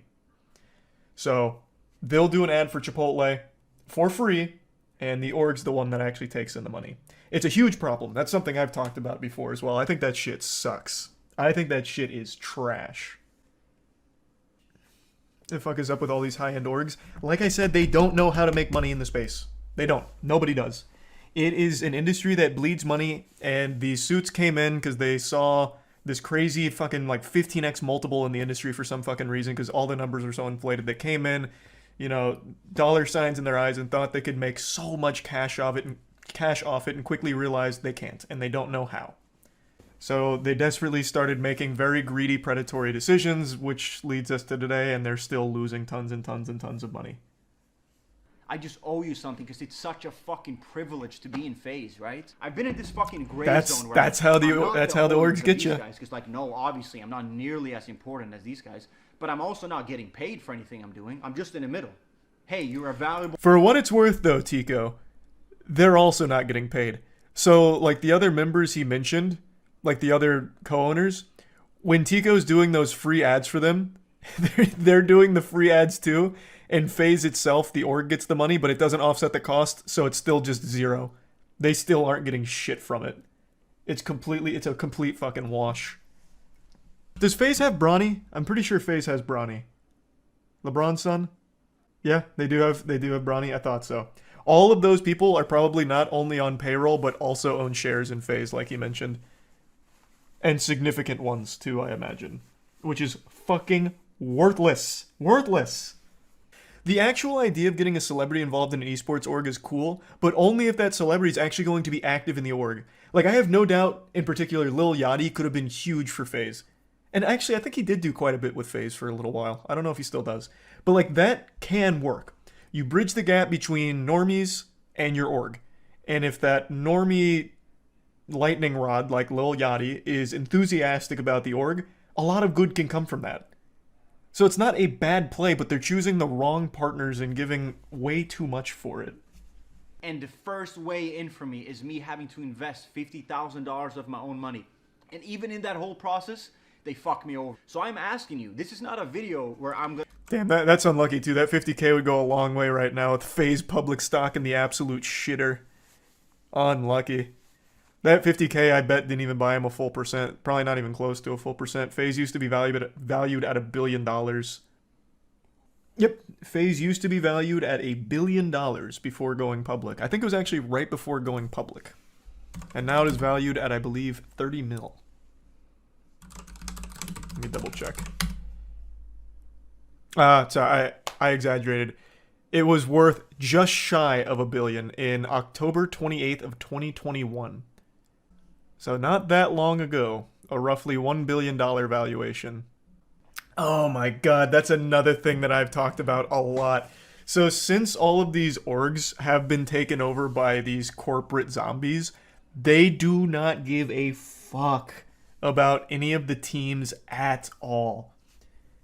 Even when they take first place, you'll be lucky to get a tweet out of them. You'd be so privileged to get like a tweet out of it. Because it doesn't matter. They don't make fucking money off of it. And they're realizing that now. Even when they take first in a major, they don't make anything off of it, and it pisses them off, and they can't figure out how to monetize it. Show them. What the fuck do you mean? I don't make any money off of it. But Ludwig and I know that. Like, Lud signed up, no, he knew our financials. He knew how much we were losing. And it's a lot. But the difference is, we know. But the thing is, it's fun. The content is unreal. That's why you see creator-led orgs are kind of working. Like, it's not just Moist. You have KC. Carmine Corp is killing it. I think Carmine Corp is actually almost profitable, which is unheard of in the space. Carmine Corp is led by French streamers. Well, mainly a French streamer, Kometo. And they fucking kill it. They're doing amazing. And now you have Disguised Toast with Disguised in Valorant. I think even XQC's toying around with the idea of getting in the space. Like, the creator-led orgs are really like the only viable way right now. Because, like, it's content. The product is content. TSM is still doing well, yeah. TSM still remains profitable even with the FTX collapse. 100 Thieves remains profitable because of their merch and their acquisitions on the business side. TSM is like a unicorn in the space, though, for sure. TSM is like absolutely somehow able to do it really well. 100 Thieves is really smart with their business acquisitions. That's another big thing I've talked about. A lot of these, I think people have kind of got privy to it, so I don't think they do it as much anymore. But when we were first getting into space, it wasn't uncommon to see these contracts extend to anything involving their talent. So, we'd even seen a contract that took Twitch sub revenue. Totally unrelated to the org. Like, if you were a streamer that joined the org, they were entitled to some of your Twitch sub revenue. Which blew my fucking mind. Blew my mind. Like, it's totally unrelated to everything involving the org you're signing with.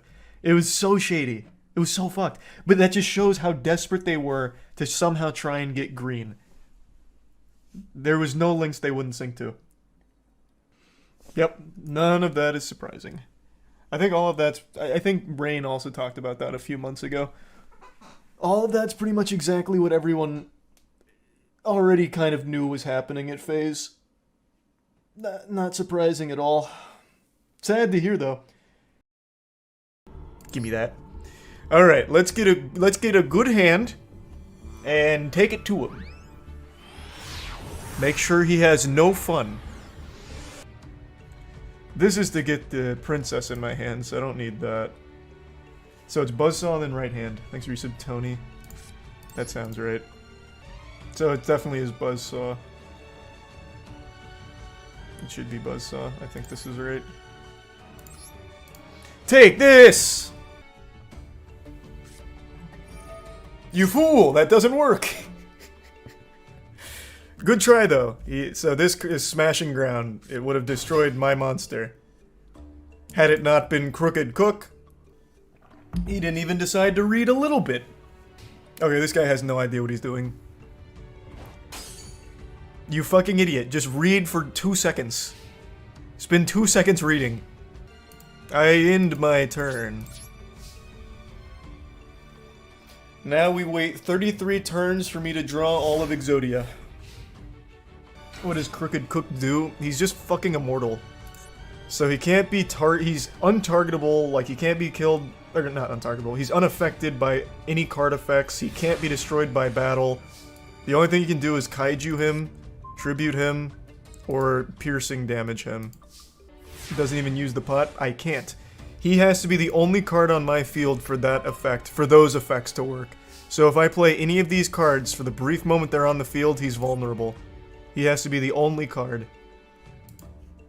So I can't play any of these. He's using a structure deck? Oh god, don't tell me that. That doesn't even feel good then. Now I just feel bad. I think you're right. I think he is using a structure deck. Oh, Jesus fucking Christ.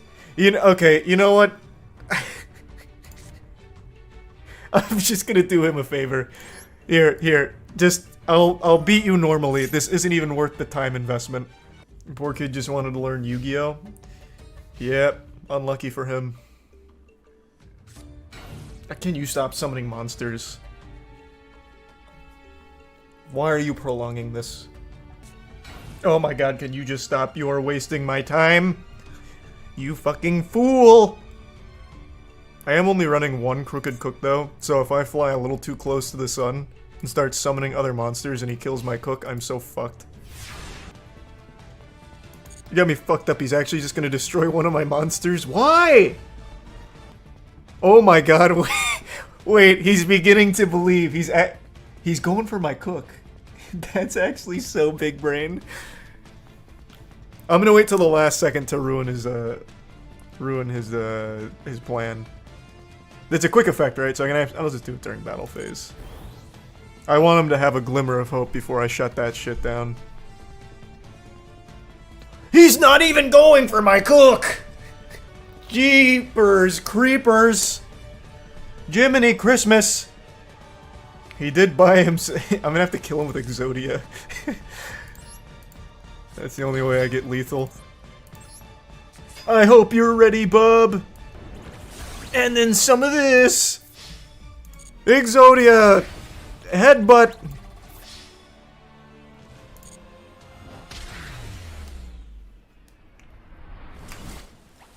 That was the worst duel I've ever seen in my fucking life. I've actually never seen a duel win or end by final countdown. Let's see if we can get that to work here. Cause I got everything I need. Buzzsaw, Shark in the hand, 2 Exodia pieces. Brother, I'm fucking cooking. We are cooking up some ass right now. This is the best possible start for my Crooked Cook deck. You better hope you've got a kaiju in there, my man. Alright, 19 more turns. I swear, if this is another structure deck, I'm gonna scream. I'd be so upset. What in tarnation? The whole kit and caboodle, eh? He can pop a card in your hand. If he pops Exodia, I'm gonna be so upset. But I've already used Final Countdown, so it shouldn't matter. Can't Ash that, otherwise my cook is vulnerable. I can't play any other cards or else my cook's no longer immortal. Ash doesn't go to the field. Oh, true, I guess that wouldn't count. I didn't even think about that. Yeah, it doesn't matter. As long as he just doesn't go into a kaiju or piercing, we're fine. Nice! Welcome to the wall. You smell that? That's a kitchen and we're fucking cooking in it, baby. Okay. That was a frustration move right there. He's a Prime Tyler. Is Final Countdown or Exodia the primary win condition? Neither. It's frustration surrenders. That's the primary win con. Do they run any links? Because if not, his whole field is now completely locked up. Whoa! Whoa! Hey, stop it! Hey, stop it! Hey, you're tickling! Hey, whoa! Whoa! Whoa! Trying to bounce my cook? He stays in the kitchen. You can't just send him home. He's on the clock. This guy will be on Google after this match looking for a counter. True. What is he using right now? Do I want to ash that? Do I care? Does he have an out? He has nothing? Then I'm not even gonna bother. I want him to sit here and marinate in it. In fact, while he tinkers around, I'm gonna take a pee.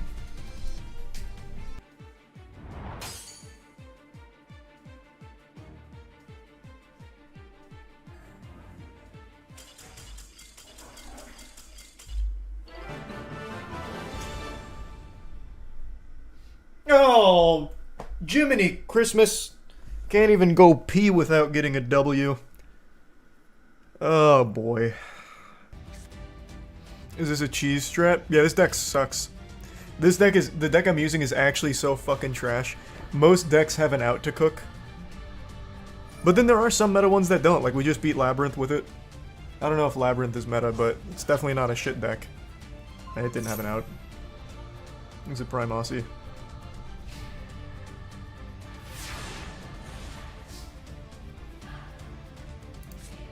Exodia! Let's go! We didn't even have to wait the full 17 turns! Yeah! What a fun duel. 36 turns later. Slow draw one at a time. Big obliterate. That had to be the worst moment of my opponent's life. He just waited 38, whatever, 39 turns of doing nothing. He couldn't do shit. Rough.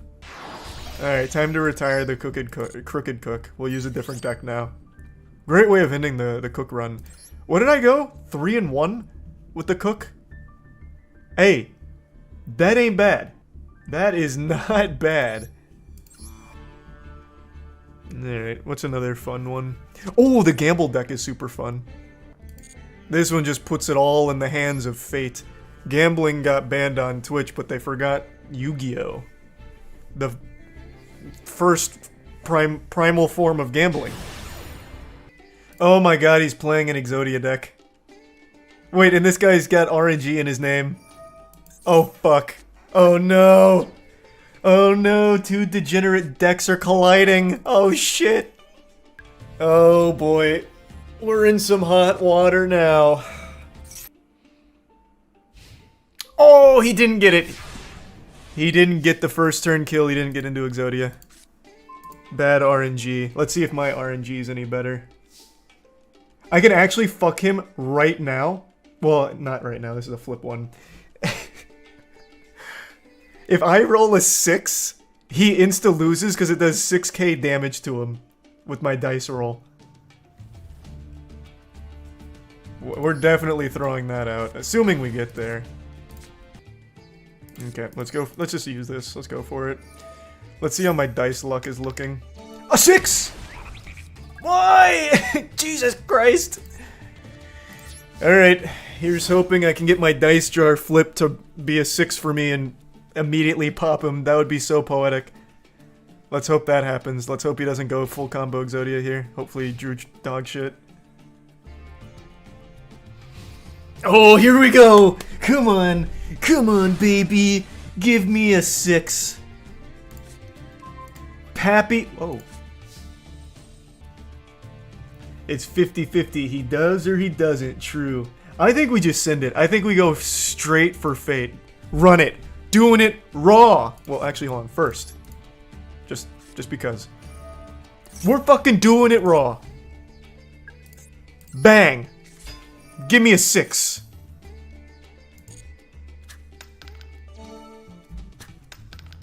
Ah!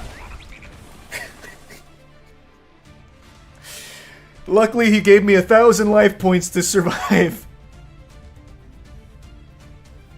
Okay, we're hanging on. We still got one fingernail on this breast and we're trying to suckle. Okay, okay. Alright, I really want to get that magic library out of here. I'm going for it. Okay, now anything but a 1 or a 6 would be great. Okay. I'll bop him out the old-fashioned way. What does this do again? Oh yeah, it's no damage. Fuck you anyway, bitch. The RNG is absolutely on this guy's side right now. Yeah, and I'm playing against an Exodia right now. I think I might be fucked. He doesn't have Magic Library on the field. I destroyed it, so maybe I'll be able to get out of this alive. We'll see. Okay. We're getting into the thick of it here.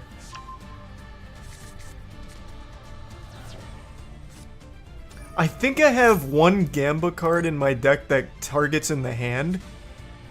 So he definitely has, I think, 3 Exodia pieces here, and now that Blue Eyes Toon Dragon.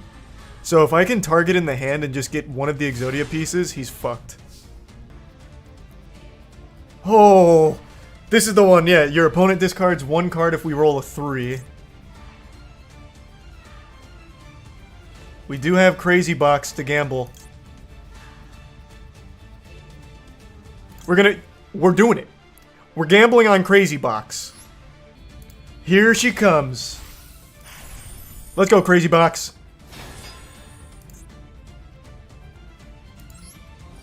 Give me a 3. Give me a 3. Come on, let me see it. Let's have RNG on my side.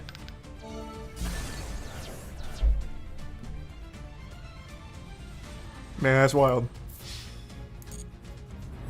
Sometimes it's just not in the cards. Yeah, there's no winners when it comes to gambling. Just Exodia me, just get it over with. I can't fucking believe that. That would have been so clutch. Ah, man. Real rough dice rolls tonight. Eek. Maybe he misses it by 1. And then I can get like a crazy Gamba card. Holy shit. He didn't finish me there. The biggest mistake you'll ever make. Heart of the cards, give me something. Something! Ah, yikes. Not enough. Misjudge! Does this activate an opponent's card effect? Does it count for spells? Misjudge, please tell me you activate here. 2 heads! Give me 2 heads! Yes! No! I forgot about that one! Oh, actually, I couldn't have done anything about that. It didn't take chicken game yet. Misjudge! Misjudge! No! It's only once per turn. Fuck! Yeah, almost. If I could have just done a little bit more damage, he wouldn't have been able to chicken game. Damn. Real shit RNG on my dice rolls, though. If I just didn't roll that 6 on Crazy Box, I would have won. I could have rolled anything besides that 6 on Crazy Box and been fine. If you don't, can you really say you won? You know what? Yeah, let's see if I've earned the dub. I will gamble on Lucky Punch, thank you very much. And if I get 3 tails, then so be it. Run it. This will insta-kill me if it's 3 tails, but anything besides 3 tails and I'm good. Let's get it, baby. I'm down to get a little crazy.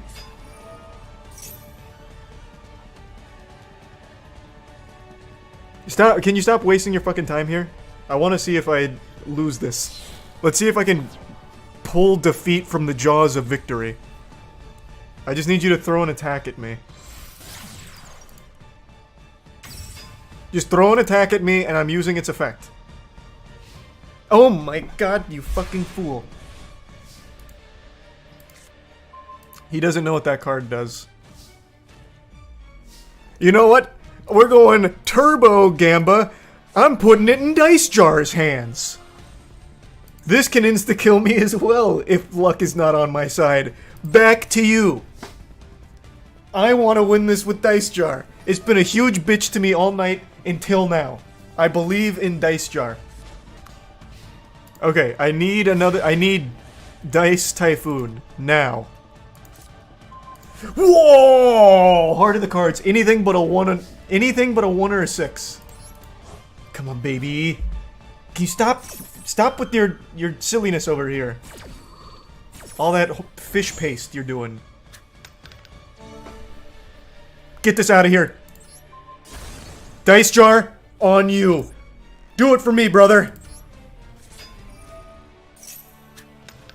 Woo! That's the one. That's the one.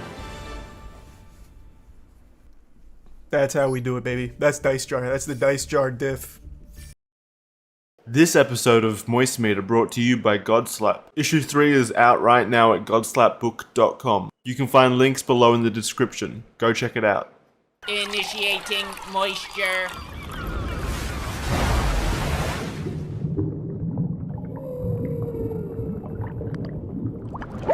Welcome to the Moist Meter. Today we're taking a look at the new Shazam movie, Shazam! Fury of the Gods. I mean, it's not great. I mean, it's not horrible, but it's not very good. I don't know what to tell you. It really feels like DC's serving up Naruto filler for movies at the moment. This whole film felt so utterly worthless. I can't even like fully explain it without getting into spoilers, so I'm not going to, because I try and avoid spoilers to the best of my ability. But it feels like the stakes are super duper low, and it goes into the most cliche superhero film I may have ever seen. This feels like Marvel's first attempt at superhero films back in like early 2000s, but somehow this came out this year. Everything we've learned from superhero films over the last fucking 2 decades is thrown out the window for this one, and it falls back on the most generic shit ever. The villains are beyond bland and forgettable. They literally come out of nowhere and it's like, we're mad, we're gods, and you've made us mad because of this wizard that did this, and we're mad, so we're gonna destroy your world now. Maybe. But they're also just not powerful at all. They're not intimidating or strong. They had to have a little doodad, a little plot device gizmo that's able to instantly sap their power when they get shot by it. They literally have plot convenience darts that they can fire out of a staff, and when it hits them, it steals their power back and they just become normal kids again. Because if it was to be like an actual toe-to-toe fight, they'd lose, and it wouldn't even be close.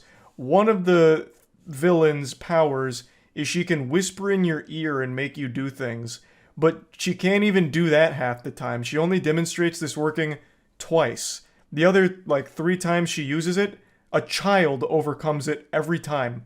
A literal kid. It's supposed to showcase the kid being strong, but really it just showcases that god being weak as fuck, where she can't even, like, mind control a child. So, and that's all she does.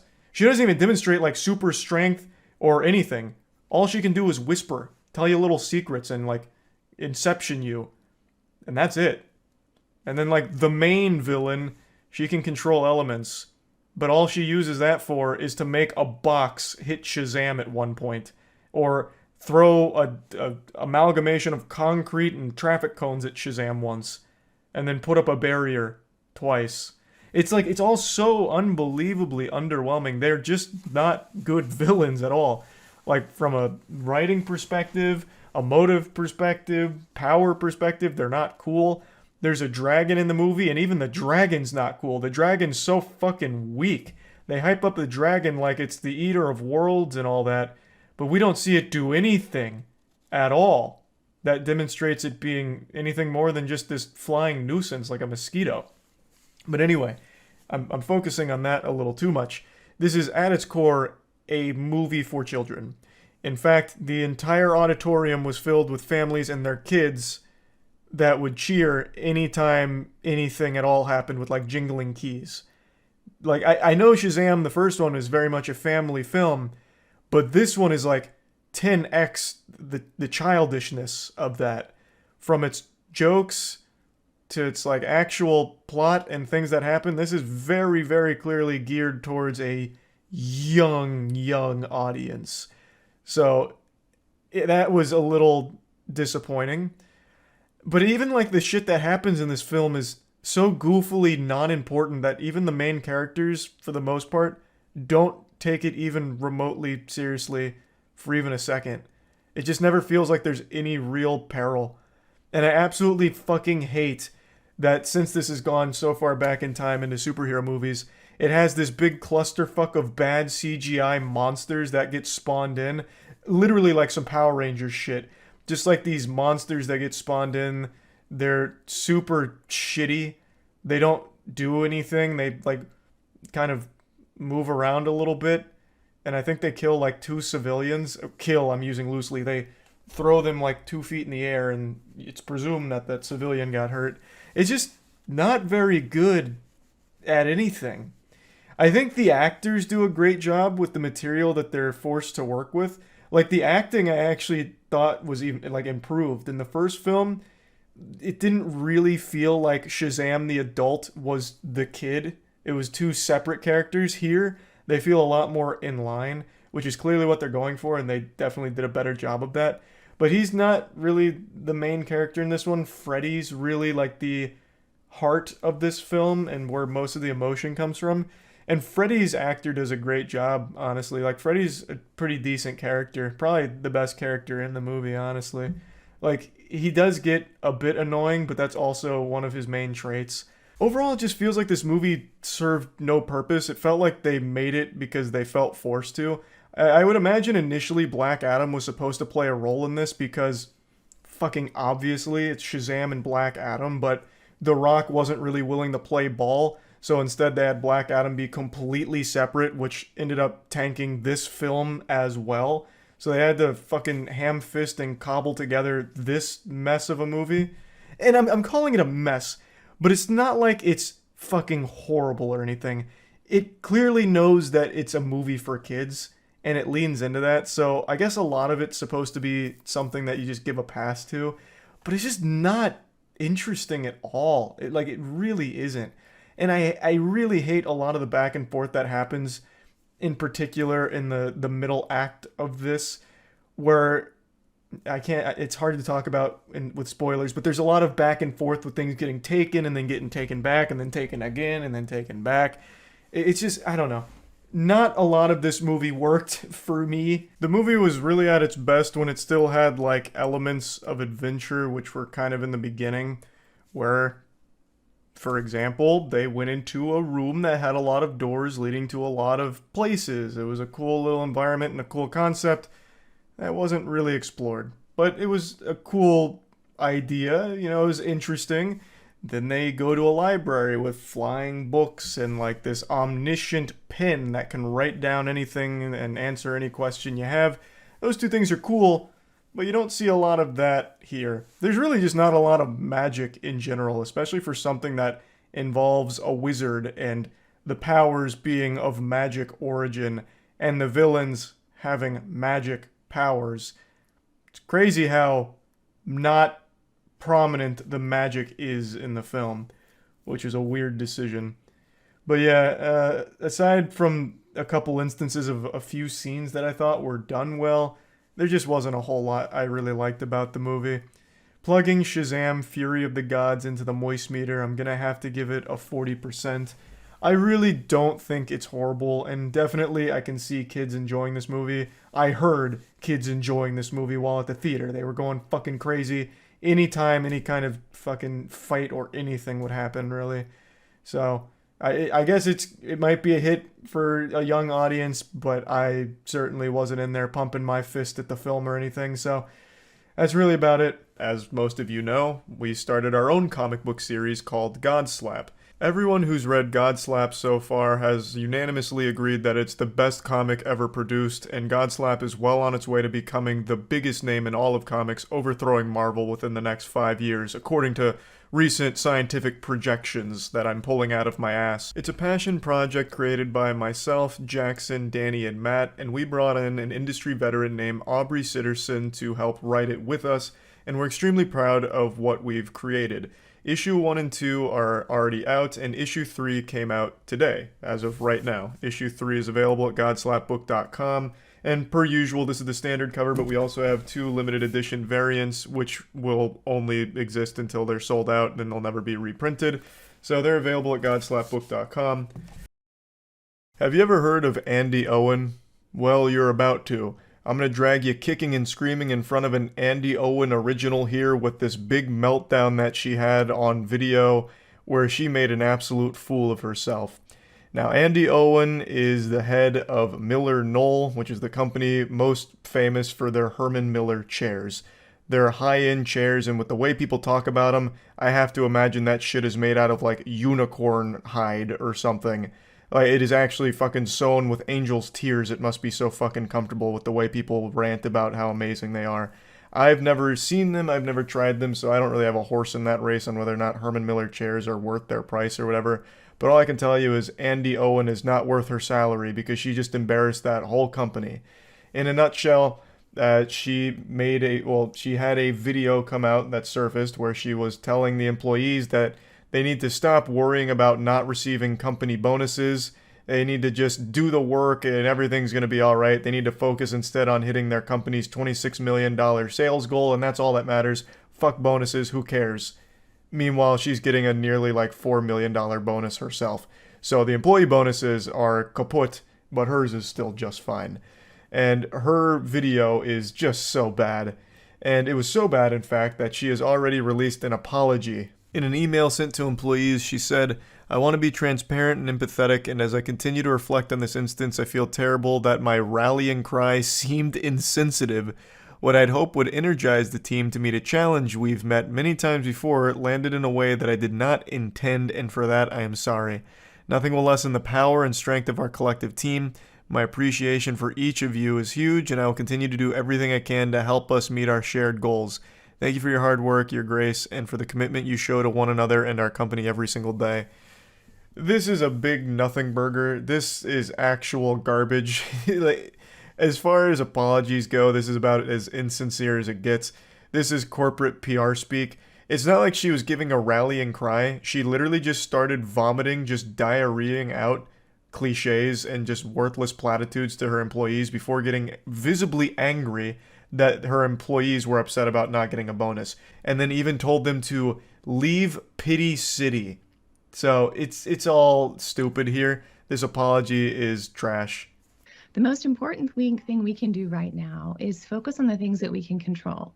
None of us could have predicted COVID. None of us could have predicted supply chain. None of us could have predicted bank failures. But what we can do is stay in front of our customers, provide the best customer service. Maybe I should really understand the situation beforehand. So this right now sounds like National Lampoon's Christmas Vacation with axing the bonuses last minute. After telling employees to leave Pity City over lack of bonuses. Damn. Actually dropped an unironic welcome to the wambulance. How about a side of French cries? Jesus Christ. CEO of the high-end furniture company is sparking backlash over video in which she exhorts employees to leave Pity City.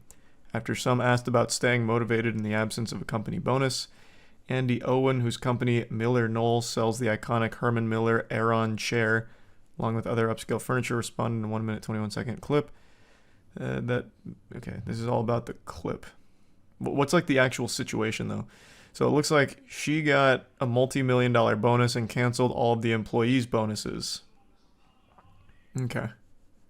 Is there any reasoning at all beforehand? Any, like, prerequisite lore I need to be familiar with? Doesn't seem like it. Also, Herman Miller chairs, I know, are like the holy grail of comfort for people. Matt, for example, can't stop talking about Herman Miller chairs. But I've never seen nor tried one. service we can, get our orders out our door, treat each other well, be kind, be respectful, focus on the future because it will be bright. It's not good to be in a situation we're in today, but we're not going to be here forever. It is going to get better. So lead. So Lead by many example, platitudes so treat quickly. people well, talk to them, be kind, and get after it. Don't ask about, what are we going to do if we don't get a bonus? Oh, yeah, she's starting to get a little animated. She's literally just regurgitating the biggest fucking cliches of all time. Everything she said there was nothing but buzzword nonsense. Jesus Christ. It reminds me of that clip from that streamer who's like, well, why don't we just throw ourselves off a bridge? The world is dying. The animals are leaving. And that's okay because all we need is ourselves.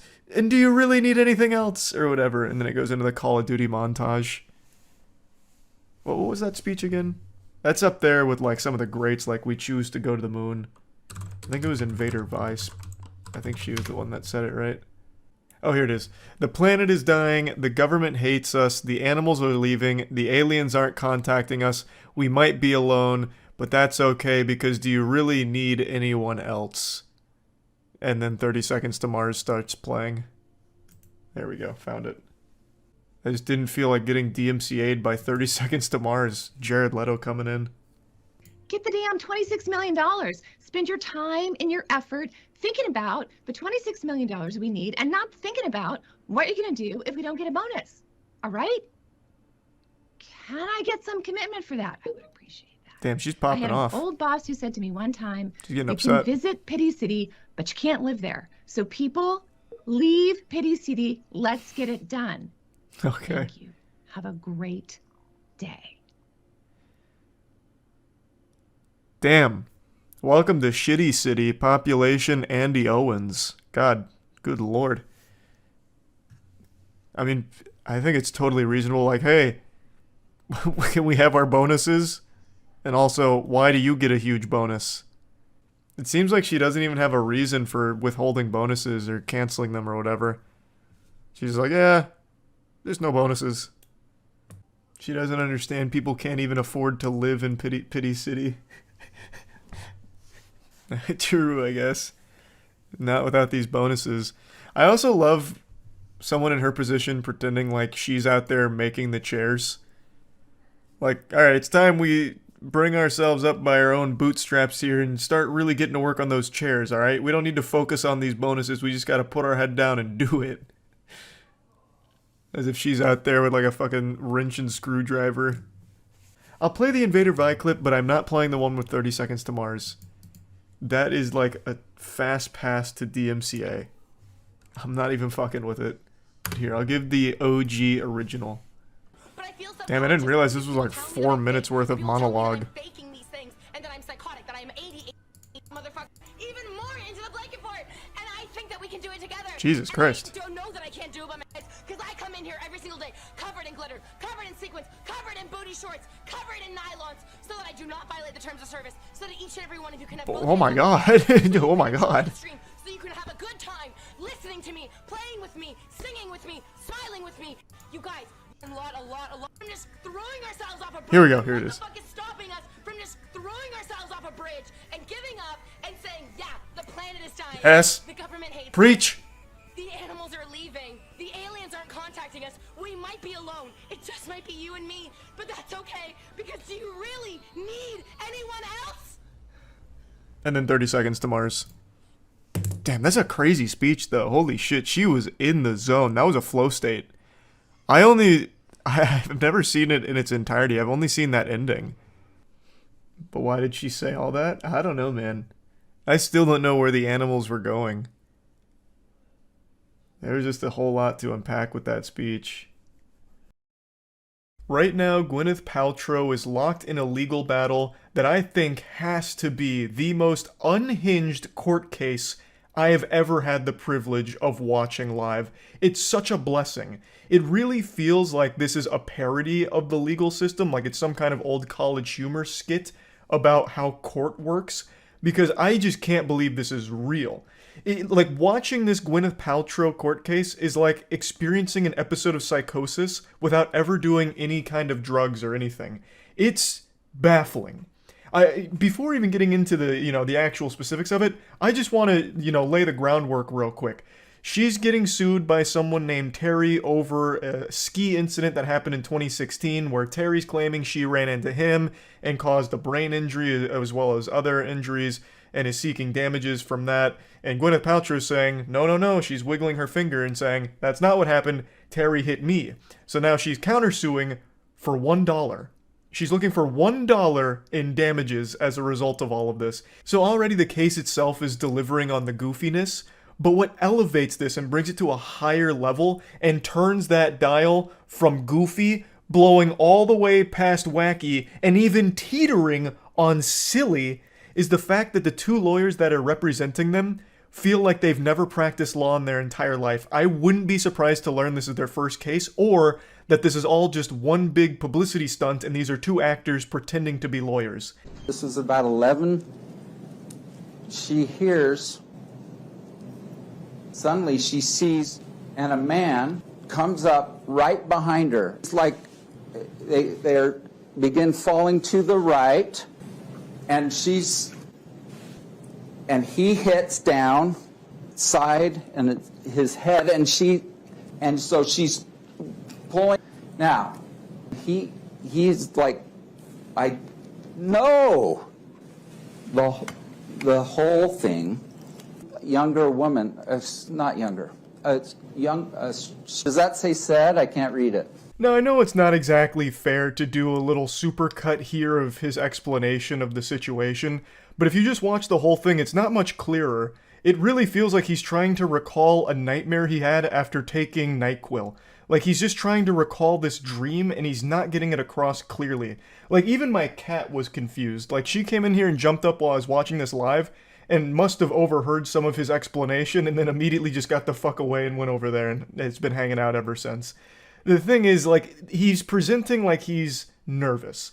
He is actually delivering his side of the situation like I would deliver a class project back in college, where I'm presenting to the class and I've got the butterflies in my tummy, so I'm fumbling all my words, I can't get any of my thoughts out clearly. Like, it just does seem that he has a problem with public speaking, which I've never really seen from a lawyer before. And it's not like his opposing lawyer, his opponent here in this legal combat, is any better. In fact, she seems like she's just more of a fangirl of Gwyneth Paltrow, and all of her questions are just kind of conversation starters for small talk between them. And keep in mind, this lawyer is representing Terry, so she's supposed to be grilling Gwyneth Paltrow and trying to, like, prove that Terry's the one that's telling the truth and he deserves to win the case. But when I listen to her statements, it really just feels like she's, like, internally freaking out because she's getting to meet and talk with Gwyneth Paltrow. It's so weird. Good friends with Taylor Swift? No. Overruled? You're not good friends with Taylor Swift. I would not say we're good friends. We are friendly. I've taken my kids to one of her concerts before, but we don't talk very often. You've never given Miss Swift personal, intimate gifts for Christmas. Your Honor. Relevance, or I would like a bench trial? Well, she's just said that she wasn't friends with her, so I'm inquiring on that. I was half expecting this lawyer to then turn around and say, if you give me some free Taylor Swift tickets, I'll go ahead and drop this whole case right now and throw Terry to the fucking wolves here. Like, these interactions don't lead to anything. I tried to get the context on what the fuck the thought process here even was with bringing up Taylor Swift out of the blue. And it's apparently because Taylor Swift also did some kind of lawsuit for like $1 in damages as a countersuit back in like 2017 or some shit. But it's still completely irrelevant to the whole case here. It doesn't really serve a purpose to try and establish a connection between Gwyneth Paltrow and Taylor Swift, because that has nothing to do with getting to the bottom of this ski incident and who's at fault and who should be awarded the damages.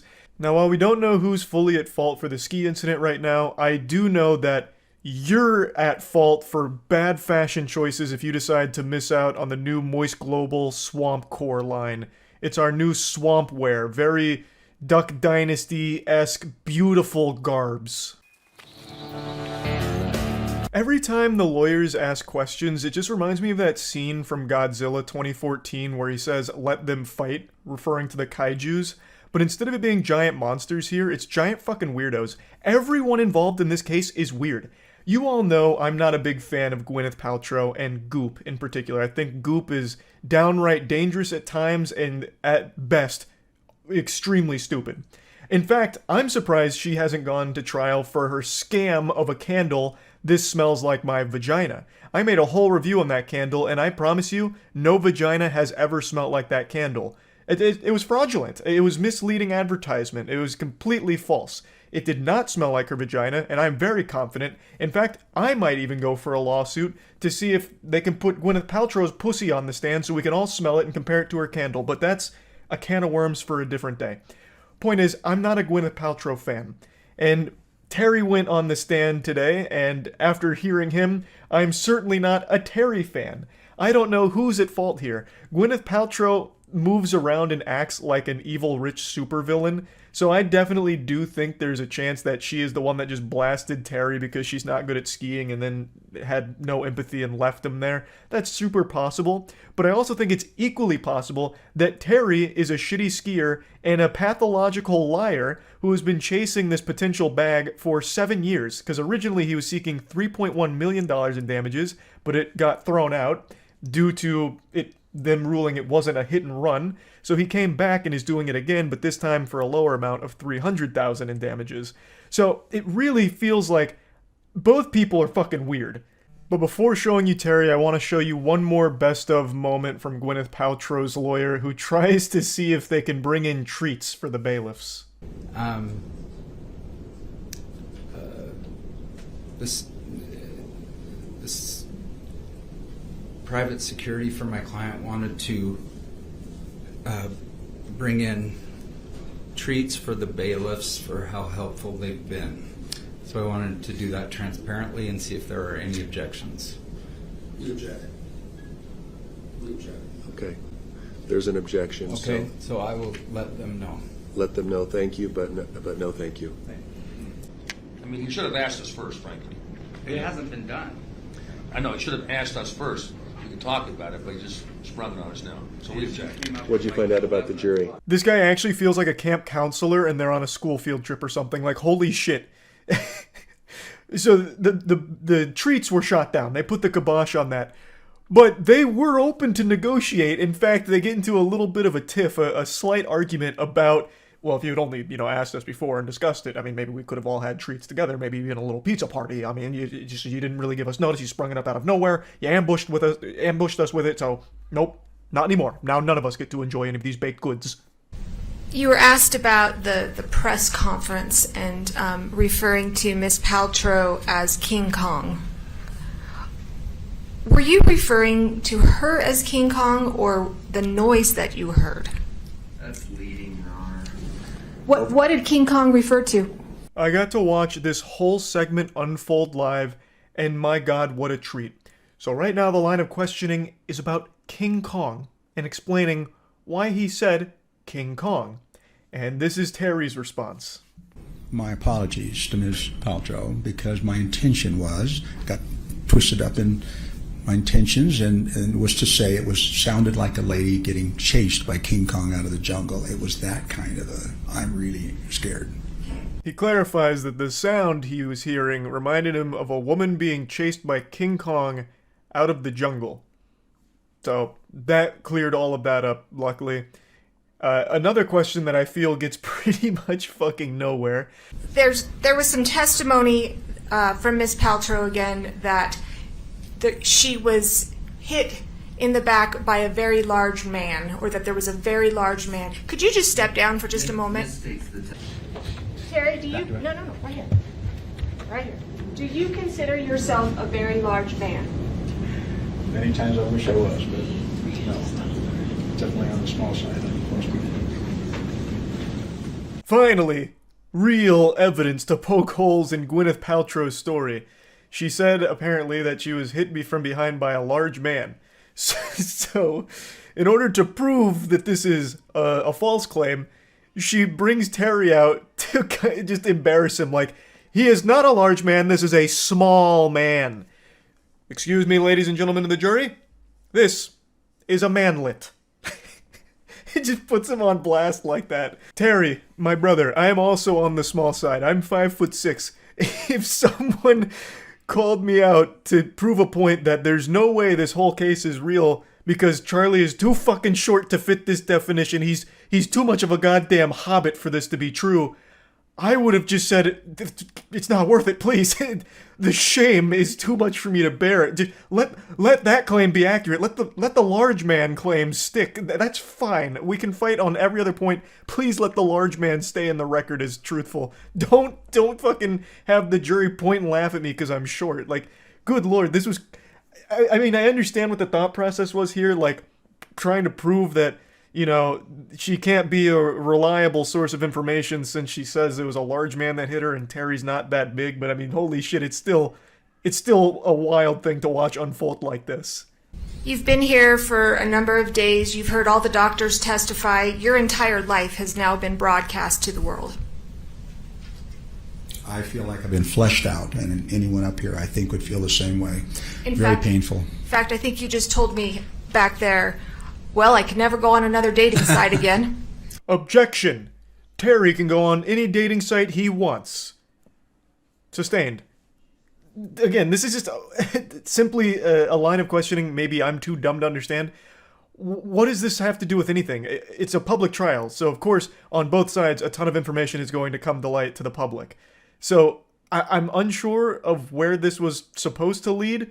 Maybe it was supposed to make people feel, like, bad for Terry, like, on the stand, like, oh man, you know, this guy, he's had his whole life laid out in front of everyone now.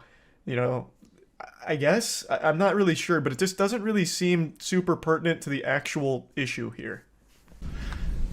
Yeah, I'm classifying it as an insult, but it's absolutely ignoring me, ignorance. And that's what it felt like. It's like, what is going on here? This is obviously an issue that someone needs to be accountable for. And if they're never accountable, what are they going to do? They're going to do it again. Now we have the molesting of young children on an island. Your Honor, denial. This is ridiculous testimony. He's talking about... Sustained as to relevance, the last part, the jury should disregard. Now you can see things going a little off the rails here. So the question that brought this section up was, is the lawsuit important to you? Which again is one of those fucking galaxy brain questions, those chess master moves I can't quite process, because fucking obviously the lawsuit's important. He's been pursuing it for years now. I mean, Jesus Christ, clearly it's important. And it led to this situation where he's saying, if he doesn't do something, it's just going to happen again, and then it leads to the molesting of children on an island. So that's a lot to take in right there. That's a lot to digest. I think he's talking about the Epstein Island and the Epstein book. I don't know if Gwyneth Paltrow's name was in Epstein's flight logs on his lists, but I certainly wouldn't be surprised if it was. Half of Hollywood was taking trips to Epstein's Island. Bunch of goddamn evil freaks. But I don't understand exactly how we got to that point in this case here. And I also like the statement preceding it that if he didn't sue Gwyneth Paltrow for this, she'd do it again. As if like she's just this absolutely rambunctious villain on the slopes out there that is constantly running into people out there like a fucking pinball. Just actually bulldozing everyone she can, and it's up to Terry to stop her. Put an end to her reign of tyranny on those slopes because she just keeps hitting people. It's as you can see, this whole case, this whole trial is wild. You've said you've shrunk and lost weight since the incident, right? Well, I gained, I ballooned. Now, when we stand you up, you've lost like 15 pounds and shrunk 3 inches, right? Yes or no? I had no idea. I guess yes. I was just a few days ago. You said I was 175 to 80 and 5'8". Remember? I said that not here. Oh, you know what? In this very trial. Overruled. I know why I said that. It's because the VA records weighs you with all your clothes and everything on, and I knew that's what you were reading was what clothes the VA don't reported. give you 3 inches. You with me? Heels do. Did you have heels on? No, not at all. All right. Now the tables have turned again. Phoenix Wright is back, and he's grilling him on a potential lie here, stating that he had said that he was heavier and taller than he actually is, and says that you stated that you were 5'8", but as we've seen today, you're closer to 5'5". How did you lose 3 inches so quickly? That doesn't make any sense. It's not like you set the height setting from Wumbo to Mini, so what the fuck is going on here? This seems like a lie. And that's kind of the line of question he's going down. The whole thing is just such a weird trial. Like, I feel like half the time they're not even focused on the actual skiing incident. It just goes in all of these completely different directions that you'll never see coming. These plot twists in this trial are wild. And I just wanted to talk about it a little bit because I got to watch a good chunk of it today. And it's something special. So yeah, I just wanted to go over it a little bit. That's about it. So yeah. Hey Sneako, does this outfit look familiar? This is the same thing I wore last time I took you over my knee and spanked your bottom with some discipline. And I'm happy to report that these are back in stock and a lot more at moistglobal.com.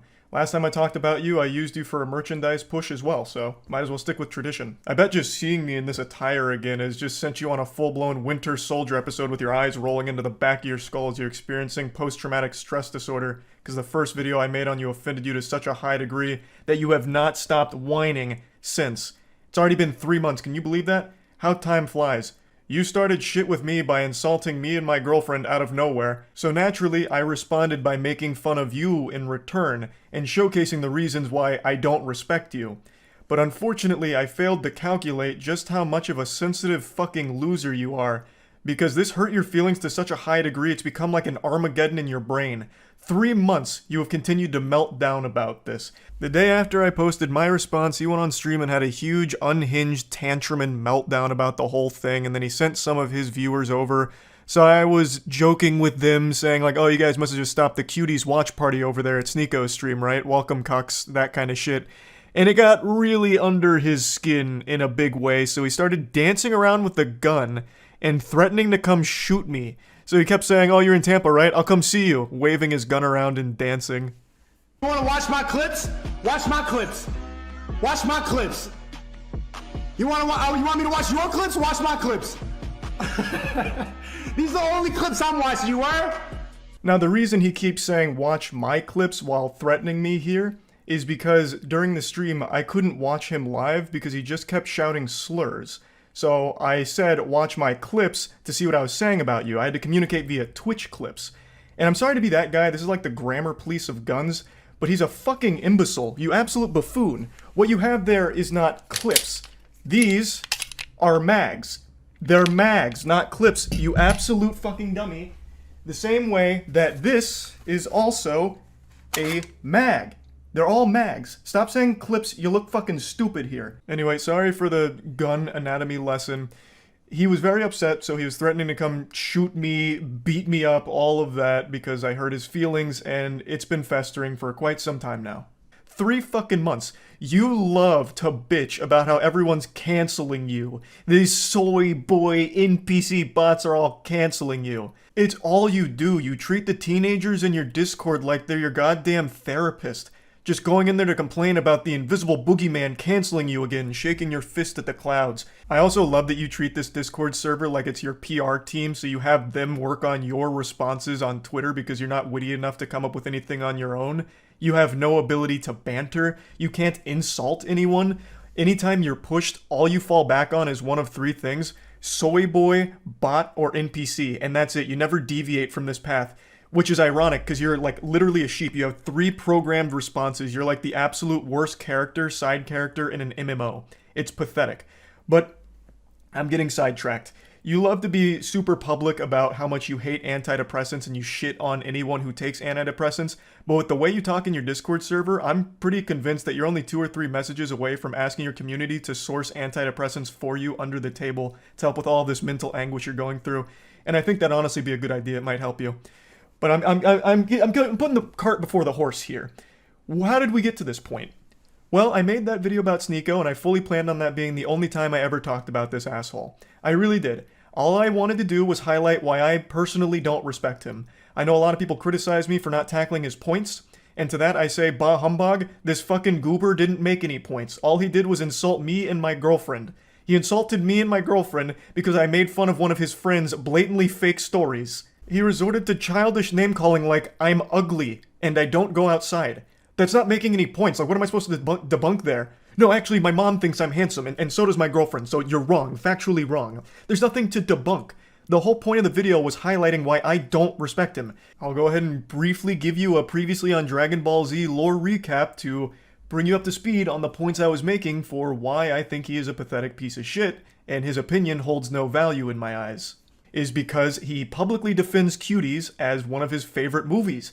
Cuties was a Netflix film that used real child actresses in sexual situations, so they sexualized real children.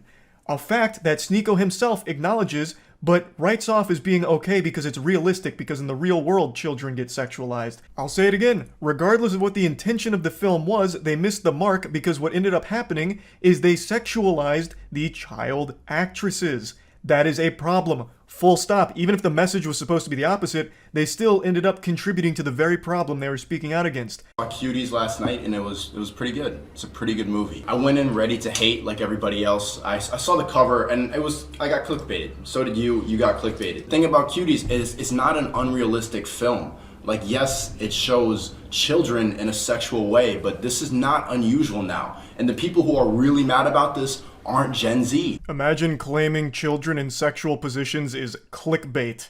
Yikes. That's rough. You admit that the children were sexualized. That is bad. Okay? That means the movie failed in its mission. I don't know what you don't get about that. But regardless, I'm not here to just keep hammering home the same points. Another thing that I talked about for a reason I don't respect him is because he battles with his own sexuality. He is very public about how he used to go to these swinger parties, I think he says 4 in total over the course of like 2 weeks, where he watched his girlfriend get fucked by other men. Even telling the story of how he was literally in the bed watching his girl get fucked by a different man, moaning intensely, and it was traumatizing. Yet he recommends that everyone should try it at some point for some reason. Because this was, imagine seeing the girl you love, like, get fucked. You love her? Yeah, I do. I love her. I was about to say I love this bitch. I'm like, no, let me not say that. I love my Queen. wifey, my queen. And you allowed the love of your life to get fucked by another man. What happened to the other women? Why did that one last? I'm crazy. The first time, as soon as I saw it, like 3 pumps in, I just got up and walked out. I'm just like, I can't do that. Like, feeling traumatic thoughts, like seeing her with another person. It's a lot. But I think it's something everybody should do just to test. You know what? So my point with this was, why is this the guy that's lecturing everyone on their relationships, shitting on people's relationships, when he himself is in one that makes him very upset and he can't come to terms with it? Now, if he's open about being a cuck and happy and proud to be a cuck, that's fine. But he's not. It makes him mad every single time. So why the fuck is this insecure guy the one that's the moral authority on healthy relationships all of a sudden? That was the point of me bringing up that clip. Now, that was basically the whole video. I summed it up real quick. All I pointed out is I don't respect his opinion because he defends a movie I consider to be child porn. I think any film or any production that has real children being sexualized should be classified as child porn. That's how I view it. Maybe your definition's different, but that's how I personally view that kind of content. So him defending that was beyond reprehensible to me. And him being very public with his cuckoldry and how scarring it has been, it should be a lesson and an example that he himself is not great when it comes to relationships and all these things. And I posted that and it made him extremely upset and he hasn't stopped fucking crying about it for 3 months. So, fast forward to 2 days ago.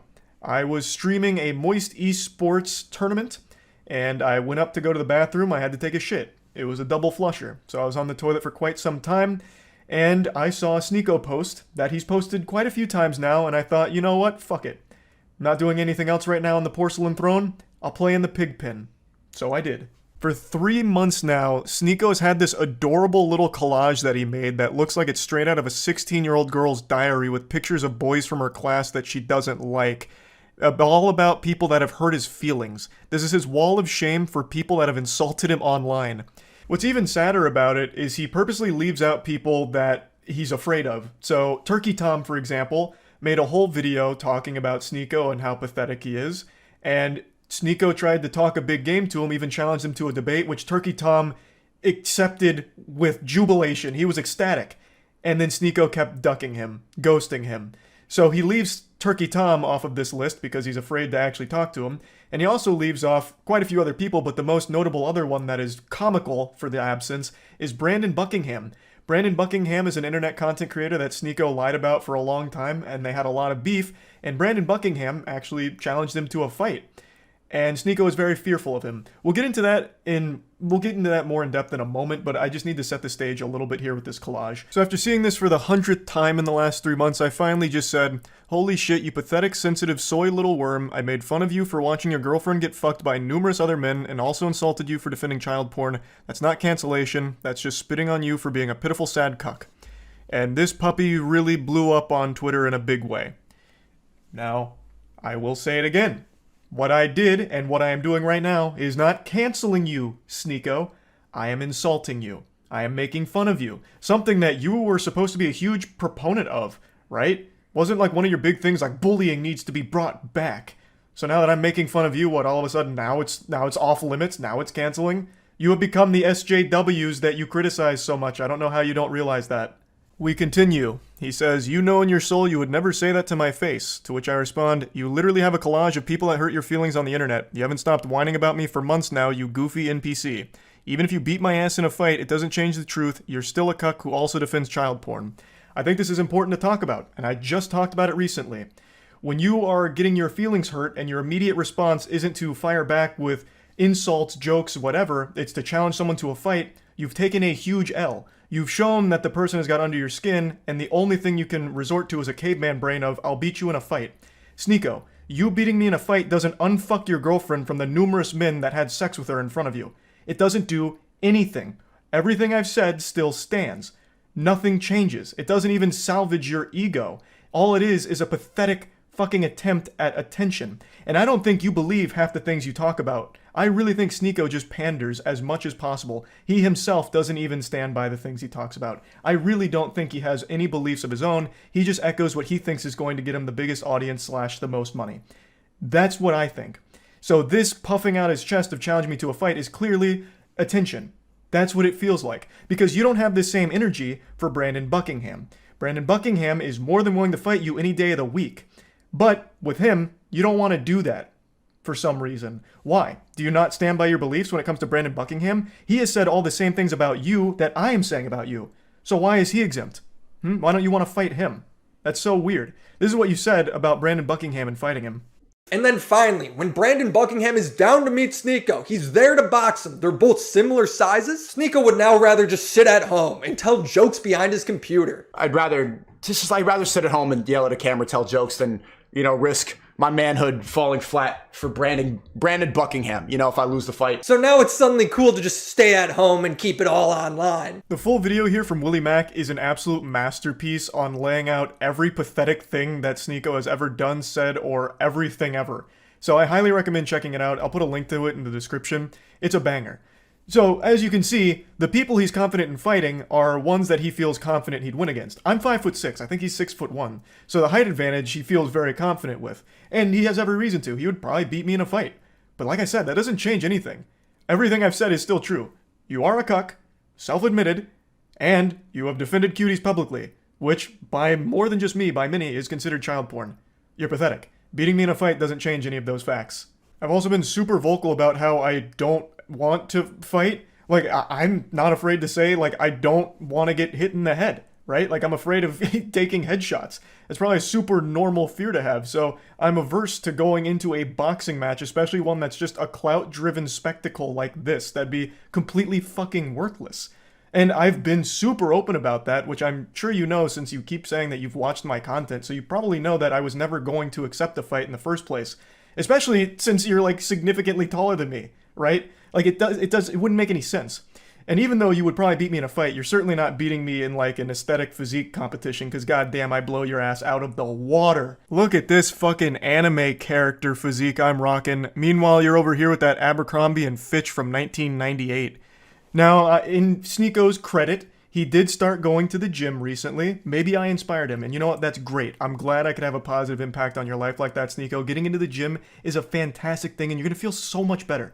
And I know you'll start seeing results soon as long as you keep at it. And then finally, our last exchange goes very similarly to the others. You're not special from the other 10 soy boys who say the same thing. If you got a problem, stop talking on the internet. Let's solve it. So I said, got your Discord still working on responses? Brother, I have no problem. You started it and I made fun of you in return. You're upset about publicly admitting to cuckoldry and get mad at me for bringing it up. You should be mad at yourself instead. Have some self-reflection. Which it's true. I don't have a problem. You literally started it, Sneako, and you even asked your audience to let me know everything you said and send me your clips. You actually asked for a response, and then got super upset when my response was a little too mean to your feelings. How is that not the ultimate cuckoldry? Like, even more so than your girl getting clapped by 1,000 men. How?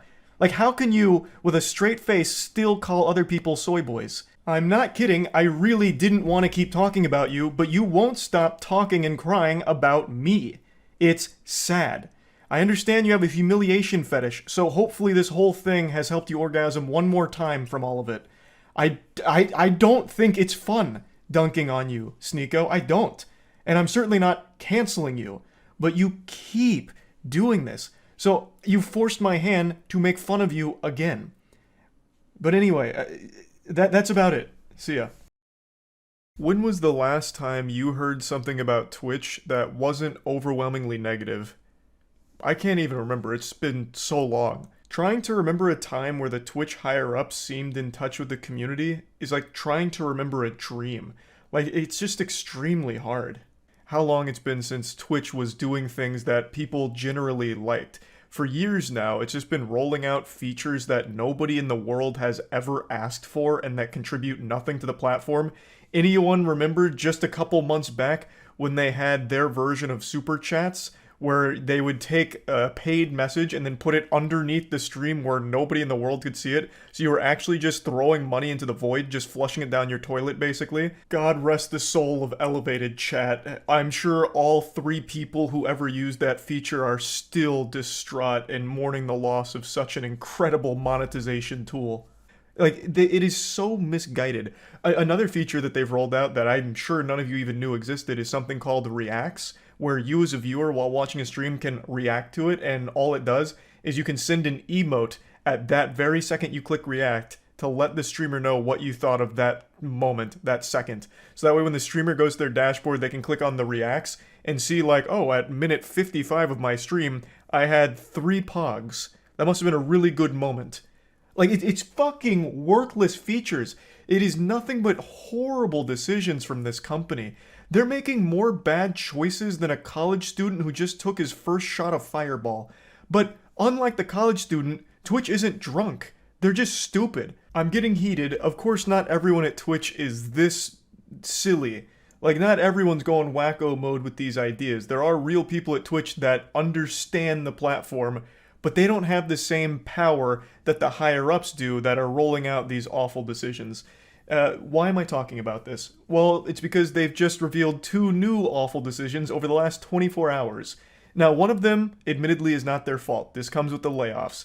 I will show you some clips from last night's stream where I really dive in deep on those. But the other one that not a lot of people have realized yet is they also made a statement on their sub-revenue split. You might remember, I also mentioned it recently in another video. Last year, towards the end of the year, Twitch announced that it would be getting rid of the 70-30 sub-revenue deal that they had with streamers. So now it would be 50-50 across the board, 70-30 would no longer exist, which means Twitch now offers the lowest amount of revenue to streamers in the entire industry. They're now at the bottom of the food chain when it comes to sub-splits across the board of every streaming platform. And by a wide margin. YouTube is 70-30. I mean, even Kick is like 90-10, I think, or even 95-5, I don't remember. But they offer the lowest split of subs, and it's not even close. And they really don't have any tools in place to try and make up for that, so instead they double down on ads, which is worse for everyone. Streamers don't like running ads. Viewers don't like watching ads. Thus, you're immediately killing the 2 people that make streaming work, streamers and viewers. You are rolling out things that neither side want. Their Galaxy Brain solution to the taking 20% away from the streamers is to force them to run more ads if they want to make up for that lost revenue. And streamers don't want to do that because that drives away their viewers. That's bad.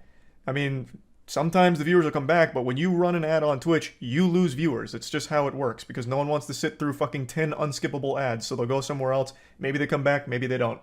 And this is extremely detrimental because of pre-roll ads that play when you click on a stream for the first time. This is the nail in the coffin for a lot of smaller streamers where even if they're doing really cool content, a lot of people never find it because when they click on that stream and they get fucking 2 back-to-back 30-second ads, they just instantly leave and they'll never go back. So clearly it was a very controversial decision, one that a lot of people took issue with, and now Twitch is saying that we heard everything everyone was saying. It was a very loud conversation, and we laughed at all of you, and we're spitting in your face. We made the right decision, nerds. It's going to be 50-50 forever.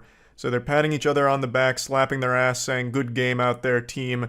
They are taking their victory lap, letting us all know that 50-50 is here to stay forever, and then try and elaborate on why it's a good thing and how they're going to change their monetization model in order to make Twitch the #1 place to stream when it comes to revenue for streamers. And in the interview, they said, we talk a lot about how we're in this together, and part of that is innovation. We are committed to continuing to improve our monetization products and building new monetization products, and at the end of the day, we're committed to increasing the amount of money a streamer earns. Wow, such noble intentions with absolutely no way of delivering. One of the things Twitch is really going buck wild with is their ad incentive program, and here's what they had to say about that. Surprisingly, they did recognize that the intrusiveness of ads on Twitch is a big issue, one that they're trying to work on. So they said the acceptance and engagement on the ad incentive program far exceeded our expectations, so streamers are clearly seeing the value in running ads now. I like how they're saying that like a mark of pride. Streamers aren't happy about that, by the way. It's just that's their only option. In fact, if you go on Twitter and spend even just a couple of seconds typing in the Twitch ad incentive program, you'll see a lot of people outraged at it because a lot of the asks are huge for the ad incentive program, up to like fucking 7 minutes worth of ads. I've seen them. Like, for example, Caleb, Just Joel, streams often. He's shown me his ad incentive program. Rex Gunderson, he's shown me his. Like, the asks are not small, and the pay they're offering isn't huge for smaller streamers. Even in the rare instance where a couple of larger streamers posted their ad incentives where it was a lot of money for like fucking 6 or 7 minutes of ads per hour, they still, most of them chose not to do it because of how intrusive all of the ads were to the viewers. It just makes the experience of watching their stream awful. Having to be inundated with fucking 7 minutes of ads per hour is a lot when it comes to streaming. So a lot of them still just didn't choose to do it. The only reason there is any level of acceptance with the ad incentive program is because you have forced people to swallow this shit. Since there's now no longer a 70-30 deal or anything like that, the amount of sub revenue you can generate is significantly less. In fact, you'd probably make more money buying and reselling eggs right now than you would trying to rely on sub money on Twitch. Now going forward, Minton acknowledged the state of ads on the platform isn't perfect yet, and the company has taken steps to reduce their intrusiveness through static, in-player ads and disabling pre-roll ads if creators display at least 3 minutes of ads per hour. We're really thinking about ad placement generally and ensuring that, as a viewer, when you're looking for a new community, that we're reducing the impact of ads. So they do recognize how it's very bad for small streamers when pre-rolls are playing. And right now their solution is, we'll just play more ads during your stream and we'll get rid of pre-rolls. Like, it's literally Ouroboros, just constantly fucking feeding on ads and eating its own tail. Everything is all about ads, and it's still intrusive. Like, it is still there. Like, pre-rolls will exist unless you are running ads throughout your stream. So, I still also don't understand why skippable ads aren't on the platform when those are pretty commonplace. Like, I feel like skippable ads would at least help alleviate some of the headache there and make the ad breaks a little more palatable. But still, another thing that they mention is like all of their innovative tools they're working on to help creators monetize their content. They don't really shine a bright light on what all of those new innovations are looking like, though I do imagine one of them they're talking about, because they do briefly mention like sponsorship opportunities through streaming on Twitch, and I think what they're talking about there is like something similar to the bounty board. Bounty board is something that's existed on Twitch for quite a few years now. Basically, companies will pay Twitch to have streamers of X amount of viewers stream their product for however many hours, and Twitch will give a portion of that money that the brand is paid to the streamer. I mean, in theory, like, the concept is actually pretty solid, right? if Twitch is going to facilitate brand deals like that and just put it right on your dashboard, that's a pretty decent idea. But most people have woken up to the fact that the deal is shit. Twitch is taking the lion's share of that brand deal, and the streamer is getting very, very little comparatively to what they would get if they just chased down the same deal themselves or with like an agency or something. Like, if you're going to do a stream deal through Twitch, you're better off just clicking on the bounty board to see who's looking for streamers and then reach out to the company yourself, or have your manager or whatever agency you're with reach out to them for you and let them know you're interested, because you'll get a much better rate that way. Because Twitch has taken almost all of it. Like, I don't know many people that still use the bounty board, because most people have realized this now. It is paying significantly less than had you just gotten the deal through any other means. So it's a decent idea in theory if Twitch wasn't taking so much of the brand deal. So I've been ranting about this for a while, but you can see there's a lot of problems that plague Twitch when it comes to streaming on there and trying to make a living off of it, which is why so many streamers are choosing to stream elsewhere. YouTube or Kick really are the two main competitors at the moment that people are switching to or starting with. And it's because you have a much better chance of making a living on those two platforms at the moment. Discoverability on Twitch used to be one of its strongest benefits, but currently Twitch doesn't really have an edge in that category anymore either, mainly because of what I mentioned earlier, pre-rolls. If you're towards the bottom and someone's willing to take a chance on your content, they click on it and they get a pre-roll, they left. They're most likely not going to stick around for that. Whereas if you started on YouTube or Kick, you just fire up your stream and your content's immediately accessible to anyone who might find it. So yeah, like, you just stand a better chance of getting found elsewhere outside of Twitch at the moment, I would argue at least. So there's a lot of problems plaguing Twitch right now. They've made it very clear that they're not exactly turning the profit they'd like to be turning, and the decisions they're making to try and be more profitable are only hurting their platform even further. So let's talk about the layoffs now. Twitch laid off 400 employees yesterday, and what's crazy is the employees don't even know who got laid off yet. So the employees are still fucking trembling in fear, wondering if they even have a job anymore. But this isn't a Twitch exclusive problem. I'm sure all of you know, all of the big tech businesses, the tech industry as a whole, experienced a lot of bloat over the last few years because of COVID. They hired a lot of people. Now they're firing a lot of those people because they don't need that many employees and they're not utilizing that many employees. Thus, they're making a lot of cuts. Amazon laid off like 9,000 people yesterday, so of course the 400 laid off at Twitch were a part of that. Yeah, we can talk about the Twitch stuff now. I see a lot of people coming after Twitch for the layoff. They laid off 400 staff members. I think it's very interesting that Dan Clancy, the new CEO of Twitch, is the one to make this announcement, as opposed to like a parting gift from Emmett Shear, the previous CEO. That was kind of surprising, because this is not really how you want to start your reign as the Twitch CEO, with 400 jobs taken away. But it's also not their fault. Amazon laid off 9K. So people need to realize that since Twitch is part of Amazon, this is part of the overall Amazon layoffs. I don't think Twitch itself was the one that kind of spearheaded it. Though I will say I think Twitch is a bloated company. I feel like losing 500 staff members isn't necessarily going to change too much about it. But I could be wrong. Maybe these are like really crucial members. But what's kind of fucked up about it is apparently the Twitch staff don't even know who's been fired. It sounds like huge corporate shit. Yeah, that is kind of wild that the employees themselves don't know if they've been laid off or not yet. I feel like they probably should have told them that they're fired before making the announcement. 400 employees fired out of 1,200 is fucking rough. Is that how many Twitch has? Is it 1,200? I don't know why, but I thought it was more. But yeah, I mean, it's not a small number by any means. But I do think Twitch was very bloated. I don't think you needed that many employees to begin with.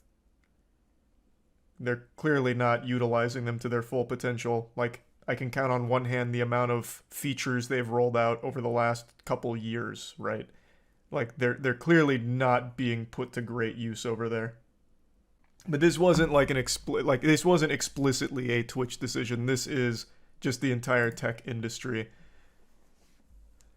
I don't remember where the source was now, but there's a whole article written up about the collapse of the tech industry jobs right now. I believe they cited that because of COVID, all of these companies panic hired a ton of people because they thought they'd need significantly more employees to like run remote and all of that. So all of these companies really exploded with the amount of people on their payroll over COVID. And now that that's not going on anymore, they just have all of these, like this wild list of employees that they don't use and they don't need anymore. So now they're letting them all go all at once. So it's just this huge exodus. My voice is still messed up, so it's going to sound like I'm going through puberty a few times throughout this video, and that's just the way it's gonna be. I'm gonna state something obvious now. Everyone finds different things fun. That's a core component to remember about life. I feel like in the age of Twitter, that's just been lost, where if someone finds something shitty that you enjoy, they take it as like a personal attack on their honor, and they'll fight tooth and nail to prove that they're wrong for not liking what they like. But the reason I mention that is even though everyone finds different things fun or different things enjoyable, there is one unifying pleasure that everyone can agree on, and that's watching Billy Mitchell catch L's. Now I know this isn't the most flattering image, but it's so fitting for today's story. Someone said it best, Billy Mitchell looks cel-shaded and his hair looks like he's perpetually wearing a hoodie. Now, you know him potentially as the King of Kong or the self-proclaimed video game player of the century, but what he actually is the biggest fucking clown of this century. He is Bozo incarnate. He used to be known for video game high scores, but upon further inspection, it's been confirmed pretty much without a shadow of a doubt that he is just a cheater. They're not legitimate achievements that he's obtained. It's all fraudulent. So Billy Mitchell was outed as a cheater, and instead of just fading away into the shadow realm gracefully, he instead started lashing out, and now he's become known for frivolous bullshit lawsuits against anyone who makes fun of him or even really talks somewhat negatively about him. That is his claim to fame now. Just nonsense lawsuits and making a fool of himself publicly. He can't help himself. He's addicted to humiliation. It's pathetic. And I have covered every single one of his losses pretty much because a friend of mine who's an incredible YouTuber named Carl Jobst has been not only involved in lawsuits with Billy Mitchell, but covering every fucking blunder he's ever made and how he continues to beclown himself in front of everybody. I love Carl's content, and I especially love his Billy Mitchell content. Can't recommend it enough. And today, I want to talk about his most recent one. Like I said, everyone has different tastes, but I'm going to tell you, everyone can agree that the ultimate pleasure doesn't come from the first time you try ice cream or when you lose your virginity. The ultimate pleasure is laughing at Billy Mitchell losing. And he just lost again. In fact, I don't think he's ever won a single legal case or anything like that. He tries to bully people with it and it always blows up in his face. He always ends up with more shit on his face than 2 girls, 1 cup.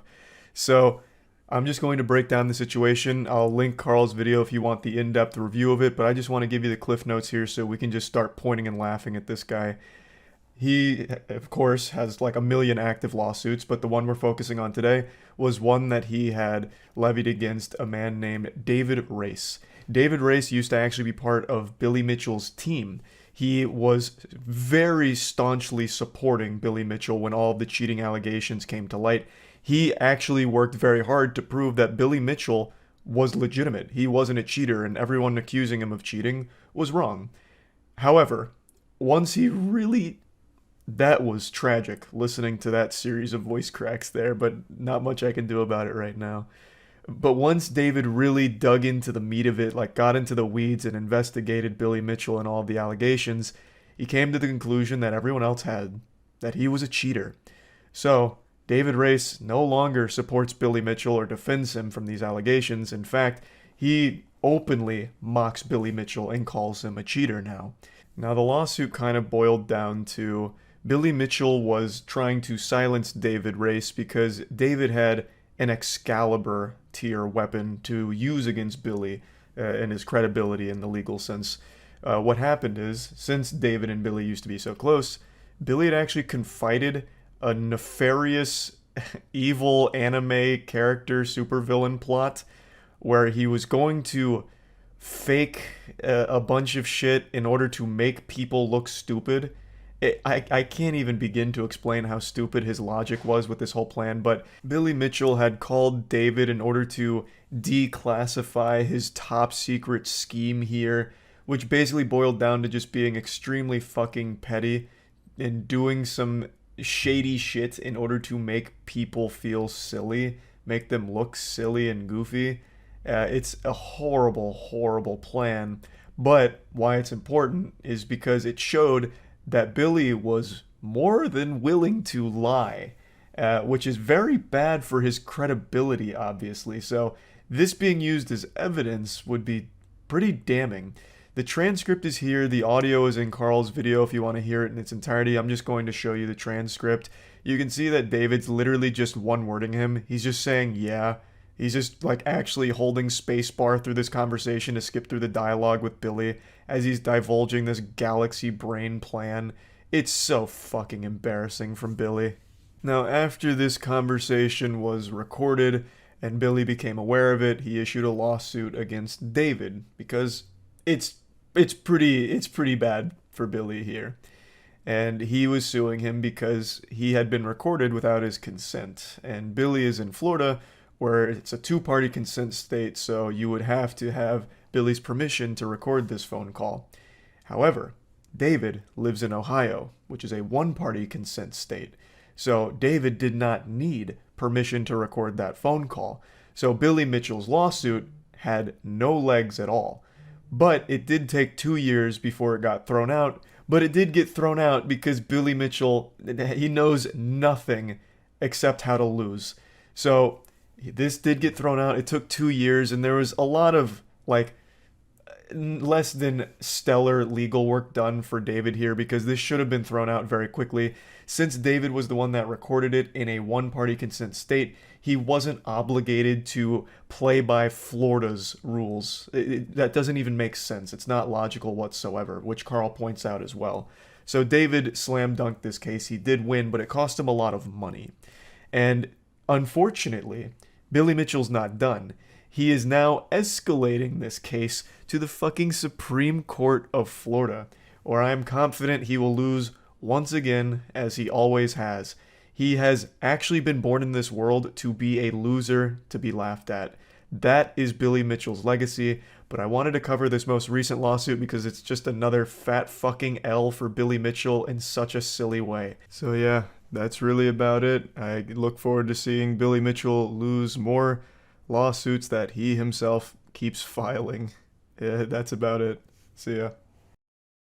This evening I was deep in thought while taking a shower. With my bare bottom pointed towards the shower head, I began to ponder, is it possible to actually sustain a show just from it being hated by everyone? To produce a show that nobody likes but everyone tunes in because they like to make fun of it. The scientific term for this phenomenon is hate watching. People that watch something knowing full well they won't like it, but they can't help but watch it anyway. The reason why I got into this little existential crisis wondering about this topic is because last night news broke that Velma Season 2 is reportedly already being worked on, which is without a doubt the worst news the world has received since the bubonic plague. Velma is a show that's unanimously hated by every single person on this planet with a pulse. So the question begs to be asked, why would they even consider making a Season 2? Even critics hate this show. So who is this for? No one wants it. Is it truly so popular from hate watching that they can justify another season just to continue rage baiting? It's an interesting conundrum, and I've seen it being discussed on Twitter. I believe the big tweet about it says something to the effect of, you hate watched, but you still watched, and that's all that matters to the suits. And I think there's a lot of truth to that statement. We've known for a long time journalism actually thrives off rage-baiting articles. I'm pretty sure GameSpot is kept afloat entirely from their dog shit movie and TV show reviews because they come up with the most contrarian and most baffling reviews I've ever seen. For those that don't know, GameSpot gave Resident Evil the Netflix show a 9 out of 10 and the Halo show an 8 out of 10. There is no dimension in this fucking multiverse where that makes any sense. If you spit in my face and kicked me in my nutsack and then showed me these GameSpot reviews, I would be more offended by the reviews than your disrespect to my sack in my face. It's just unreal to think that these are real articles that got published. And it's not just these two, but these are by far the most egregious examples that I can think of off the top of my head. And this concept of profiting off anger extends to everything in the journalism field. There are so many articles written with the sole purpose, it seems, to incite controversy and spark hatred. Because when you get upset, you're clicking the articles, which I guess is good for their bottom line. Now, does that same concept extend to a show like Velma? There's a lot of evidence to suggest it does, especially in the case of Velma. Right now, they're wiggling their fingers celebrating that Velma had the biggest premiere day for an HBO Max original animated. But this is such a hollow victory because there's no HBO original animations left since everything got canceled. They're competing in a goddamn ghost town. It's just crickets for animation on there. So of course it was going to have the biggest premiere. But is it still just genuinely popular, like even just by normal standards? I think it is. With the amount of clips floating around on Twitter, the amount of discussion around the episodes, I actually think the show is very popular from people solely watching for the sake of insulting it. Which is fascinating because it looks like this show's going to soar to profitability for the network solely off just being this public toilet for people to shit in. This is just the internet's punching bag right now. The show fucking sucks. It sucks fuck. It's terrible. And everyone knows it.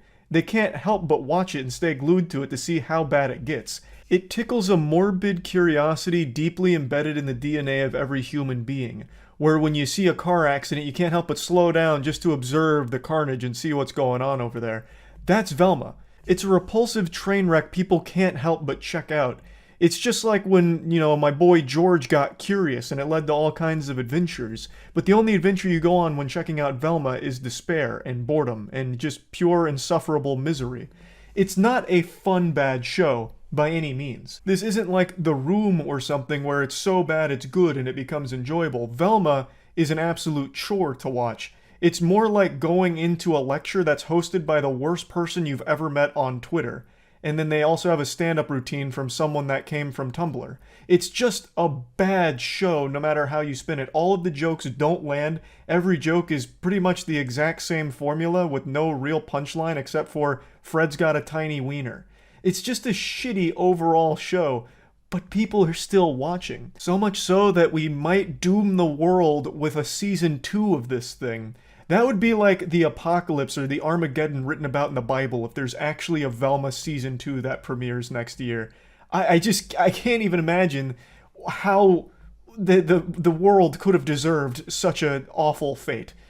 But it's so interesting. Like, I can't help but just be truly blown away by the fact that the studio and everyone involved here has to see the reception. They know everyone hates it.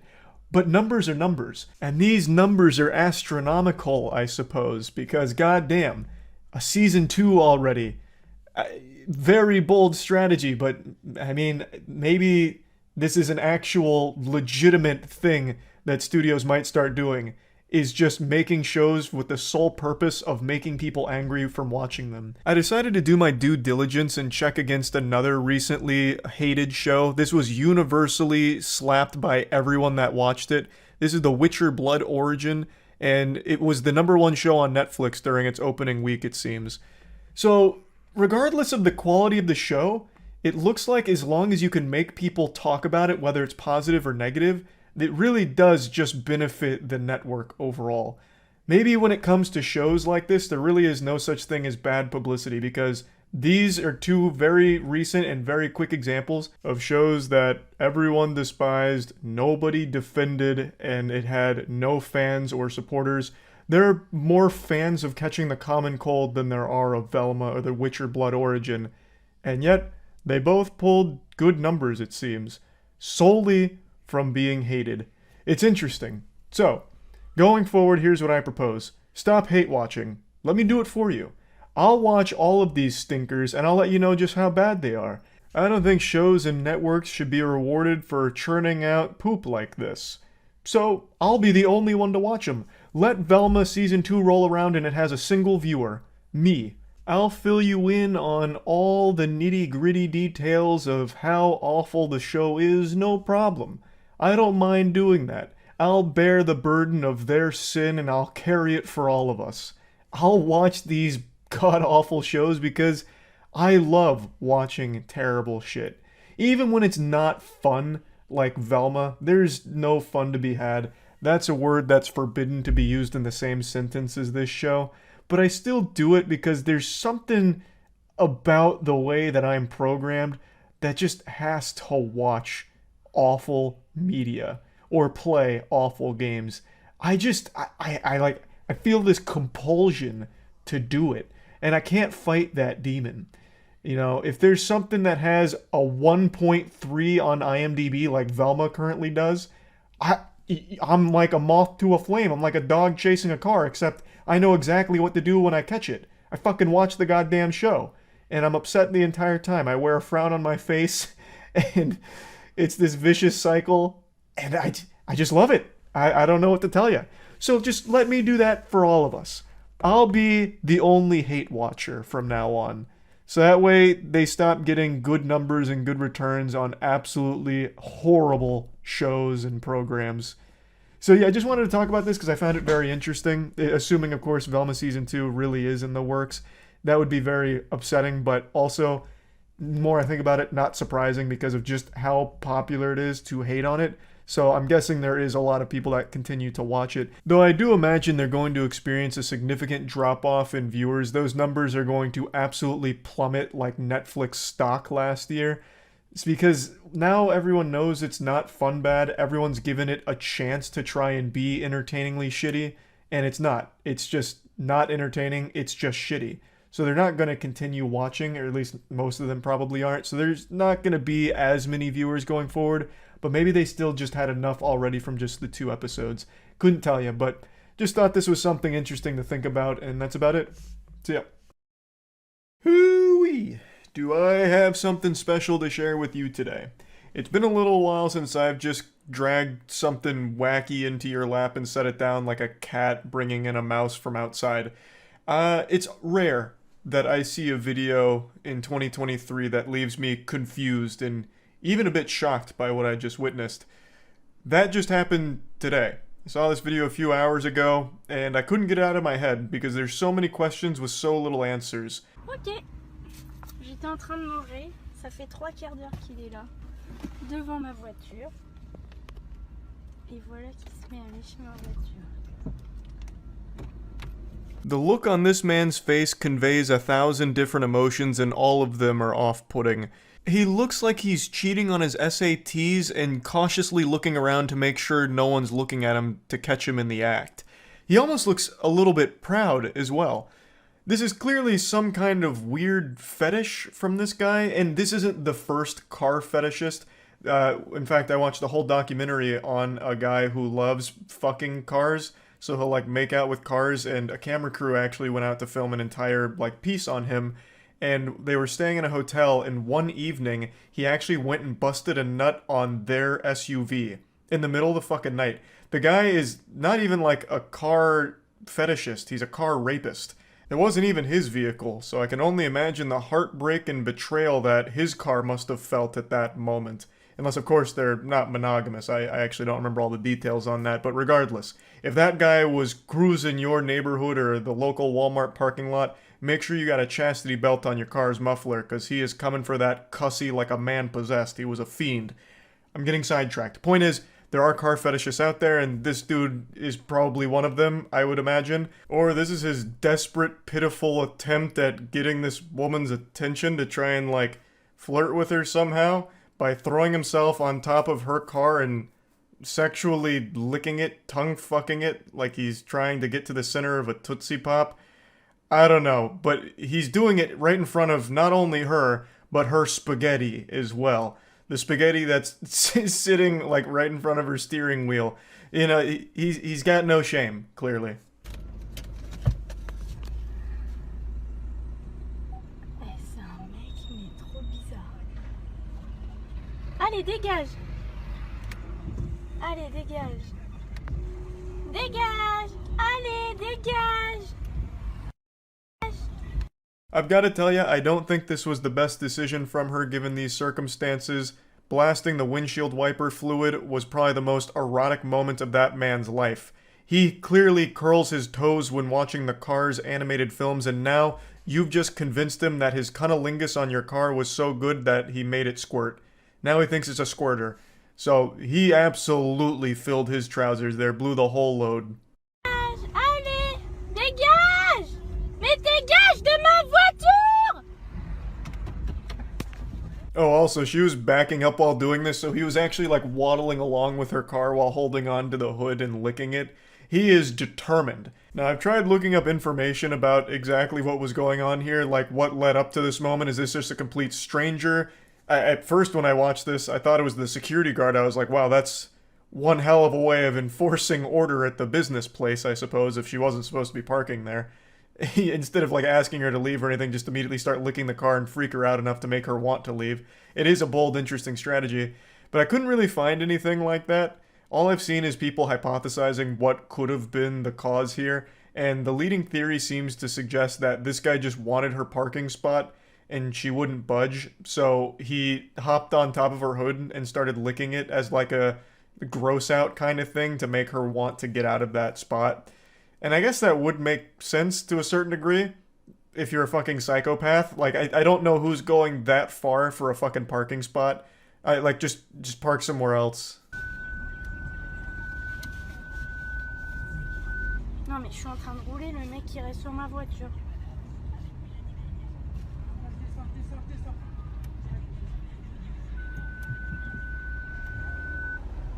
Boss battle completed. She managed to get him off the hood by just accelerating, driving away. And he holds on for quite a little while there. He goes on a little adventure, really gripping onto the hood tight like it's a fucking roller coaster ride. But then eventually she slows down and he gets off and runs away, I guess.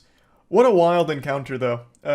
This is one of those weird random events in like an MMO almost. It feels so odd that this actually happened, and I have no fucking idea why it happened at all. And also, while she was driving away with him on the hood, it really looked like a green screen. Like, it actually just looked like him in front of a fucking green screen. It was so comical. But yeah, anyway, I just wanted to share this because I've been thinking about it ever since I watched it this afternoon. So yeah, that's really about it. So yeah. I went over to my family's house for dinner a couple nights ago, and my father was raving and couldn't stop talking about a case I'd never heard of that apparently is just wrapped up.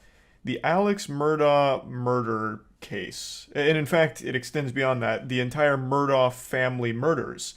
This is a very high-profile case that I just hadn't heard of until my father started lecturing me on it like I had just taken a criminology course.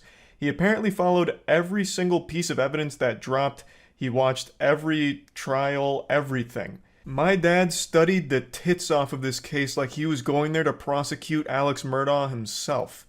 And it piqued my interest. It made me want to learn more about it. So I went to the best goddamn channel on YouTube for things like this, Legal Eagle. Legal Eagle recently made a full, beautiful breakdown going over every single piece of evidence and every single key point in the entire Murdaugh history. So I'm going to put a link to that in the description, but I just kind of wanted to share it with all of you because this is one of the more deep and disturbing cases I've learned about in quite a while. So I just wanted to share kind of the gist of it with all of you, but I highly recommend watching Legal Eagle's video on it if you want to learn the most about it and see how everything unfolded. You see the Murdaugh murders.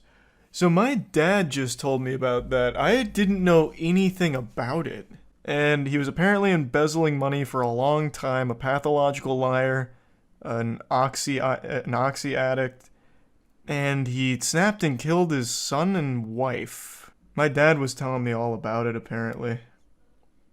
Or, not apparently, my dad was telling me all about it. Apparently, it was a wild case, and I didn't hear shit about it. Yeah, apparently the prosecutors had a video that the son had recorded that proved that Alex Murdaugh was lying about his whereabouts on the night of the murders.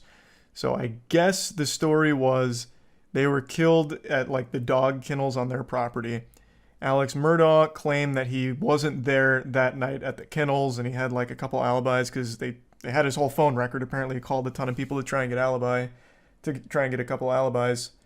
And eventually, the prosecutors showed a video that his son had recorded literally minutes before he was murdered. His son he killed also got in a boat accident that killed a girl named Mallory Beach, and also was the only witness to his housekeeper dying, and he embezzled her life insurance. Oh, what the fuck? Close. Los Angeles area double murder expert O.J. Simpson predicted that the Alec Murdaugh jury would acquit the Low Country lawyer of double murder. It turns out that Simpson's powers of prognostication don't really work for murders he wasn't directly involved in.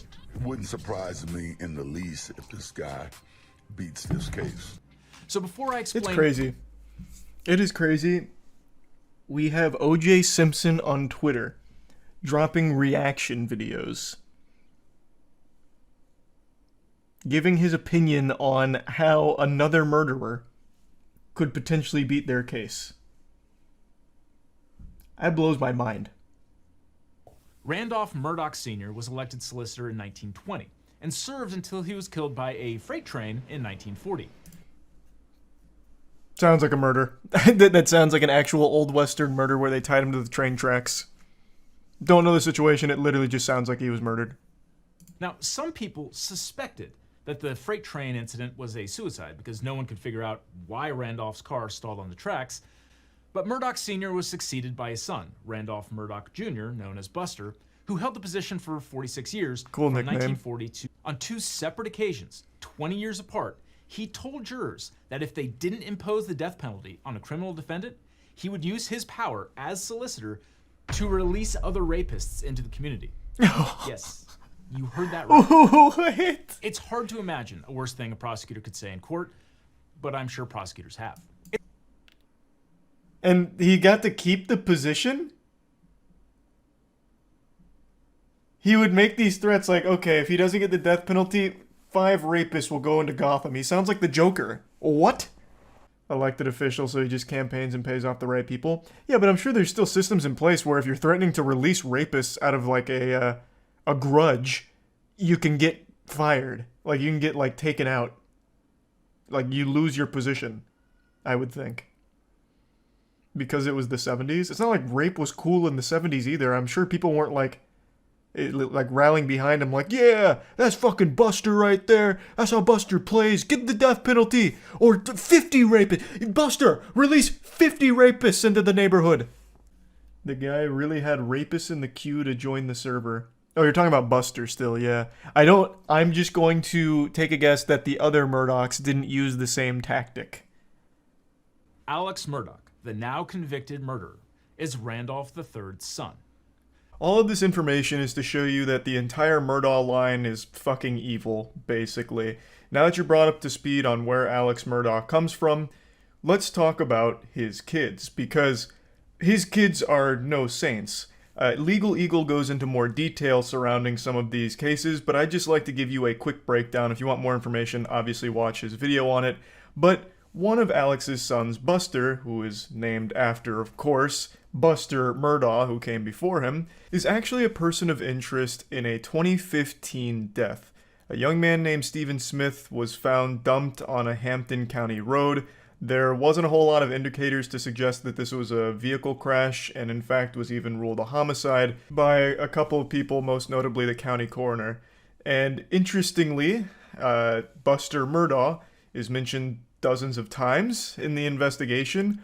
Also, Alex Murdaugh and his brother Randy visited the crime scene, passing through the crime scene tape, and there were rumors that Buster Murdaugh and Stephen Smith were in some kind of relationship, and this case actually just got reopened after the entire Alex Murdaugh investigation.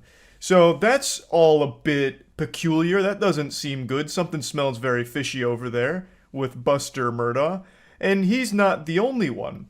In fact, Alex Murdaugh's other son, Paul. In 2019, Paul and his friends were partying on a boat.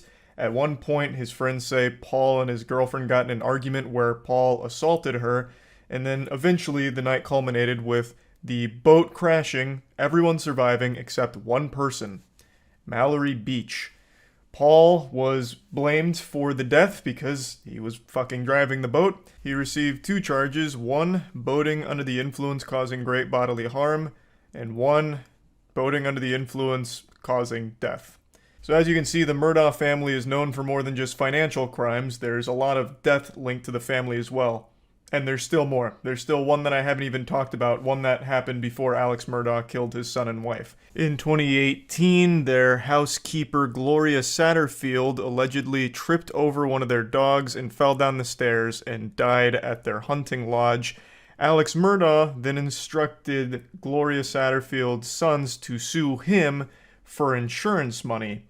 However, he neglected to inform them that he had already collected on 2 settlements and basically robbed them of about $4.3 million from the insurance here.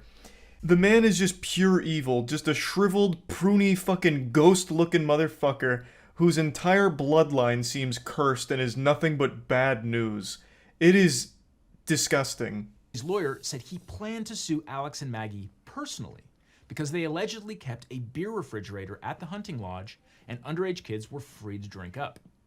Given the scale of Alex's financial crimes, discovery of his assets would have revealed years of Murdaugh's criminality. Later that same night, Alex allegedly found Paul and Maggie dead outside the kennels at the Murdaugh's sprawling hunting estate. I'm really trying to break this down into the most concise form possible just to convey like the general story of the situation, but again, I can't recommend checking out Legal Eagle's full video on it for the absolute best breakdown. In a nutshell, years and years and millions upon millions of dollars of stolen money and financial crimes were about to be brought to light, all of which Alex Murdaugh was panicked about. So the main theory behind his motive for killing Paul and his wife Maggie is he needed some way of buying time to weasel his way out of this situation. I shit you not.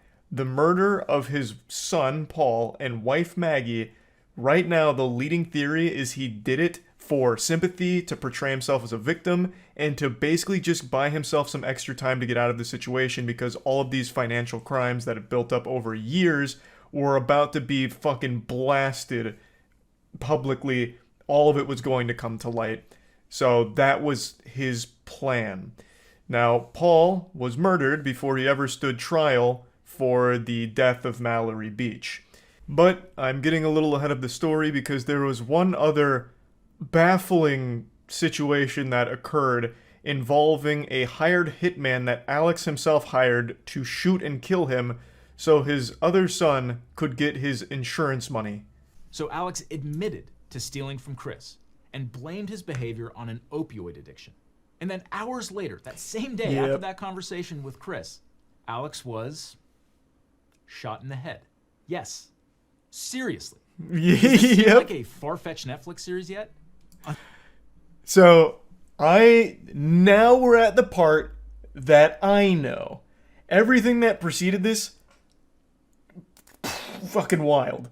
No clue. But now we're getting into the part that my dad was talking about, and now I'm kind of in the know on where all this goes. Chat just educated me about this, so I have the spoilers here. But I guess I won't drop the spoilers. But I see now what has happened and how things have got to this point. Yes, but I mean, I'm okay. Alex later admitted that he hired his cousin Eddie to shoot him. So Alex's remaining son Buster could get the life insurance. $10 million life insurance policy. But apparently cousin Eddie wasn't up to the job because the gunshot Good picture. wound was National just a blaze Lampoon. that temporarily blinded Alex. Eddie would also turn out to be Alex's oxycodone dealer. Alex later admitted that he stole from his law partners and clients to fund his addiction to painkillers. According to Hold on, then my dad's calling me about the Murdoch shit that I just sent him with this. Hold on. Yeah, well, did you even know about all of the Murdoch shit with his family? Like how his son is most likely responsible for deaths as well? Yes. You And his son, like, was in the boat accident. yeah, the boat. Yeah, the whole deal. I mean, yeah, I know all the background of the whole thing. Yeah. And then how he tried to set up, like, his own... Yeah, I just got to that point. Cousin Eddie to like a hitman to shoot him for the life insurance policy for Buster. and then they fucked that whole thing up. Okay, I didn't know if you knew any of that because you didn't mention it. That shit's crazy. Well, see, that's why I haven't been playing any games. I got so into this shit. I'm like, I can't stop. It's like, see, that's why I said this is 10 times better than the goddamn O.J. Simpson.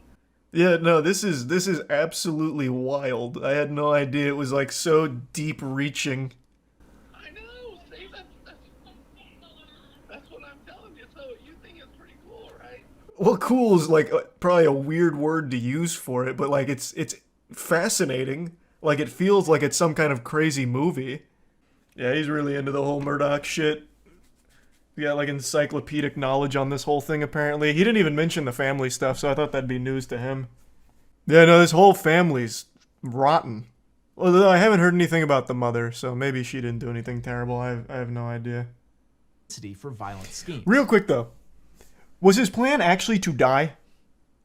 Like, did Alex Murdaugh hire Cousin Eddie, Goofball McGee, red-blooded patriot fucking wild maniac to come shoot him and kill him?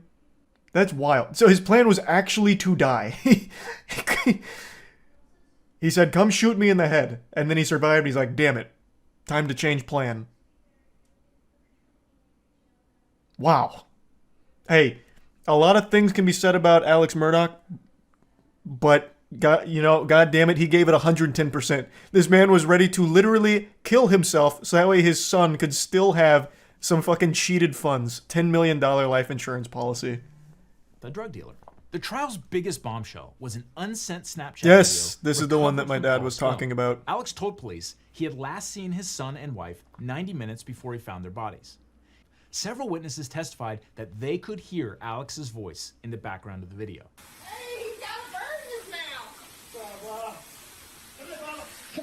Did the Snapchat video influence Alex's decision to testify on his own behalf? Almost certainly yes. The very first Well, thing yeah, and I think that is very clearly his voice in the Snapchat video. Very clearly. Alex did on the witness stand was fess up that he lied about being at the kennels. Alex admitted it was his voice on the video. Were you in fact at the kennels at 8:44 p.m. on the night Maggie and Paul were murdered? I was. Did you? So then he absolutely just admits to a lie right there. I do want to point out, this man's got some wild hair coloration here. This looks like a weird slider in a Dark Souls creator. He looks like a French fry with like some cheese sauce on the top. That shit is going hard. You lied to SLED Agent Owen and Deputy Laura Rutland on the night of June 7th. I did lie to them, and I'm so sorry that I did. Other than lying to them about going to the kennel, I was very Holy cooperative shit. in every aspect of this investigation. When Alex's brother Randy overheard Alex trying to bribe a nurse to let him use her phone, he thought it was suspicious. And brother Randy called the police and the story began to unravel. Oh, Jesus Christ. SLED sketch artist and spent... Man, this guy just straight up looks evil. He looks actually soulless. Those are some hollow, empty devil eyes right there. 100%. Sometimes people just look the part. But in an earlier interview with investigators, Alex had actually implicated his groundskeeper. He also told the jury that someone angry about the death of Mallory Beach committed the murders. These inconsistencies undermined Alex's credibility. Then there's the mess with Alex's financial crimes. The prosecution argued that Alex's financial crimes couldn't be separated from the murders because exposure of his vast financial crimes was one of the motives speaks to his for killing characters. Maggie and Paul. Well, not only that, I imagine that also helps to demonstrate, like, make a character profile, right? I don't know if that is actually something that's usable in court, but doesn't that also serve to poke holes in the credibility since all of these financial crimes hinged on a bunch of lies and embezzlement and all of that? Or is that not allowed? Every single one of these, you had to sit down and look someone in the eye and convince them that you were on their side when you were not. Wow, that's hardball. Do you remember even one of them? If you ask me questions, but I can't remember sitting down with Dion. Alex's response? What I admit is I misled them. I did wrong and that I stole their money. What Prosecutor Waters was getting at was this. Ladies and gentlemen of the jury, Alex Murdaugh is sitting there and looking at you in the eye, trying to convince you of something, but you shouldn't believe him. Just look at how he lied in the past. That's Moreover, strong Alex as fuck. testified that all of his financial bad deeds were caused by his drug habit, which was costing him as much as $60,000 a week. As for the weapons, prosecutors said casings for bullets from a .300 Blackout rifle were found near Maggie's body. And the Murdochs owned a rifle chambered in .300 Blackout, and the weapon is now missing. Alex also couldn't account for the clothing he was wearing on the day of the murders. His clothes had never been found. His mother's caregiver testified that after the murders, Alex tried to remind her about what he was wearing. I guess it's easy in hindsight, but I feel like even if I was in the court as this was unfolding, the second it came to that point, both of those in conjunction, I'd be like, well, he fucking did it. What kind of coincidence is that? Oh, so they were killed with .300 Blackout rounds. Oh, you have a weapon with .300 Blackout. That's a weird coincidence. Can you bring it in so we can just make sure like everything's, all good? Oh, it's missing. Well, what happened to it? Oh, you don't know. Oh. Okay, well, what about your clothes? Can we, like the clothes you were wearing on that night, maybe they picked up some forensic evidence from the real killers. Oh, you lost your clothes.